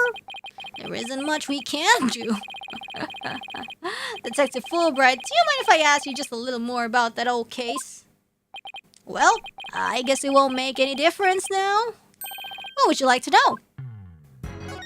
Okay, the trial 7 years ago. Do you know anything about the trial that got him convicted? A little. The police called the incident the UR1 incident. The Yuri incident. Prosecutor Blackquill was charged with murdering a psychology mentor. Kinda like if your red Mr. Lawyer were to kill you. I don't want to think about that one. There were 2 decisive pieces of evidence, so a verdict was reached very quickly. 2 pieces of evidence, huh? Dark age of the law kind of evidence? What are they? Let's see, the first was some security camera footage. He was the only one who used the corridor to the murder scene at the time of the crime. The only one, huh? Ouch, that does sound pretty decisive. Could you show me that footage, please? Oh, sorry, I didn't have it with me right now. I don't have it with me right now. I guess I'll have to see it some other time. His button looks like chocolate coin. And what was the second piece of evidence? This one's even more incriminating. A photo of the moment of the crime. Oh my god, please! Ah, man, it's gotta be something vague. Tuh kan, anjir, selalu dari belakang. Poor Ponko! There he is at the crime scene, holding a katana. What's Ponko doing there? Ponko arm! Ponko armed edge! Huh? Have your food arrived yet? No, I didn't order anything. It was the victims kept on display in the room. She had a thing for Japanese culture. I love Japanese culture. Wow, it'd be hard to explain this one away. Didn't you want a yakitori? Yeah, I couldn't find... I don't know if it's like breaking or so, if my app is working correctly. Like around that time, there should be like a restaurant that's like open 24/7 or something, but I don't know, I can't find it. And earlier, I also couldn't find the donut store, but the donut store should still be available, so I'm not sure. I love Japanese culture me when I talk about Yuri. Nggak gulung tikar, masih ada. But who took this picture, detective? Maybe I need to update. The incident happened the day before the Hati launch. Yeah. A reporter who had to come to do a story on the launch was in the room across the lab. Who is it? This just happened to show up in one of the pictures he took. Well, we need to question this guy then. Prosecutor Blackwell's attitude earlier was so odd. He's definitely hiding something. Prosecutor Blackwell said he was hunting a phantom from 7 years ago, didn't he? Yes, and I imagine it's getting more and more urgent as his execution date! Is he gonna get executed tomorrow? Is tomorrow the execution date? Hello? What did you just say? Execution date? What? Did I say something? Never mind me. You didn't hear a thing. I thought tomorrow was like, oh, it's the statute of limitation or something, but what? So he was given the death sentence? Yes. He told me not to tell you people, actually. But I guess there's no sense hiding it anymore. His execution date is tomorrow! Oh my god! I thought tomorrow was like, oh my god, the limit of the case will end. We won't be able to catch the culprit, but it's his execution? Excuse me? What? Tomorrow? No! Miss Blackwell, don't you think that's enough for today? Enough for today? Today is all there is when there's no tomorrow!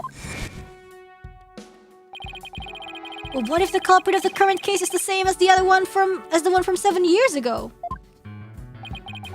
And it would be the worst possible scenario.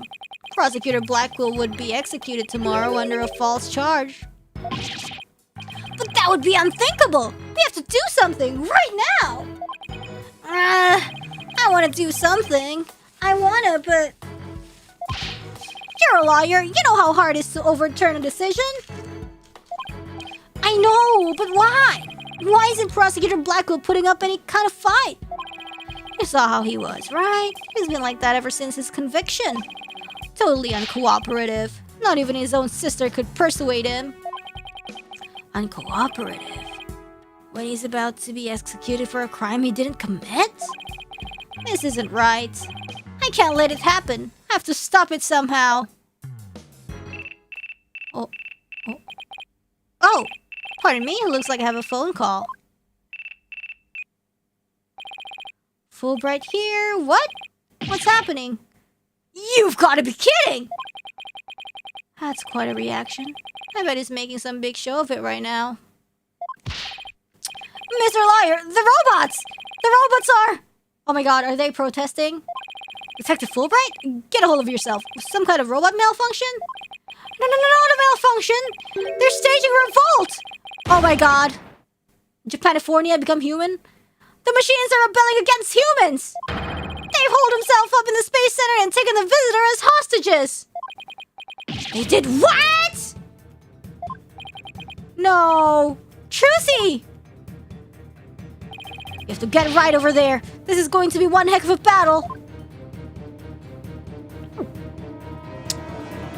Oh goodness. Oh my. Oh my. Oh gosh, okay. The riot police are here. Then the robots really are holding people hostage? Look, Mr. Lawyer, what do you suppose that group of people are swarmed around?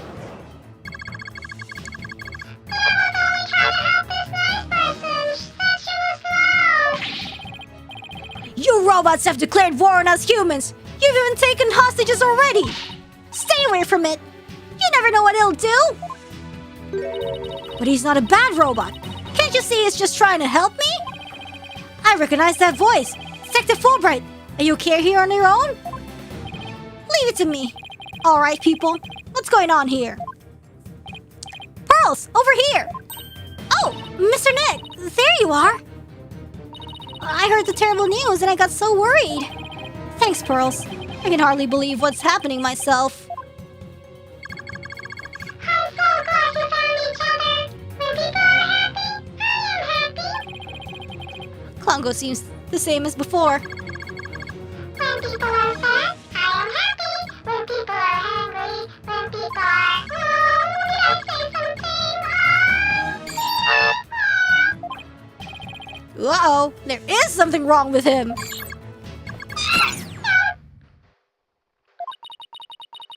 It looks like he fell asleep. He must have been tired.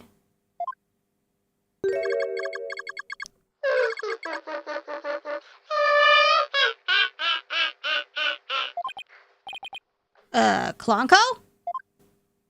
Uh-oh, evil version? Oh, evil Klonko! Aura Klonko? Human beings are enemies. It's time for the machines to take over. Ah! The robots are rebelling! What Klonko? Everybody run! Ah! It's an all-out war! It's the end of the world! Fools, how could you fall for something so cliche? I'm human too, you idiots. I'm just controlling these robots remotely. Oh, Aura! It is Aura! What? But it is true that I've taken hostages, so you better not make me mad. Hey you, hostage number 1, come here. I'll let you talk to them. Huh? There's something being displayed on Klonko's face screen. It's the Space Museum. Yeah, it's the Space Museum! Daddy? Daddy, is that you? Trucy? Trucy, is that you? No! Trucy, are you alright? About 15 robots are holding 12 of us hostage, Daddy. They've gone haywire! A researcher is the one behind it. She's This girl talks too much. Trucy, talk to me! Why are you doing this? I'm glad you asked. My demand is simple. I hope that detective is listening. Bobby Fulbright here. I'm all ears. I want you to bring someone to me. Clay Terrace murderer, Athena Sykes. Athena? Now hold on just one moment. I can just give in to a demand like that. So you don't care what happens to these hostages, huh? I'll just take one out then. No, wait! Mr. Liar! I know I have absolutely no right to make such a ridiculous request, but you need me to buy some time, right? Got it. I'll see what I can do. But promise me you'll never hand Athena over. And you won't give up on the hostages either. Of course I won't. Now, I better go contact headquarters. Mr. Nick, how do you plan to buy time? I have no idea yet. With this hostage taker, could it be? If you don't bring me that little princess, I'll have Hunka-chan kill all the hostages. It's Aura, definitely. Princess? Hunk-a-junk? There's only one person this could be. In which case, there must be something I can use as a bargaining chip. I don't have anything to say, Aura. Why don't you go home and play with your dolls? Prosecutor Blackquill. Well, even if you don't, I have plenty, you jerk.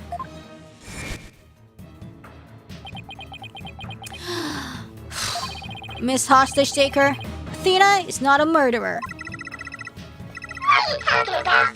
She's been arrested and they've got her in detention. I'm telling you the truth. Look, the prisoner you want is the real killer, right? Well, it's not Athena. It's someone else.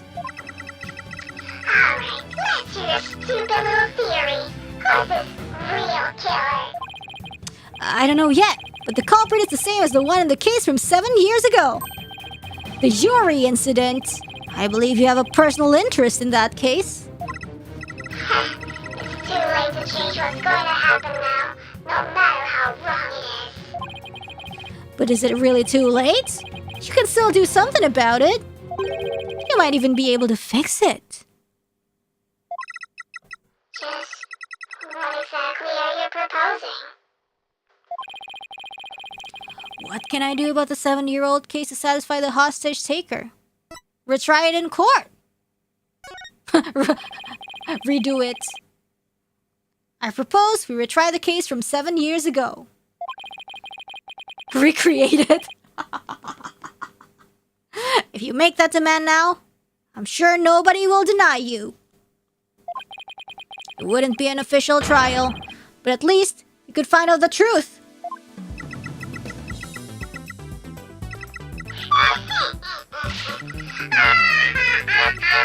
That's good.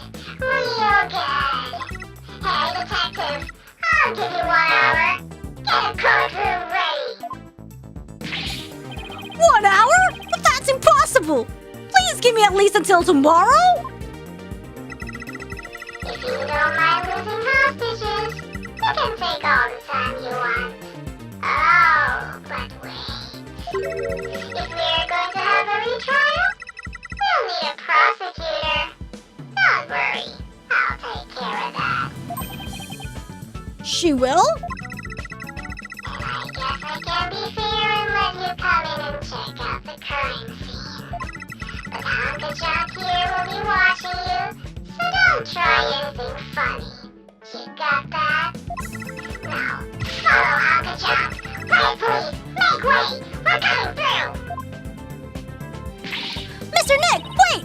I'll help you with the investigation. Thanks, Pearls. I appreciate that. Okay, we're going in. Oh. Yay! Woo! Robotics Lab! Aura dropped us off with a warning not to touch anything until she got back. I wonder what's taking so long. We can't really start the investigation yet, can we? Even if we could, this mess makes it hard to tell what the room was like 70 years ago. Mr. Wright? Ah! It's the hostage seeker! I'm back to my usual self now. You are still being monitored, however. But more importantly, an important guest has arrived. A guest? Who's that? Oh, Edgy? Edgy Poo? Is it Edgy Poo? Oh my god, it is Edgy Poo!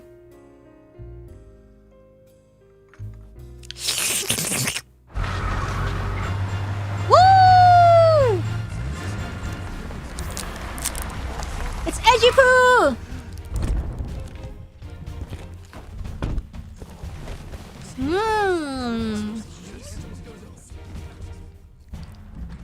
I trust you've been well, Wright. Yeah! Woo! Let's freaking go! Edgeworth! What are you doing here?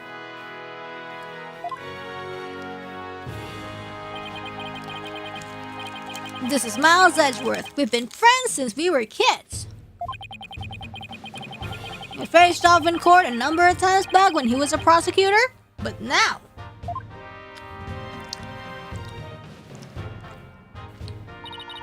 Hello, Prosecutor Edgeworth. Oh, but you're not a prosecutor anymore, are you?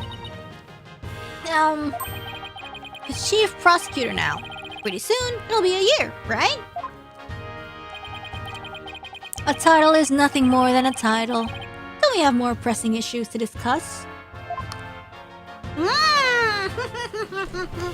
Woo! So what are you doing here, Edgeworth? The captor chose me as the prosecutor for the Yuri case. Wow, she's good. She went all the way up to the top. I gathered all the information I could in the short time that I had. I'll give you a rundown. You're always so well prepared, Prosecutor Edgeworth. Thanks, I appreciate this. I could really use the help. Let's listen.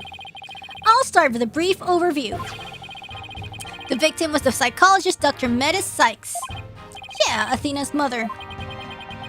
7 years ago, on the 7th of October, her body was found here in this very room. I have 2 crime photos and oh my god, that's gruesome. And the police notes on them for you to see. Oh my god.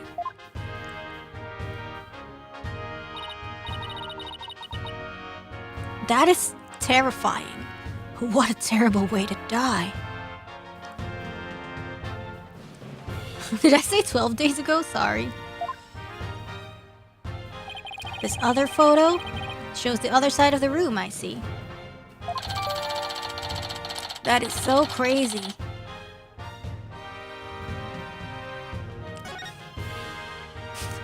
It's kind of like one of those stuff like, oh, when an alien bursts out of your stomach or something. I also have the autopsy report for you. Oh, let's see the autopsy report. Stab wound to the chest? Wait! Stab wound to the chest, and what's wrong with her stomach? The murder weapon was the victim's own katana found at the scene. Hold on.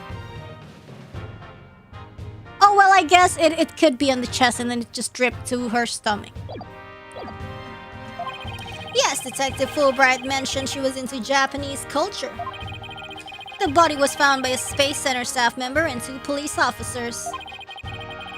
The police were called in because of the sabotage threat on the Hati launch.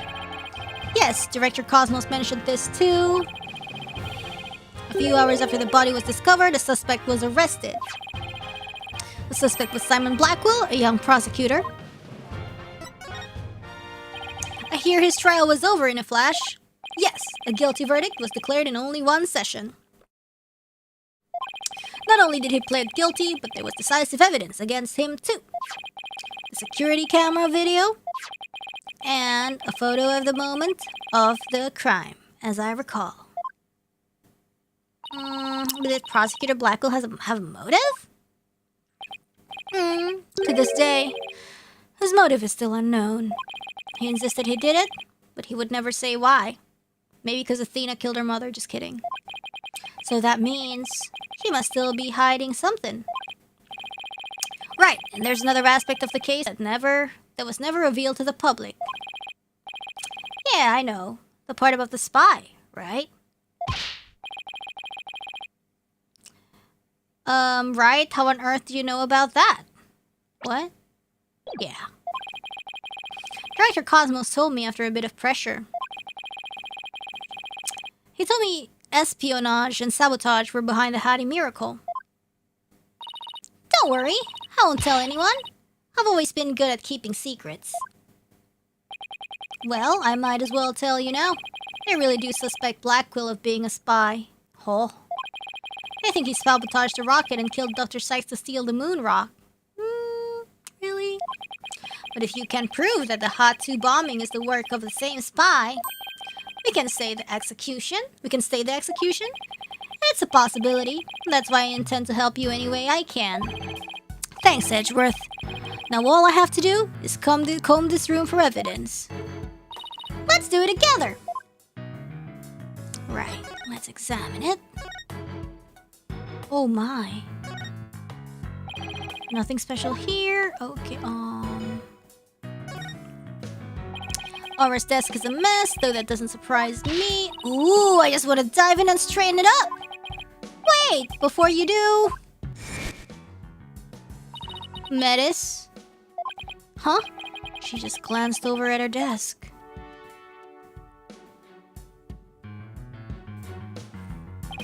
It's Metis Sykes. Clonko, can I talk to you? I really hope he's back to normal. You wish to speak to me, Mr. Wright? If you're going to hit me, please avoid the face area. Hey, don't put me in the same class as that woman! What was Aura like 7 years ago at the time of the incident?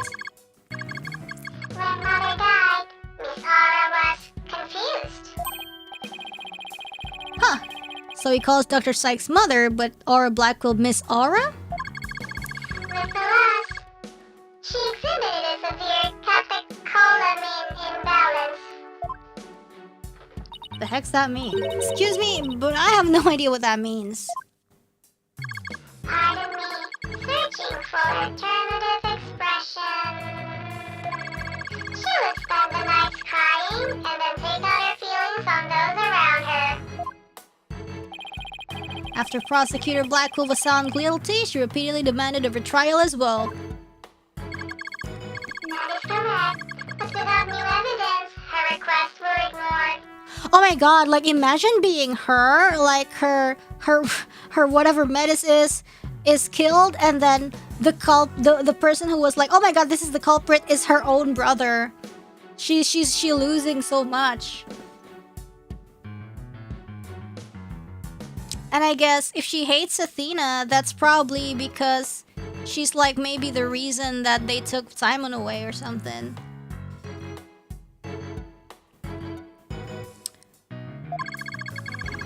And then, little by little, Miss Aura began to change. She started to hate it when I called her Mama Aura. Oh man, that sucks.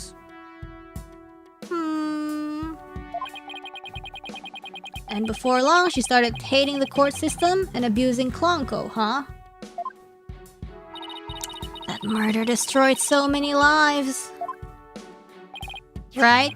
Take a look at this paper on Dr. Sykes and Miss Blackwell's research.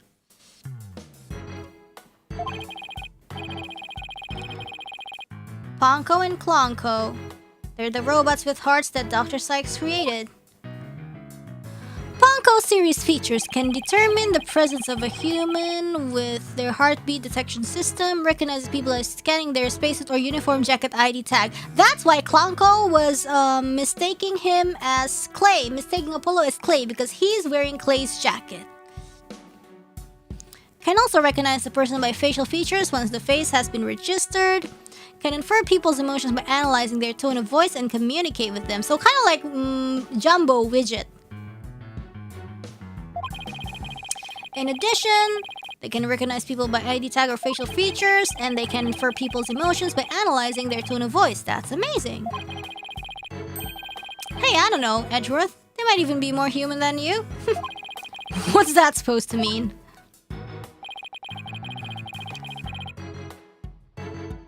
Sounds like these robots can do what a theme does. Sorry, wrong voice. Robots with a heart added to the core record. Yeah. I feel like it's very important. Someone could be like wearing somebody else's jacket, and the robots could mistake someone for someone else. Oh look, it's a little robot. I wonder what it does. Cleaning maybe? A cleaning robot must follow the human's orders as long as it causes no human harm. Yikes, it talks! The cleaning robot must keep desk clean without violating the proceeding clause. However, Miss Alba says she prefers a moderate level of clutter on the desk. What is the purpose of my existence? I guess slack off and cut some corners aren't in his vocabulary bank.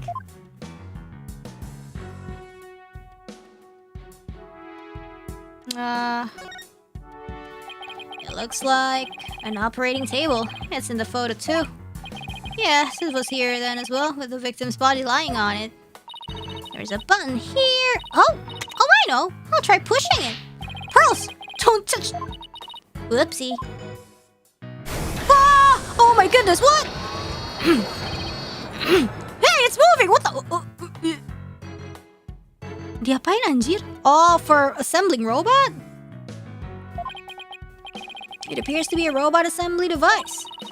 Disassemble anything in a flash. Push the dismantle. That's so scary. That sounds pretty neat. Can I push it, Mr. Nick? Please don't push any more buttons, Pearls.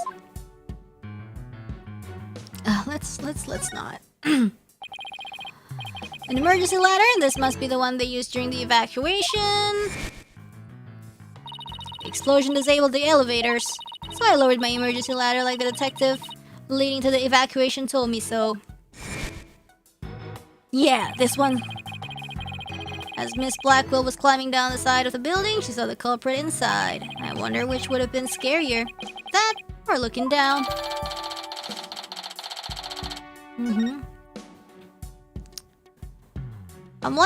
I'm getting a little bit sleepy, but I feel like I need to push through because like stopping now is like very awkward. Hold on. This is like way past the usual stopping time, but it's almost close to the end of the, end of the game, so. What's this? A giant robot arm, maybe? It's pretty big for an arm, but you're right. I think these thin parts here are finger bones. They're even about as long as my legs. And there's a spike ball and giant drill on the floor too. You can sleep all day tomorrow? Nope. Tomorrow is P-File Errands Day. Is Aura trying to build some kind of weapon of massive destruction? Maybe she wants to use it to demolish a big building or something. I can picture her gleefully tearing down the street doing just that. I'd better not think about it anymore. Yeah. Okay. What's this? It looks like a giant power plug. It's attached to what looks like an electric vehicle charging station.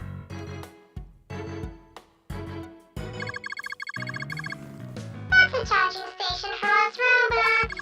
We come here to periodically and charge ourselves up.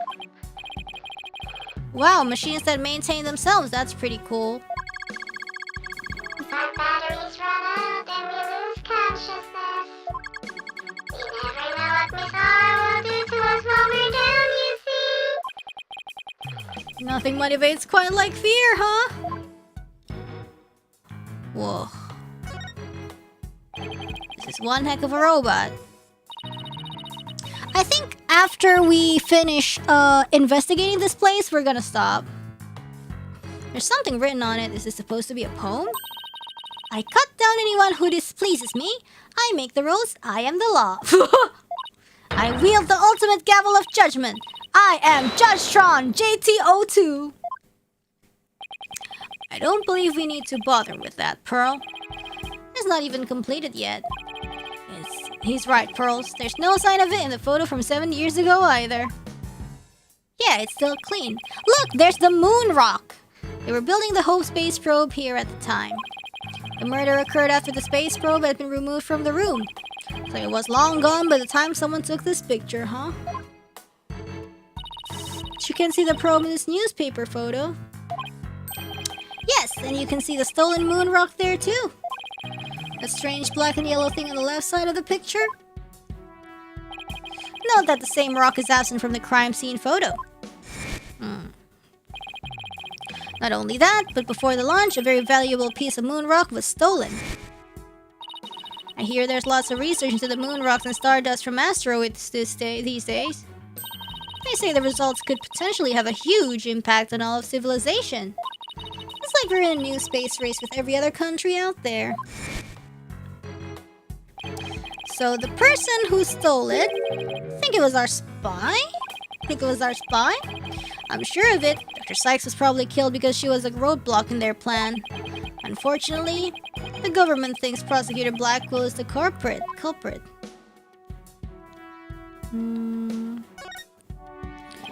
It's about as cluttered as my office, but I think it's a workbench.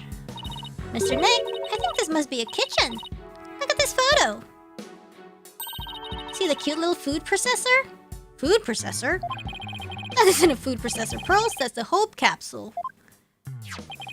It was scheduled to be loaded onto the Hope space probe that fateful day. The 3 people who came to collect the capsule discovered the body. The first on the scene, huh?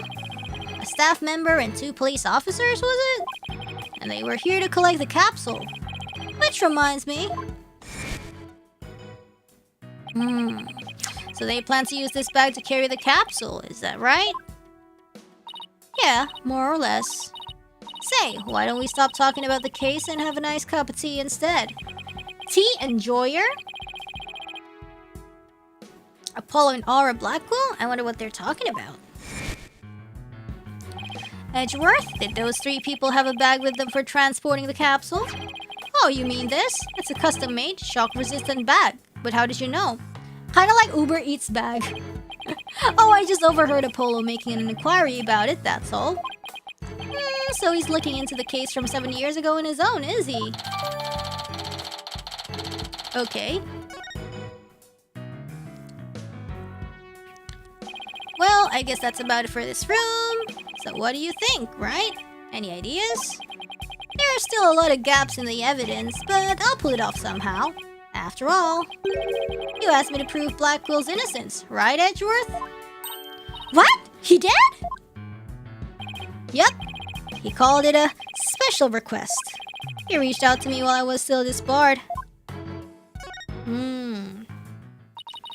So that was what sparked you to get your attorney's badge back? Ooh, really? Yup, the Blackwell case. Oh, everything is connected. Right, I have a special request.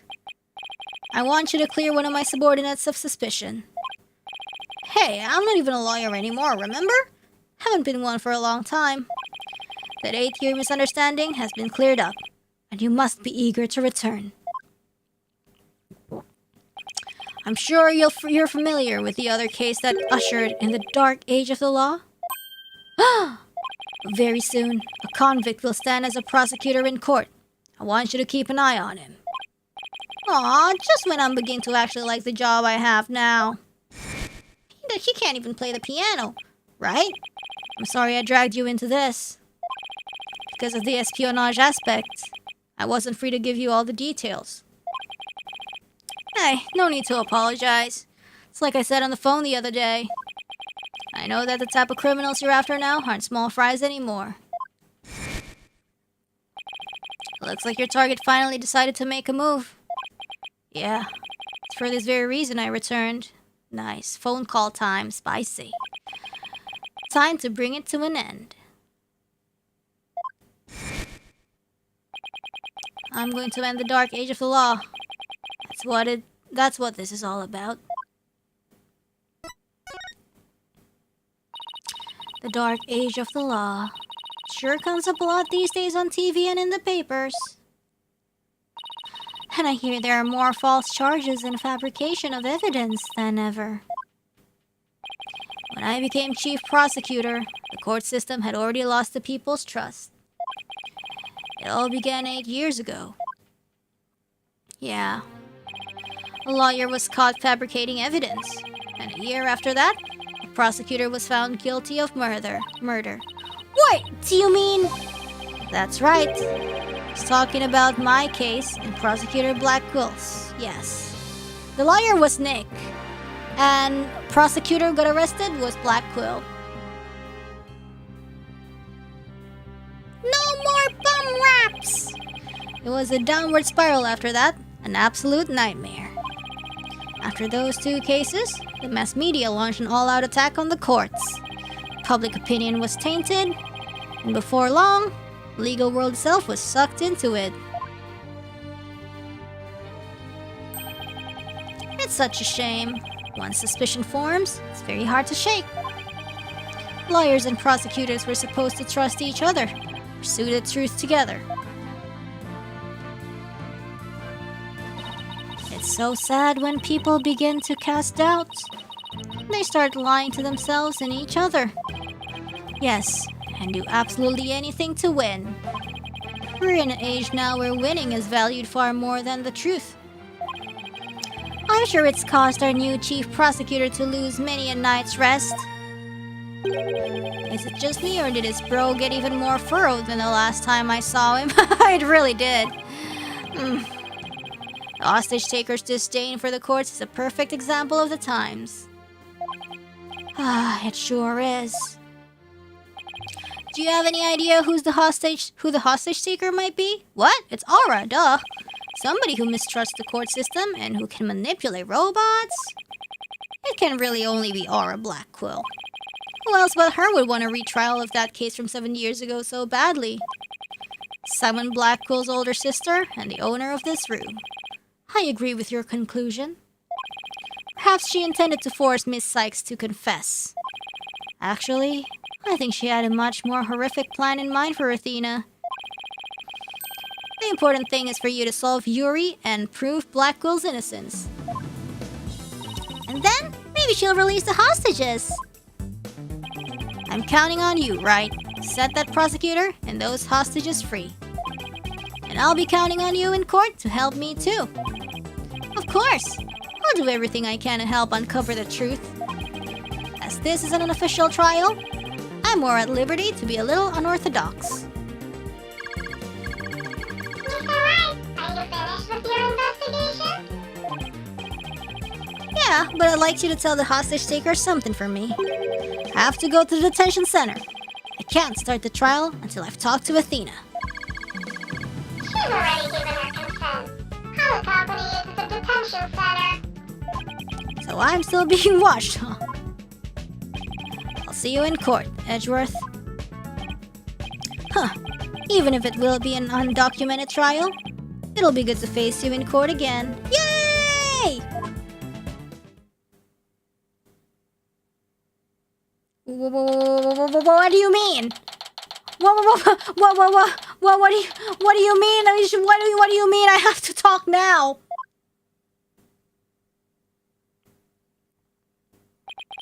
She was right by my side only a few short hours ago. But I feel like I haven't seen her in ages. Oh, Mr. Wright. And Pearly, too. I knew you would come. After all, the first step is the interview with the defendant. And because you're my friend, and I was worried about you. Thanks, boss. I'm not the only one who's worried either. Really? Who else? I saw Miss Woods today. She was so beside herself, she came to find me. She told me you used to live in the Cosmos Space Center. No wonder you knew so much about the place. Oh, So you know, huh? I'm sorry I didn't tell you. That's alright, but there's some other things I'd like to ask you. Sure, you can ask me anything. I promise I won't keep any more secrets from you.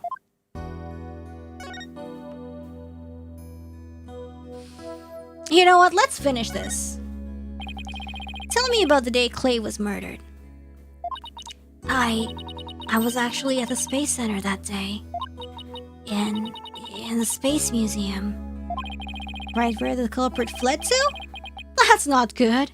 I never could fully deal with what happened 7 years ago. When I saw the center again during the news coverage of the Hat-2 launch, I thought maybe if I went there, things would be different this time. That must have taken a lot of courage to face your past like that. So I went to the Space Museum the evening before the explosions. This was before the launch pads had been switched. There was a sign that said, "Closed for repairs," and they weren't letting anybody in. Yeah, the director couldn't very well switch the pads if there were people in there. But I snuck in anyway. Did you want to see that Hattie group photo? The one with your mother in it? I did. What I really wanted to see was her jacket. A jacket on display. That was Dr. Sykes. If the murder cause was to the heart, then what's that scar in her thingy? Was a slash that missed, or what? But I should have known it wouldn't be easy to get over such a traumatic experience. The second I saw that jacket, it all came rushing back to me.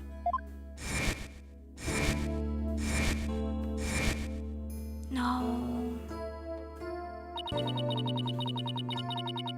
Everything around me went hazy and I couldn't see. I tried to get out of there somehow. But I guess I passed out.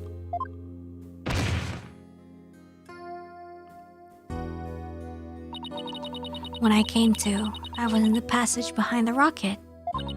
I was in the shadows, where people couldn't really see me. But if she's in the Space Museum, does that mean she saw Clay and Starbuck at some point? Maybe you got confused and went the wrong way when you were trying to leave? How long do you think you were unconscious, Athena? I was out until about noon of the next day. I didn't even know about the explosions. Oh, okay. When I woke up, nobody was around, so I just went out into boarding lounge 2.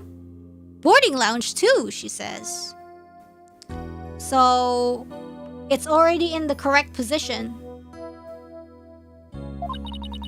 My mind must have still been fuzzy, because my memory is vague after that. I don't remember how I got home. No memory, huh? This is gonna be tough. Which means, what if I'm the one who killed Clay?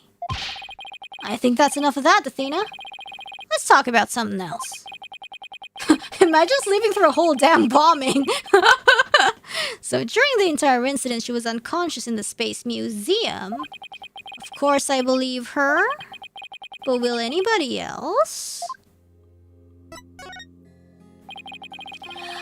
What kind of research was Dr. Sykes, your mother, doing? Machines that could tell people's emotions by their tone of voice. And my special ability. Someday, when people travel to distant planets, their companions will be robots. So she said they had to be able to understand how their human companions felt. Wow, robots that can understand people? I was just a convenient subject for her research. All she ever did was work, and she never paid any attention to me. Oh, sorry about that. Dredging up all that old stuff. No need to apologize. I guess her home life was complicated. Oh, by the way, Miss Wood said something about you always wearing headphones? She always wore these big, heavy-looking headphones. She said her mother made them for her as part of her research.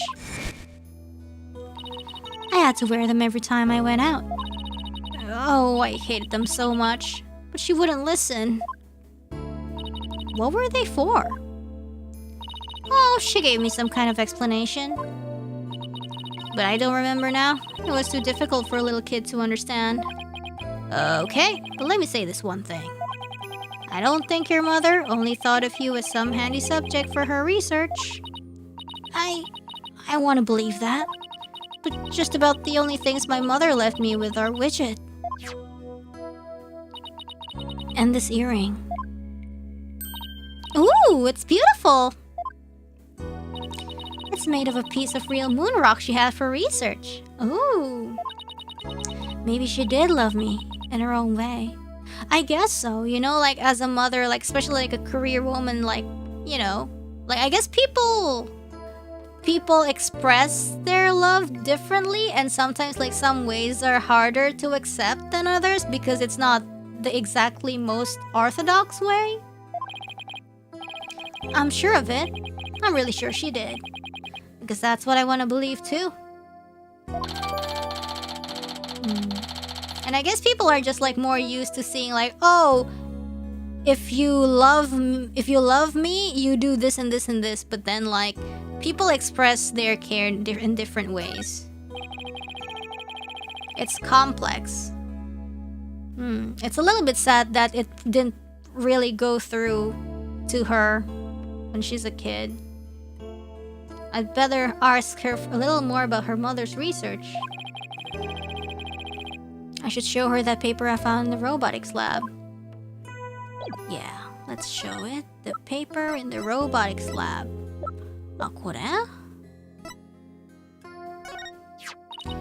Oh, the Ponko series! You must have gone to the robotics lab. You seem to really love Ponko and Klonko. Yeah, my mother made them and I grew up around them, you know? There's one of those little robots in this photo too. See Ponko's bandages? I put those on her. I just phoned them around and around. Pretty bad job, huh? But I really put my all into it. Oh my god, so it's not even that she was abused. I hardly left the center in those days, so I didn't have any human friends besides Shuni. I didn't really understand the difference between robots and people back then. I thought that if a robot broke, bandaging it would help it get better. What a weirdo I was. It looks like there's something written on the bandages. It's Japanese. Yeah, I wrote stuff like, get well soon, Ponko. But in the end, my mom just put her on the operating table and fixed her in a flash. Oh, that must be the thing I made move in the robotics lab. Is it robotics lab or robotics lab? I don't know. I was so impressed by what my mom did. I even asked her if she would put me on the table and fix me if I ever got hurt. No! It looked just like magic to me, what she could do. A little girl who grew up around robots. She seems to have some good memories of it. Robotics. 7 years ago. On a different subject, did you hear about the person holding up the space center? Oh my god, what if Athena was the one who moved? I mean, I don't know how strong she was, but it would be so funny if she was the one who put her on the operating table. Wanting to fix her mom. Did you hear about the person holding up the space center? Yes, a little. And this person has even taken hostages? I guess I'd better spare her the news about Trucy. Hey, that would be sad. I know. That would be sad, but also it's like funny because she was a kid and there's kind of like no way she could have done it by herself. Maybe she asked Ponko and Klonko. No, Ponko only because Klonko didn't give... they never gave birth to Klonko back then. I guess I'd better spare her the news about Trucy. Well, after some negotiating, we agreed to do a retrial of the case from 7 years ago. What? You're kidding me! So that means... Prosecutor Blackwell might... Yep, I know he's innocent. I just have to prove it. So, wait, did you know him back then? Yes. He used to come visit my mom a lot. He studied psychology under her and would sometimes ask for advice on his legal cases. He was very kind and considerate, and straight as an arrow. He was kind and considerate! Too many people change in this game as they grow up. Unlike now, where he's more twisted than a basket of snakes. That's why I took the witness stand during his trial 7 years ago.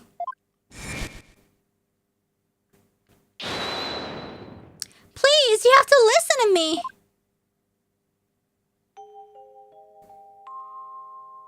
He didn't kill her! His heart is screaming that he didn't kill her, but of course, the court is like, what the heck is she talking about? I was a fool. How could anybody else know what I was talking about? She heard the voice of his heart. You were only 11 then, right? You were very brave just to give testimony. Pearls is right. You did the very best you could at the time. But nothing I said did any good. I was a shaking and scared little girl. Small and ineffectual. Even after I went to live with my relatives in Europe, I stayed closed up in my shell. But you're different now. You're always so bright and cheerful. Thanks. That's because one day, I came to realize that I had to fight. I couldn't give up. I exercised hard and I studied hard. I wanted to become the strongest lawyer I could be. Aww. I wanted to save Simon, but I had no idea how. And I met Mr. Wright, and thanks to him, I realized that if I became a lawyer, I could prove that Simon was innocent. I also realized that psychology could help me do this. I mean, psychology was my mother's specialty. When I studied it, I felt like she was there with me, supporting me. It doesn't seem like Athena knows. Does she know? Skull emoji. That Prosecutor Blackwell is due to be executed tomorrow. I wanted to prove Simon's innocence personally. I wanted to do it so bad. Even now, I want to fly out of here and go save him. Come to think of it, she said something like that during the Themis Legal Academy trial. She mentioned there was somebody she wanted to save. She must have been talking about Prosecutor Blackquill. Widget is so sad. He's crying. I heard some prison guards say that you had an interview with Simon. How was he? What did he say? No, I can't tell her. But how can I lie to Athena? He was doing well. He was happy about the possibility of being proven innocent. He was? I wonder if he smiled, like he used to, back then. If I can't prove Prosecutor Blackwell's innocence in this trial, I don't think Athena will ever forgive me. I just have to free him. Failure is not an option here. Ah! Shut the up! Oh, I thought you might be here. Mr. Lawyer, we're in trouble. Oh, shush! Shut up! Shush! We are? What is it? Ugh. I couldn't find a single open courtroom. You're all in session. Oh no, but this is an emergency. It's very difficult to interrupt a trial once it's on their way. Try harder. Oh. My phone. It's from Trucy. Do it in the exploded one, real. I told you I'll give you 1 hour. I guess it's time to pick one of the hostages. No, wait. We still have a little more time. Besides, all of the courtrooms are being used right now. Except, make all the excuses you want, but you won't get more time. Your daughter is first. Poor thing. She's a little too young to die, don't you think? No, don't you dare hurt her. There has to be something I can do. The cruelest injustice is about to befall us. No, this can't be happening. Mystic Maya. Wait a minute. Maya? I read somewhere that you were holding a trail in the middle of an explosion. Yeah, just do it there. There must have really been something, although weird is on par for the course with you. A courtroom blew up. That's it. There is a courtroom we can use after all. Okay, time's up. Too bad. Any last words you'd like to say to her? Hold it! Aura, please don't add to the crimes you have already committed. So you know who I am, do you? It wasn't like I was trying to keep it a secret anyway. We're ready to start the trial. Oh, yes. We can hold it in the ruins of courtroom number 4. The one blown up by the bomber. Oh, what a wonderful idea, Mr. Nick! I never would have thought of that. An astonishing trial in an astonishing location. I guess it's only befitting. I'll go get the place ready right away. I didn't exactly pick the place for its astonishing factor. How about it? Are you ready to have your brother's innocence proven? My brother? Oh, I'm sorry. Did I forget to mention? It's not Simon you'll be defending. What? Not Prosecutor Blackwell? I indict Athena Sykes on the charge of murdering her own mother. You'll be defending the little princess there, the one behind the glass. What? Widget is my face right now. Huh? What the? Huh? What? See you in that mountain of rubble you've chosen for our courtroom, Mr. Wright. What is she talking about? Athena? Of course. Why didn't it even occur to me before? If Prosecutor Blackwell is innocent, somebody else had to have been the true culprit. Did I kill my own mother? Oh my god, that face. No.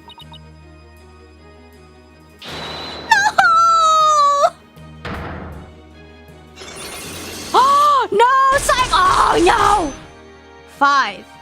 It's alright, but we've been through worse. No way! It can't be true!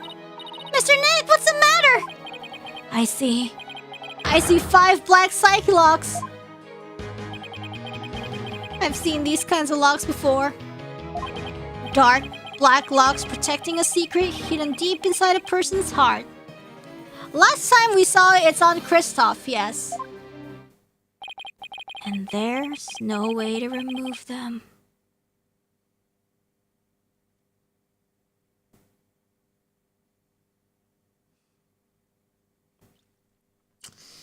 Oh my god. Okay, fine.